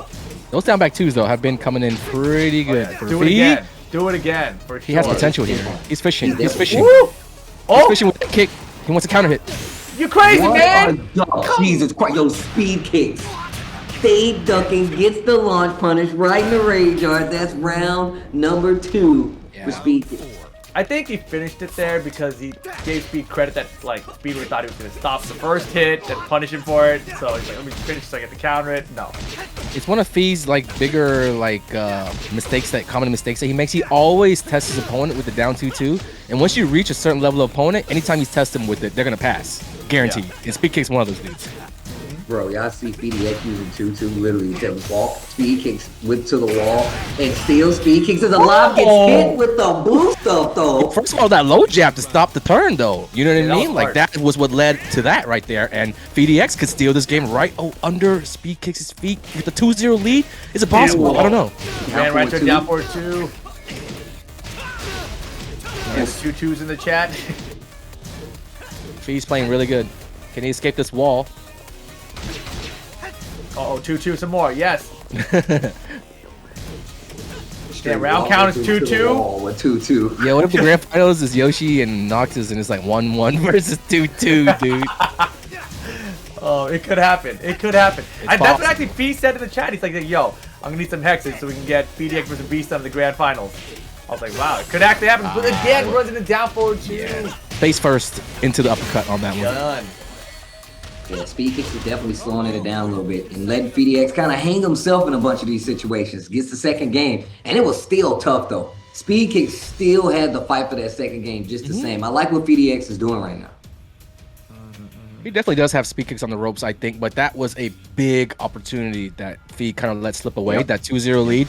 Sometimes when you're playing an uphill battle, you need that kind of cushion to get settled and get the confidence to ultimately close out the set because, that top player is making that run. Even if Speed Kicks goes down 0-2, it was very possible for Speed Kicks to make that run, but now he's in a much better position, tied at 1-1 with momentum, with more downloads, more information, more reads coming up, and then, it's slowly starting to even out a little bit. That game right there, Speed Kicks was on the run for a lot of it, definitely on the ropes, but he kind of gained a little breathing room with that win. If he was down 2-0 right there, it doesn't matter who you are. You start having those.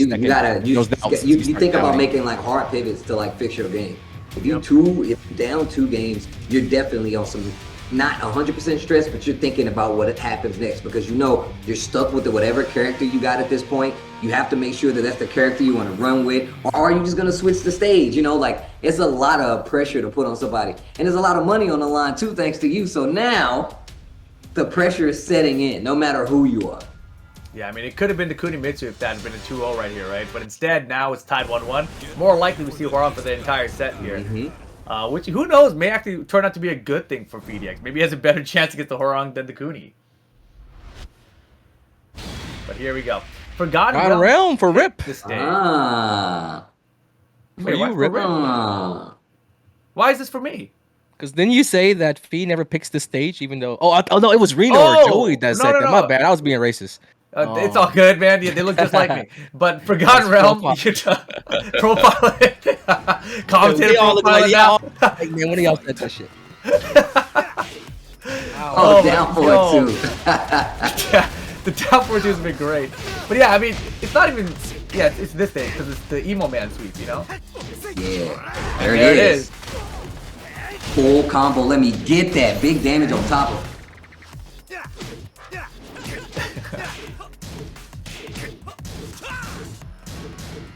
Scott Rocky.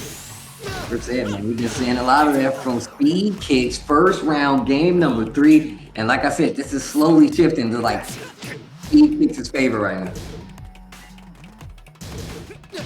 Yeah, Phoenix just been running to so many down for twos. It's odd, you know, for someone who we are so used to seeing moving backwards with backdashing, for him to be running in and getting down for two is pretty strange. Yeah, down two is cool as long as you don't do down 2-2. Yeah. Oh my God! Oh, Speed Kicks, that was beautiful. Round 3. All right. Can Fee turns around me? He's not gonna like the stage after this, you know. It's like I told you guys, bad idea. Low parry. Full break. Do it again. Bottom floor. Oh boy.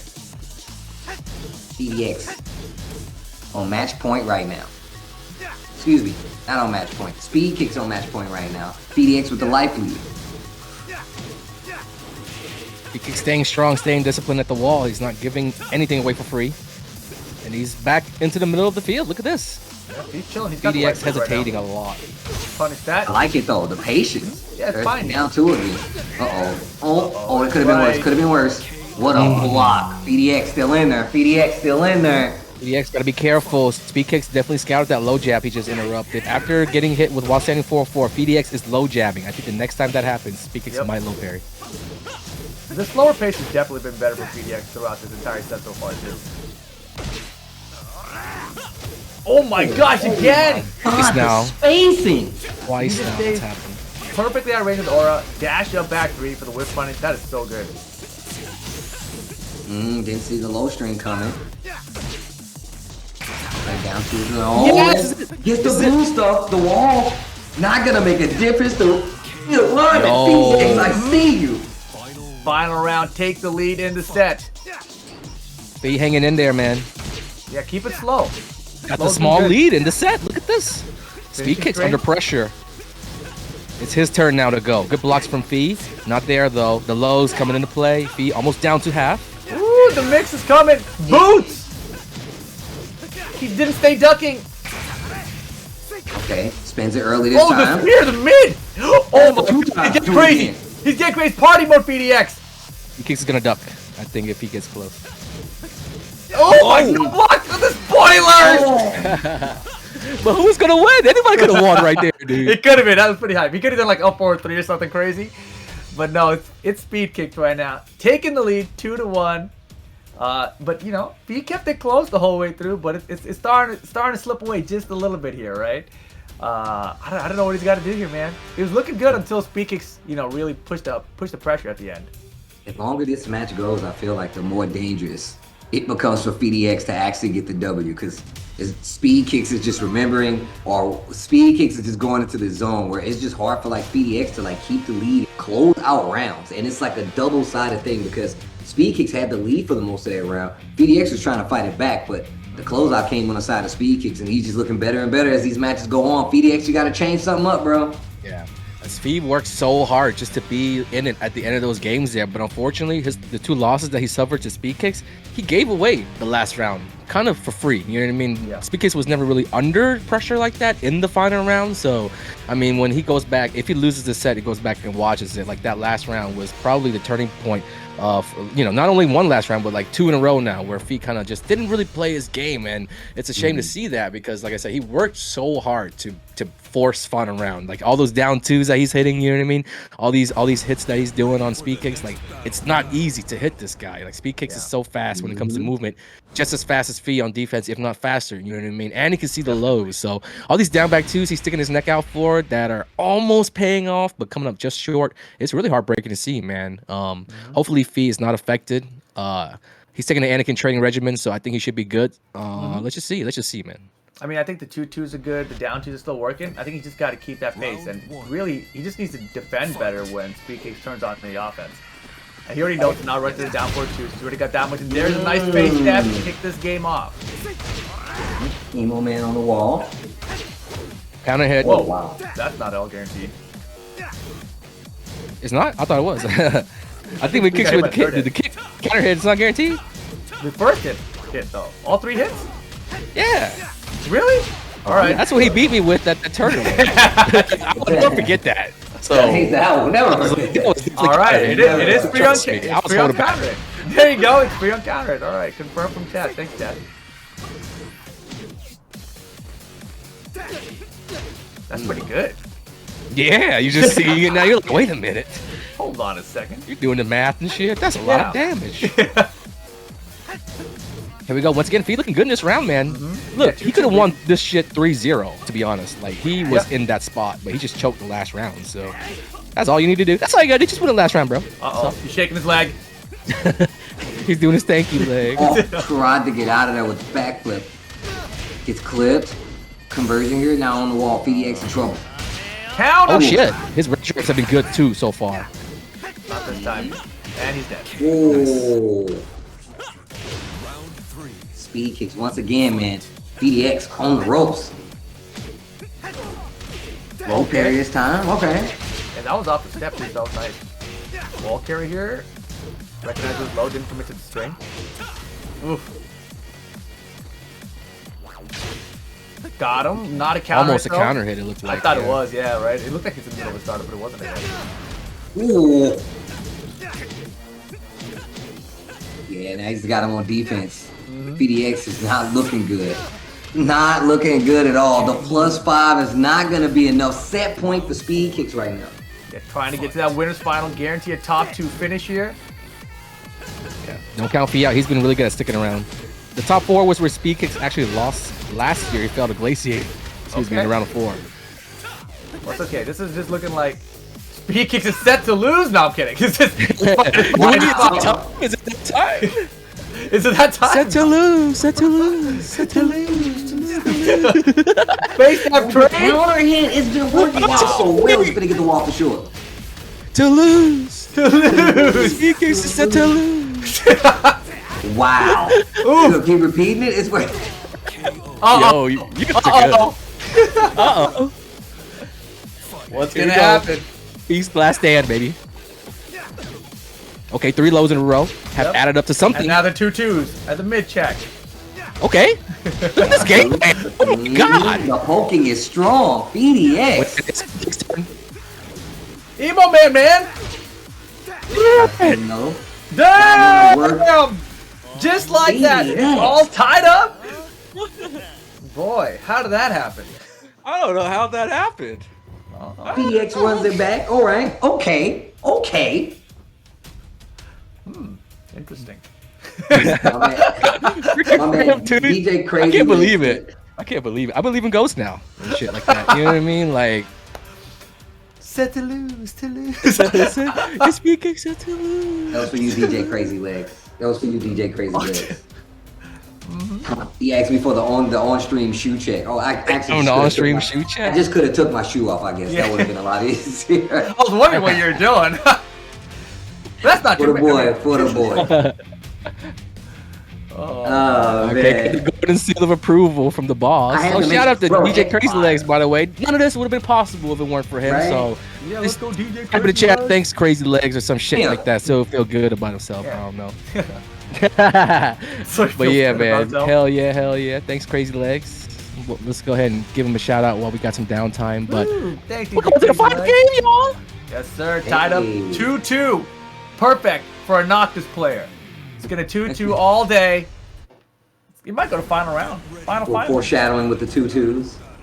Same, man. I like the clean, and I do like the cleanup though. Just like Anakin pointed out, that last 2 rounds for PDX was super clean, very poke heavy, and Speed Kicks really just seemed like he got overwhelmed, couldn't catch a beat, and was not ready for the switch up.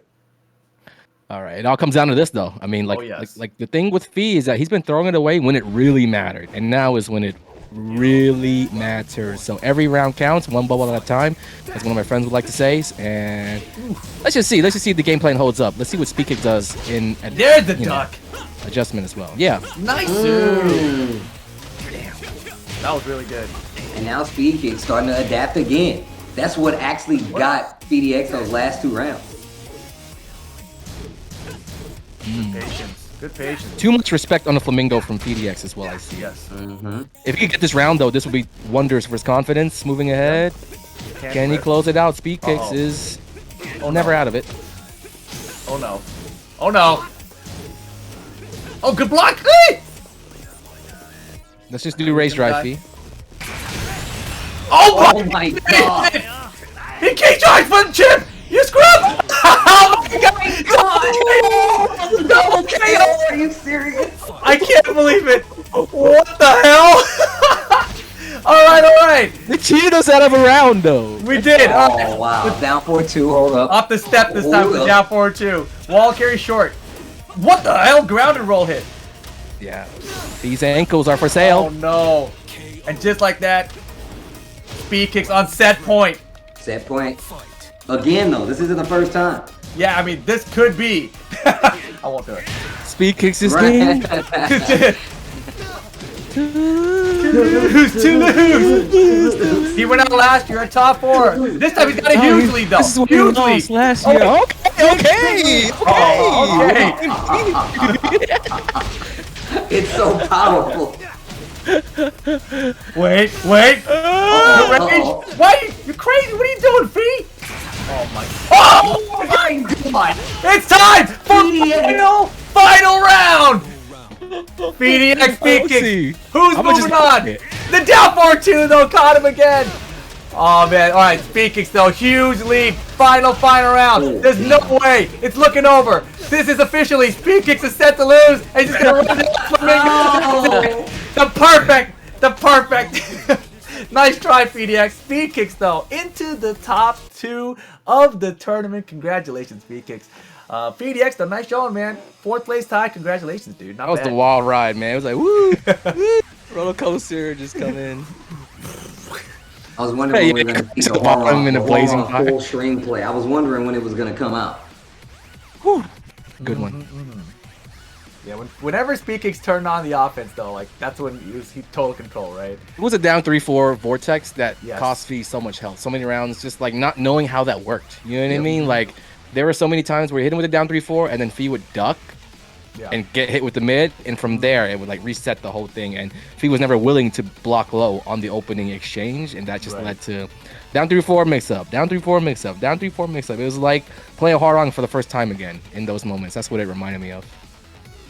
For sure. That's definitely what it looked like too. But here is the updated bracket. Speed Kicks over PDX puts him into the grand finals of the tournament, waiting for the winner between our next 2 peoples, NYC Fab and B Sun, who's been on fire today. Fab's Kunimitsu has been getting better and better throughout the tournament, I feel like. I haven't seen Fab in the tournament forever, right? I hadn't even seen his Kunimitsu. But then he came out here, his biggest threat is nobody, right? But does he know Yoshimitsu? You know, I mean, I understand he's still been playing the game. Obviously, he has been because he's got a Kunimitsu, right? But Yoshi in this game, I feel like, is so different. And I feel like all the Yoshi players still play the character completely different from one another. So. Yeah. Definitely one of those characters in the lay school of fighting where everybody plays him. It's a very tricky character that has a lot of like shenanigans, right? But everybody plays him differently, so you can get opened up by a lot of different things. B-San showing exactly how deep he goes with the Yoshi knowledge. And has, like you said, man, he definitely plays a little different than the typical Yoshis that we see as well. But versus somebody like Fab with this Kunimitsu, definitely feels like it's getting stronger as the day goes on. Totally agree. And this is definitely going to be, well, I'm not going to say definitely, but it sounds like it's going to be a Mitsu matchup, right? It's going to be Kunimitsu versus Yoshimitsu, unless Fab brings out something else. Lore battle. Let's go. I think B-Sun has some opportunities here to take advantage of the inexperience that Fab has in this particular matchup. Like, I'm sure Fab knows how to fight against Yoshi, and he knows how to fight, you know what I mean? Like he said, years and years of fighting against Yoshi, but as far as playing Kunimitsu against Yoshimitsu, there's going to be these situations that don't happen that much that they will happen in the match. Where is Fab gonna be ready? Let's see. I mean, the way he plays Kunimitsu so far today has been really basic. He's eliminated a lot of those like interesting situations out of the equation completely. Let's just see how it goes. But there is an opportunity for B-Sun here to like get by a little bit. Already an early balcony break for Fab. Oh, but the drop. Wow. Wow, okay. Down 4-2. Yeah, immediately spends Rage Drive here. Reset. Choice. Oh, well, we're gonna see like a clean reset. Probably get a relaunch. Not even needed. The down 4-2. He messed up the combo. He messed up the combo. And still gets the round. Still gets it. Yeah, a little sloppy, but B-Sun held it together. A couple of slop drops from both of them. Fab though, down 4-2. Oh my god. Wow, it actually hit. Is that her back turn attack? That's like a actual back turn attack, right? I didn't even notice. I know she has back turn attack. She does. B-Sun in trouble. Ooh, okay, one round apiece. NYC Fab answers back with the Kuni. And the back dash down 4-2, B-Sun. He's making Yoshi's down 4-2 look real good right now. You know, I'm like, wait, does Yoshi have a down 4-2? Like, ever since they made it a regular uppercut again, it's been kind of beast.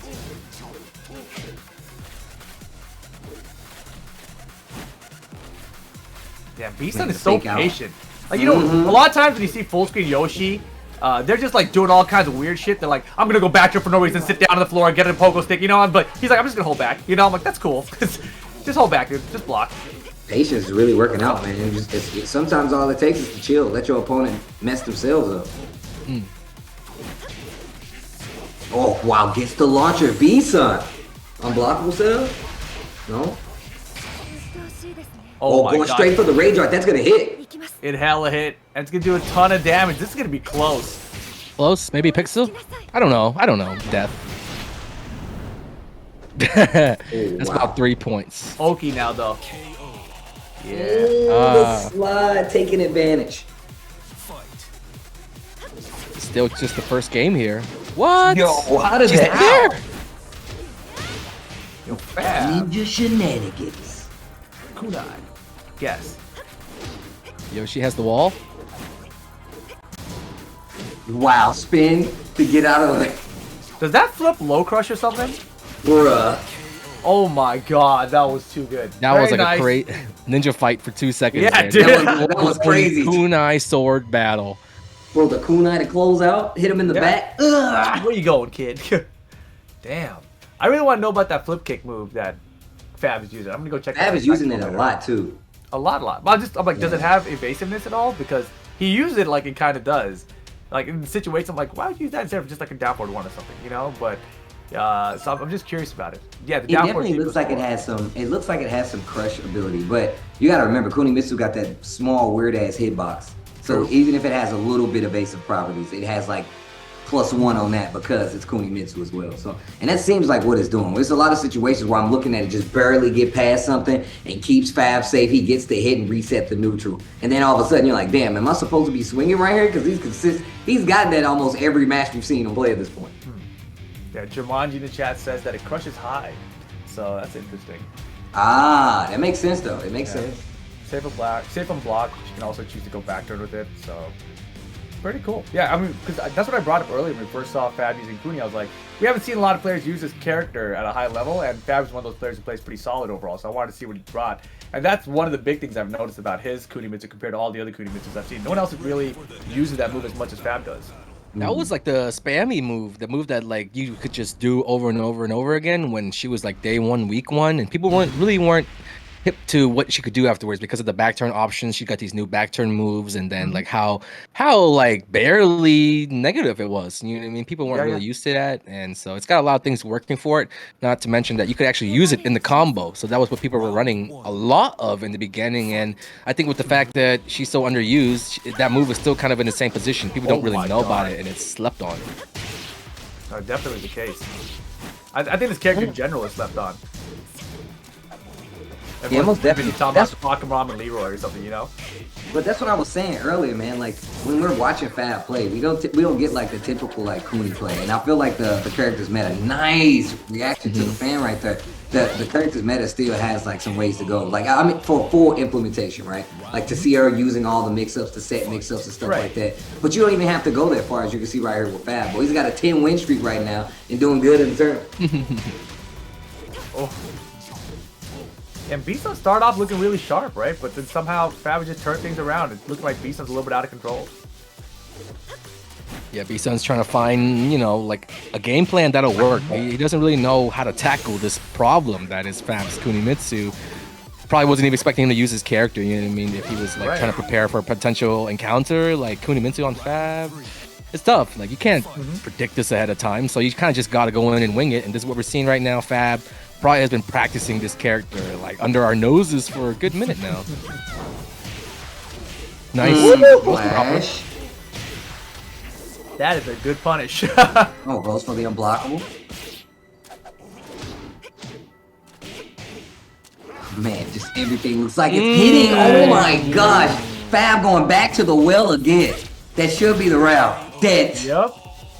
Yo, Fab. Combos are there. Everything's there right now, man. I mean, with a potential matchup with Speed Kicks looming, I'm just thinking about how that could even play out right now because Speed Kicks also plays a Kunimitsu, so I don't know. It's just the first of three to decide the winner too. But I don't want to get too ahead of myself, B-Sun. Let's kick it up a notch, man. Yeah, not only. Oh my goodness. Oh my god. Bruh. Going for the mid option this time because you got to move on the ground. Gets the launcher. Here comes B-Sun. He's still in the game, actually. He went for the big hit. Oh boy. The blue stuff. No! Oh, wait, still can win. Fab's so good at these spots, though, man. This is Fab's comfort zone. Oh, he went for a power crush and no health either, dude. That was actually the wrong thing to do, but it worked out for him there. It was so wrong that it became right. It went back to the beginning. Right. It was so wrong, it was right. Oh my gosh. Thing. Yeah, definitely.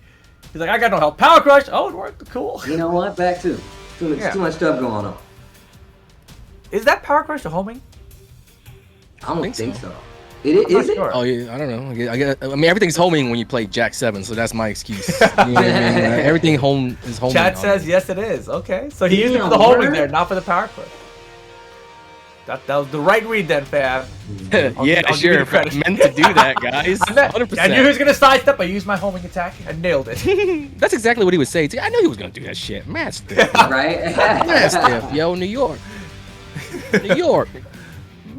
Bro, this dude Fab calling people a stiff, bro. It's every time. Yeah, he invented that word. Yo, stiff. Look at these stiffs. I remember I saw a picture of him and he was like, man, can't believe I was having fun with these stiffs. It's just him in the background. It was hilarious. It was an old photo too. He regretted it. Like, oh man. Shout out to everybody watching, man. This is the Anakin Invitational 2021. I know we saw Joy Fury and the boy Reno on her earlier, man. Shout outs to them for holding it down. But shout outs to Anakin and the boy ripping everybody in the chat, man. We seen some love. Chris said came through and dropped off some love, man. DJ Crazy Legs, as well as everybody else. So I hope y'all enjoying the match. Yeah, big thanks to Tenno Media for putting on the show for us. 10 Man on the ones and twos, and then of course Red Bull for dropping the big prize pool, the budget. I mean, would not be possible without, you know what I mean, my sponsors at Red Bull. So thank you very much for allowing me to take the Anakin Invitational to the next level. And the sky's the limit from here, baby. Top 4, B-Sun versus Fab. What's B-Sun gonna do? Let's go. Let's see. Sky's the limit. Let's go. Game on. Fab 2-0 lead though. Dude, how? He's hit everyone with it. Everyone he's played, they've all fallen victim. I feel like he's never had to block. Right, multiple times he's been getting that. He keeps going back to it. Keeps going back to it. And he's calling out something big too. This time goes for the power crush. And even still, you probably would have got crushed if he did the follow-up anyway. So I feel like Fab is in his head right now. Damn, the 10-frame punch did no punish on the power crush. Man, oh man, Fab is chilling right now. He hasn't dropped a game this tournament, I believe. Right? Straight. Is that true? I mean, look at the win streak. It's probably true. 2-0, 3-0. The whole time, yeah, you're right. So it's 2-3-2 so far. 7 in a row in tournament. Don't if you take that unblockable after that combo, it gives you more damage for Yoshimitsu. If you check roll, it does do more damage. Yeah. You gotta hold forward to your little sprint kick up thing to minimize the damage speed on it. Pressure is adding up. B-Sun's making a lot of small mistakes now. And he's not really sure of his timing. He doesn't really know. He's just looking for something, but the life lead might just earn him the round here. Or it might not. I don't know. It might have got him. And it might not. You know, that's how it goes. I'm just saying the way things have been going, it might not. Oh, Set at the point. end of the round? Oh!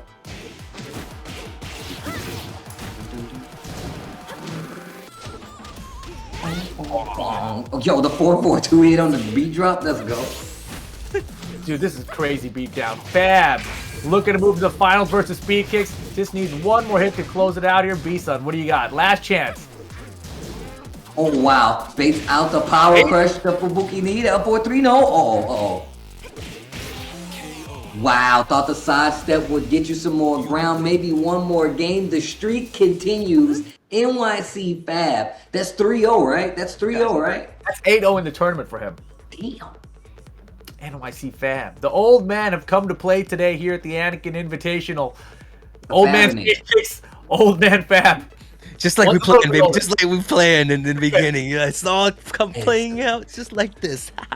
But anyways, Fab versus Speed Kicks. Two freaking giant trains of momentum on a collision course with one another. We are at the grand finals. Look at the bracket, how it played out. We started with 16. Lots of good matches. Pretty much, I mean, all but maybe like 2 or 3 matches today have been like final game. Look at the scores: 3-2, 3-2, 3-2. You know, all these 2-1s, and it comes down to this: NYC Fab versus Speed Kicks. These guys are no strangers to each other in competition offline. They faced off before at a lot of high stakes events back in the T-Tag 2 days.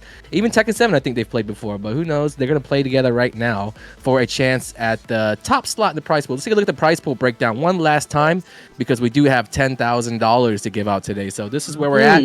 4th place, B-Sun and VDX. Good stuff. You guys walking home with $850 each.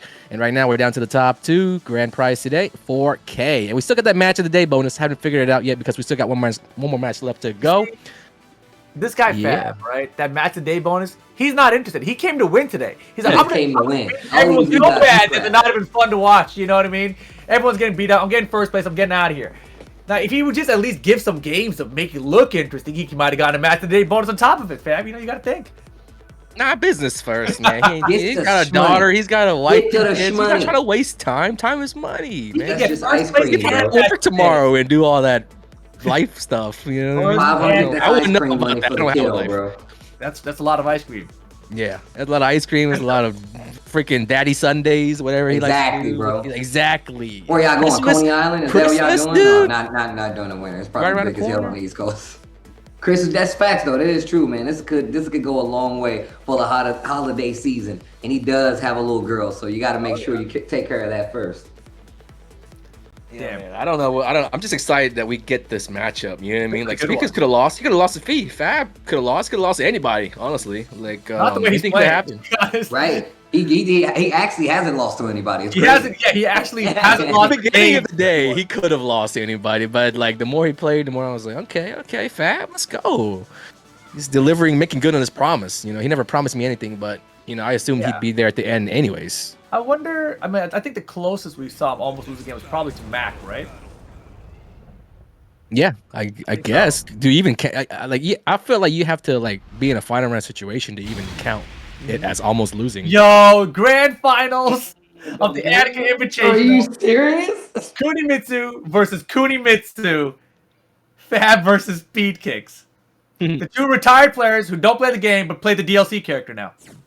They're just coming back, enjoying pressing. They just enjoying pressing buttons, man. This is honestly why he's a fun character. I'm just having fun, innocent, harmless, non-competitive tournament action. Yeah. And you know, might get invited to the Invitational. You never know. Cool. You might get invited to the Invitational. Keep your nose clean. You might get invited to the Invitational. Be a good person. You know. No funny stuff, guys. But yeah, these guys are great. Representatives of the scene. I wish they never left. Got him. Right. Ooh. Yo, look at their win streaks. Right? Both of them. Dang, both of them have the win streak. Man, speed kicks right here on 10 though. He could get the big one up. That Fab combo though, that really showed how prepared he is with this character on the combo adjustments. Let's see what kind of mastery of Kunimitsu that speed kicks has. Oh! Ow! Right back at you. Wall splat, resplat combo. Oof! The step on the drive. Nice. Very nice. Speed kick. Round 2. Nice. Noise. Nice.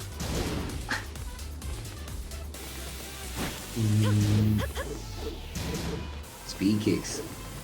Once again, trying to get control. Lots of movement on both sides from these guys. I just realized there's no reset here. It's single elimination. First 3 games, that's it. First 3, that's it.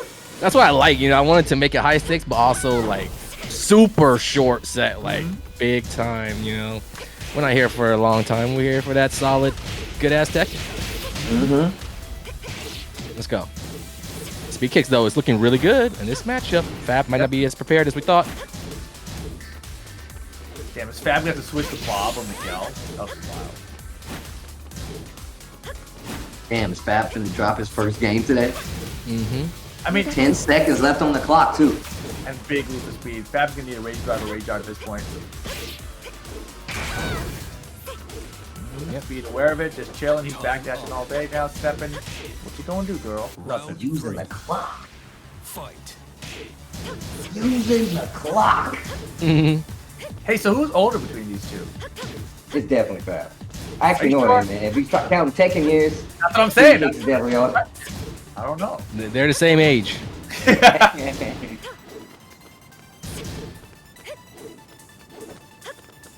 Man, speed kicks. Yeah, just watching these guys dance around. I just realized I met Fab in 2005, so speed kicks was 9. Oh my god. Probably graduated high school. It's probably smarter than both. Yeah, he's probably like way ahead of you guys.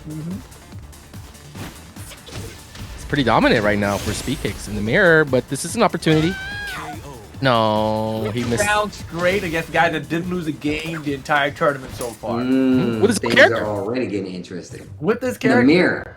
In the mirror. Uh-oh. So are we getting a character switch? Are we getting a character switch from Fab? Is that what's gonna happen? He's got multiple. It's Let a me- critical decision. It's we a gotta- critical point Yeah. for that decision because it's only first of 3. You know what I mean? Nothing changes because it's the grand final. Nothing changes. We're playing the exact same way we've been playing. I think he will switch. I think he should switch because that was pretty stiff. Yeah? What do you think? I felt like the first round was really in his favor there. You know, but just a couple of plus side steps with speed kicks, you know, won that entire round.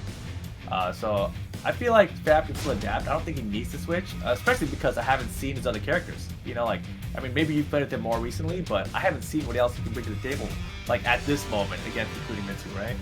So I'm a little nervous for him. Huh? We're gonna find out. We're definitely gonna find out.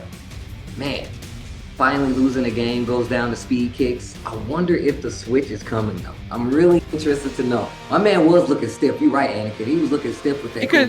He could lose with another character and go back to Kuni if it's so bad like that. Like that's the worst case scenario, but that Kuni showing was so bad. Unless he knows what he needs to do with that character, maybe he should heavily consider it, but I don't think it matters to them. They're both just here as retired, you know, old guys looking to have fun. I don't know. Maybe he doesn't care. He's taking with Kuni. Yeah.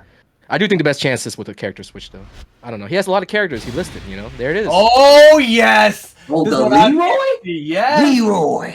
The New York character from NYC Fab? Oh man, this is tight. This is great. Is Leroy from New York? That's pretty cool. Isn't he? Yeah. Damn, I think he thought is, he yeah. was. Yeah.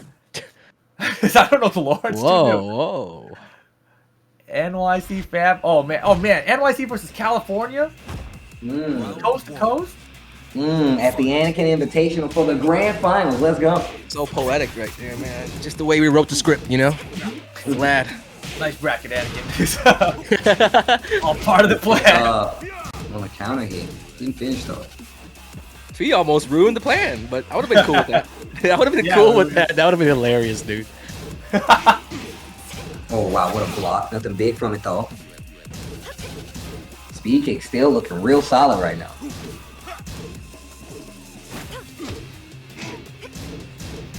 Playing real stationary right now. But still, NYC Fab is on the ropes, man. Speed kicks with this Kunimitsu, yo, game. You had both. Leroy Rust. He's a little definitely rusty. There's a lot of rust here.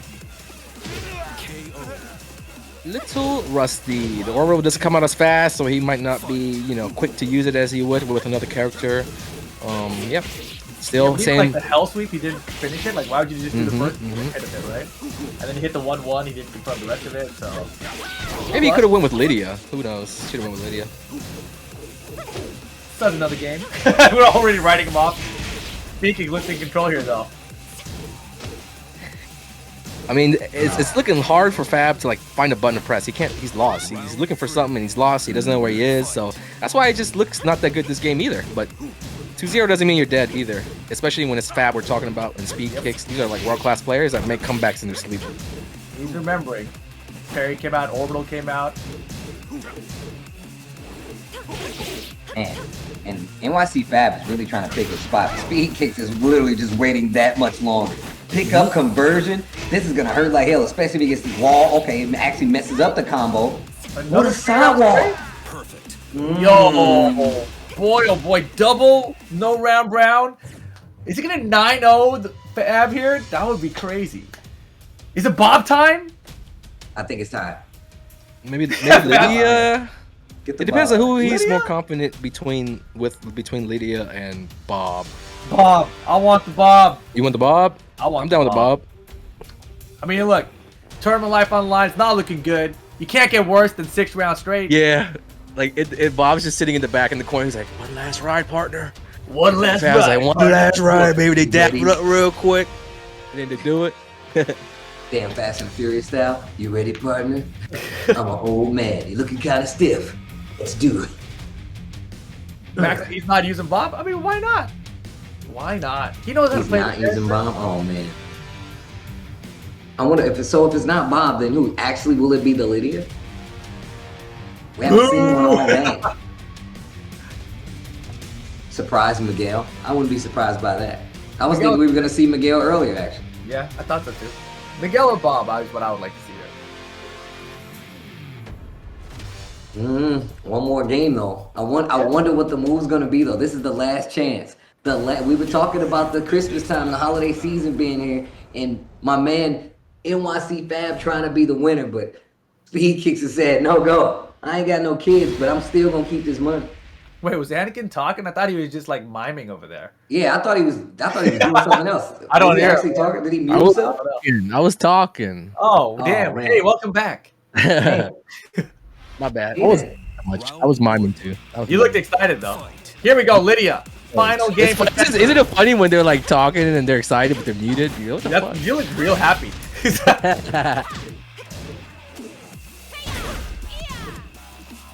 All right, Lydia. This is an interesting choice. A good choice too. All right, he's got political storm locked and loaded. We're good. What, Steve? That man, it's a political storm, bro. Uh-huh. On down back 3. I feel like Fab's already done better than both games just in the first 30 seconds Yeah, of this this match is alone. Lydia. I think this is one of the characters Steve probably has less familiar. Prime Minister of Poland. In front of 1. Yeah. You forgot. I did not forget. It makes sense though when you think about it. It said that in his bio he just started playing 2 weeks ago. So like there's a lot of stuff he missed out on, most notably the newest character in the game. So I don't know, Fab might have strategized this the wrong way. Was so overconfident in the Kunimitsu. This could have been the pick all along, but let's see. Look how close Fab is playing. He recognizes. Oh boy, great block though. I think it was a guest block, but it works out. Man, the adjustment only lasted so long. Good power crunch. Wow, single jab. Ooh, the test, the stance. Low kick, yeah. Solid. Round 3. Got some round closers with Kuni.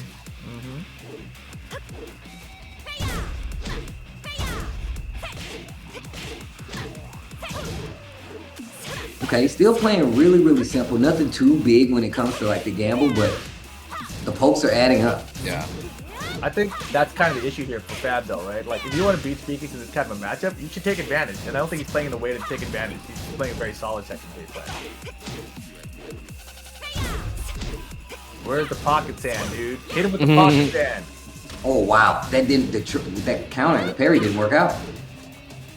Cancels the last Big moment for Fab. Fab needs this round, man. He needs this round. Oh, spins the blue stuff early.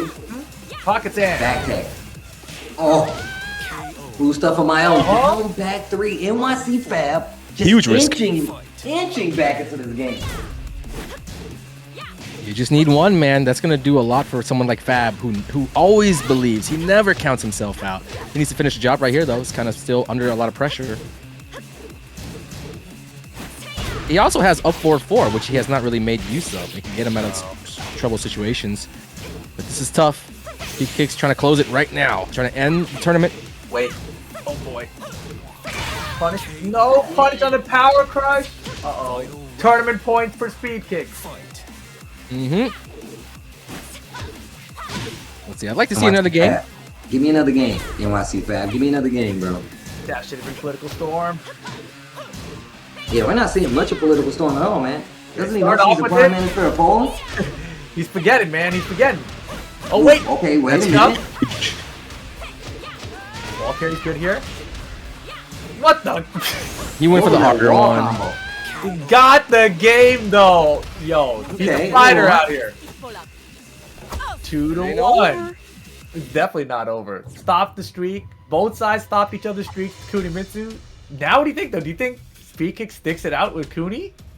Why not, though? Well, I'm not switching yet, bro. I've got way too many games at this point. I'm not switching. Maybe you need 2 games to like make sure you get it done with Horon.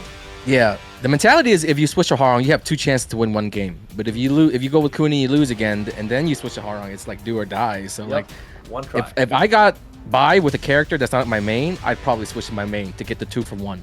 Yeah. That is unless like he just does not believe in the Harong or something like that. Like sometimes Speed Kicks thinks about it like on that level, like, oh, I have no chance with this character, that character. We'll see what he goes to, but he does have some wiggle room because of the fact that he earned himself that cushion. But Fab's coming. He's closing in for sure. Yeah, and I think that Lydia is just gonna get stronger, right? You can see the rush with the Leroy. I felt like that first round, Lydia was trying to remember. He's like, "What's the thing I gotta do? Oh yeah, Political Storm." And he's like, "What are the other moves? Oh yeah, here they are." You know? 1 by 1 too. Right, and so now he's got a whole game under his belt.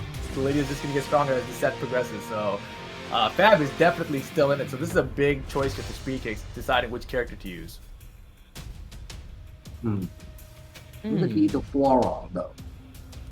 We're sitting here trying to analyze it all deep. Will it be the Harong? And Speed Kicks like, man, fuck it, Kuni. He just goes away. Yeah. Man, I don't care. I mean, there's, like I said, big difference between first and second place in this tournament. And it's Kuni! Yes. Oh, snap. Back into the guns. All right. Calling. All right. Violet Systems. I'm so nervous for both these guys, man. Like, I would hate to be Speed Kicks and lose the 2-0 lead. And then I hate to be Fab knowing that I gave away 2 games before I found the pick. You know what I mean? Like, they're both under a lot of stress right now, I think. Yeah, I feel like if I'm Fab, I'm not really stressed if I get the second game here. I feel Oh, like yeah. Like, yeah, okay, we got this now. I know what I need to do.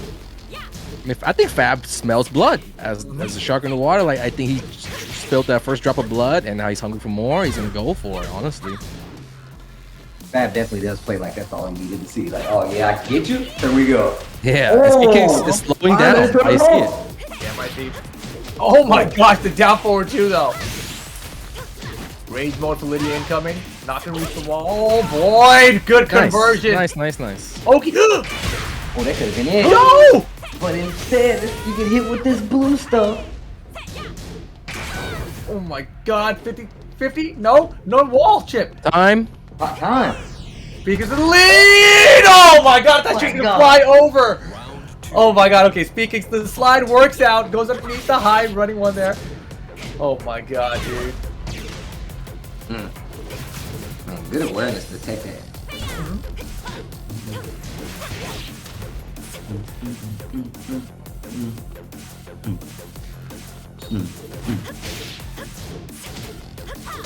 Set 2. Away. Crucial round for Fab. It's so close this round, but Fab needs it more than ever. We're just watching in anticipation. The next combo might win the round here. Definitely could go either way. Yeah, we're trying to find opportunity. Don't get launched. Nobody. Don't get launched. Oh, yes. Okay, the guards. Yes, the pocket sand. Oh, my God. Yeah. Oh, yeah, he needed it. He needed Sigh of it. relief. For sure. More unblockable stuff, Fab. Oh, the jab out this time. The 3-jab combo, taking 5 DR. Let's go, Fab. He kicks, getting hit with some strings here, and then, you know, that only puts you on the back foot. Once you get caught with some stuff, you're like, hold on, let me not get caught with any more. So that's kind of on his mind right now. Fab's coming. Punishing has been terrible with this character. Hey, man, no, man, it's pretty good. Yeah. Punishing looking master. Uh-oh, pressure. Uh-oh, got it. Again. Tournament point for speed kicks. He kicks, blocking it out. He's going to rely on his defense to win the trophy. Hey, Oh. hey. Fab. Got him. God. Nice. Speed kicks takes the lead in the round. But Fab pretty healthy still. He just cannot get launched. The block on the low, nothing comes from it though. The my pocket God. sand. Oh my god. Oh boy. What the? You should have finished it. What are you doing? The It's Rays over. are not gonna hit. Speed Kicks is your Anakin Invitational 2021 champion. NYC Fab with the second, of course, but that's what it's gonna be. Speed Kicks, but gonna be our champion here with none other than the Kunimitsu sticking to his guns. Very nice. Stuff, Speed good kicks. stuff. Congrats. Definitely. Yeah, Oh, I mean, good man. stuff to all the players that participated today. All 16 players came out, gave it their all, and we had a lot of good matches today, man. I mean, good stuff to Fab, Fee, B-Sun, all the guys that made the top 8. Look at the bracket. This is how it played down to the day. We started with 16 not too long ago. Just under 5 hours ago was the runtime for the tournament. Every match on stream, you guys bet a bunch of points. Had a lot of fun watching. Hope you guys all enjoyed. But it is actually Speed Kicks, the champion today. In second place, NYC Fab. So 2 veterans, 2 G's of the game. Glad to see them still on top. You know what I mean? A lot of kids, a lot of hungry guys were in the brackets today, looking to take down top name, create a legacy for themselves. And I feel like Fee, you know, put himself even more on the map, more so than he already had been, just putting up good matches against Speed Kicks. That one could have changed the the course of the whole tournament. Yep. But you know what I mean? Speed Kicks played really well. He picked the right character to win when it mattered. And then, you know, he stuck with the characters when he needed to. He made really the best strategic decisions. And for a guy that just started playing Tekken 2 weeks ago, I thought he did pretty good today. Start playing again. 2 Again. weeks ago. Again being the key, right? Start playing 2 weeks ago. Wait, what? It's better when you say it the way I... Man, it's When you say it better. that way, it definitely I does played sound better. 2 Like, wait weeks a minute. ago, dude. Excuse me? 2 weeks ago? Pardon me? Now, Kunimitsu, huh? 2 weeks and I can win the tournament. Gotcha. So wait, Anakin, are you picking the match of the Yes, day I now? have... Let me take a look at the bracket. Let me break it down for you guys. And I think I have the match that I'm going to go with. But, I mean, it started off with Fee versus Fusion. I was like, oh, that's going to be the one. And it was Wash Young Avery. And then it was AccuMajor B-Sun. We all thought it was going to be AccuMajor B-Sun. But you know what I mean? Then we got B-Sun versus Kaiser. And then we got Fee versus Wash. And then we got Speed Kicks versus FDX, which I think at the end of the day, that's going to be my pick, man. Those matches went back and forth. And I had such a great time commenting with the curse in play. We extended the we're gonna take credit for that. Extended the match for a little bit. I'm gonna give it to Speed Kicks and Fee, man. I really wanted to give it to B-Sun AccuMajor, but at the end of the day, the Speed Kicks FDX match, that was more down the line. That was a best of 5 set, and they still took it to the limit. Final round. So and the double KO in that final game. Everything. You know what I mean? Fee had a lot of heart, really showed a lot that game. So I want to reward both of them for putting on a great match for us. So Speed Kicks getting a nice little boost to the 4K that he gets. Nice, not bad. Fee, you know what I mean? FDX going over the four figures. He goes from 850 plus 500 more. That's like 13 or something on my math. I don't know. The money's not important, guys. What matters? It's not about the money. It's not. It was never about the money. It was what matters. We had a. It's a lot of it, but it's not great. about the money. It's kind of like the gimmick. It's like my match. Ooh, $10,000 or whatever. Everybody get excited, but at the end of the day, we had some good ass matches. Thanks to 10L for putting on the show. Thanks for Red Bull for just helping me put on this entire event. It would not be possible without Red Bull, my boss, Crazy Legs. You know what I mean? So I'm not supposed to give him any credit. I'm supposed to take all the credit for myself, but fuck that, man. Thank you very much, guys. Love it. Let's do it again next year. You know what I mean? But I think that's it for me. I have Tasty Steve and Rip. This has been 2 invitationals in the books for you guys. We got to see it last year. This year came back better than ever. I think the matches were better this year. What do you guys think? I definitely think so. I definitely think so. People getting into the swing of things, man. They came out last time. They wasn't ready for the format. They knew if they lost the set, they was going home. But now they know. They're getting more acclimated to the system. Can't wait to see what happens next year. Exactly. And I think you rigged the bracket perfectly this time. You know, the show was excellent. The match. I did it good last year, too. I did Justin Glacier's Lil Majin, and I did Fusion. And Glacier. Yeah, for all 3 guys last year. So, last you know year what I mean? was also very good. I do a good job of setting it up. You know what I mean? We just call it setting it up. Setting it up. Perfect job. And knocking it out the park, man. It worked. It worked. I mean, the tournament went off like without a hitch, and it had some dope matches on top of that. We saw some exciting sets and some good ass tech, man. That's all I asked for. That's all I need. Yes. Also, thanks to Joey Fury and Reno Face for coming in just for a little bit, giving you guys a break, commentating. Definitely. Thank you, Steve. Thank you, Rip. But I think that's gonna be all for us here today, guys. Thank you all for watching. Follow my channel. I have nothing to plug. This was just done out of the love of the community. I could have taken 20,000. I could put it right in my pocket, but you know what I'm saying? I gotta give it back. It's Christmas. Hold that. You know what I mean? I hope you guys enjoyed. Follow the channel. Like I said, we'll be back streaming probably tomorrow, like back to the regular stuff. Thanks to everybody for just chilling. I did announce the best match. It was Speed Kicks versus Fee, if you guys missed it, by the way. So, yep. Thanks again, everybody, for watching. We're going to get out of here. Enjoy the rest of our Sunday. Everybody have a good holidays, Christmas, whatever you celebrate, all the way into New Year's. Everybody be safe. We'll see you later. Peace.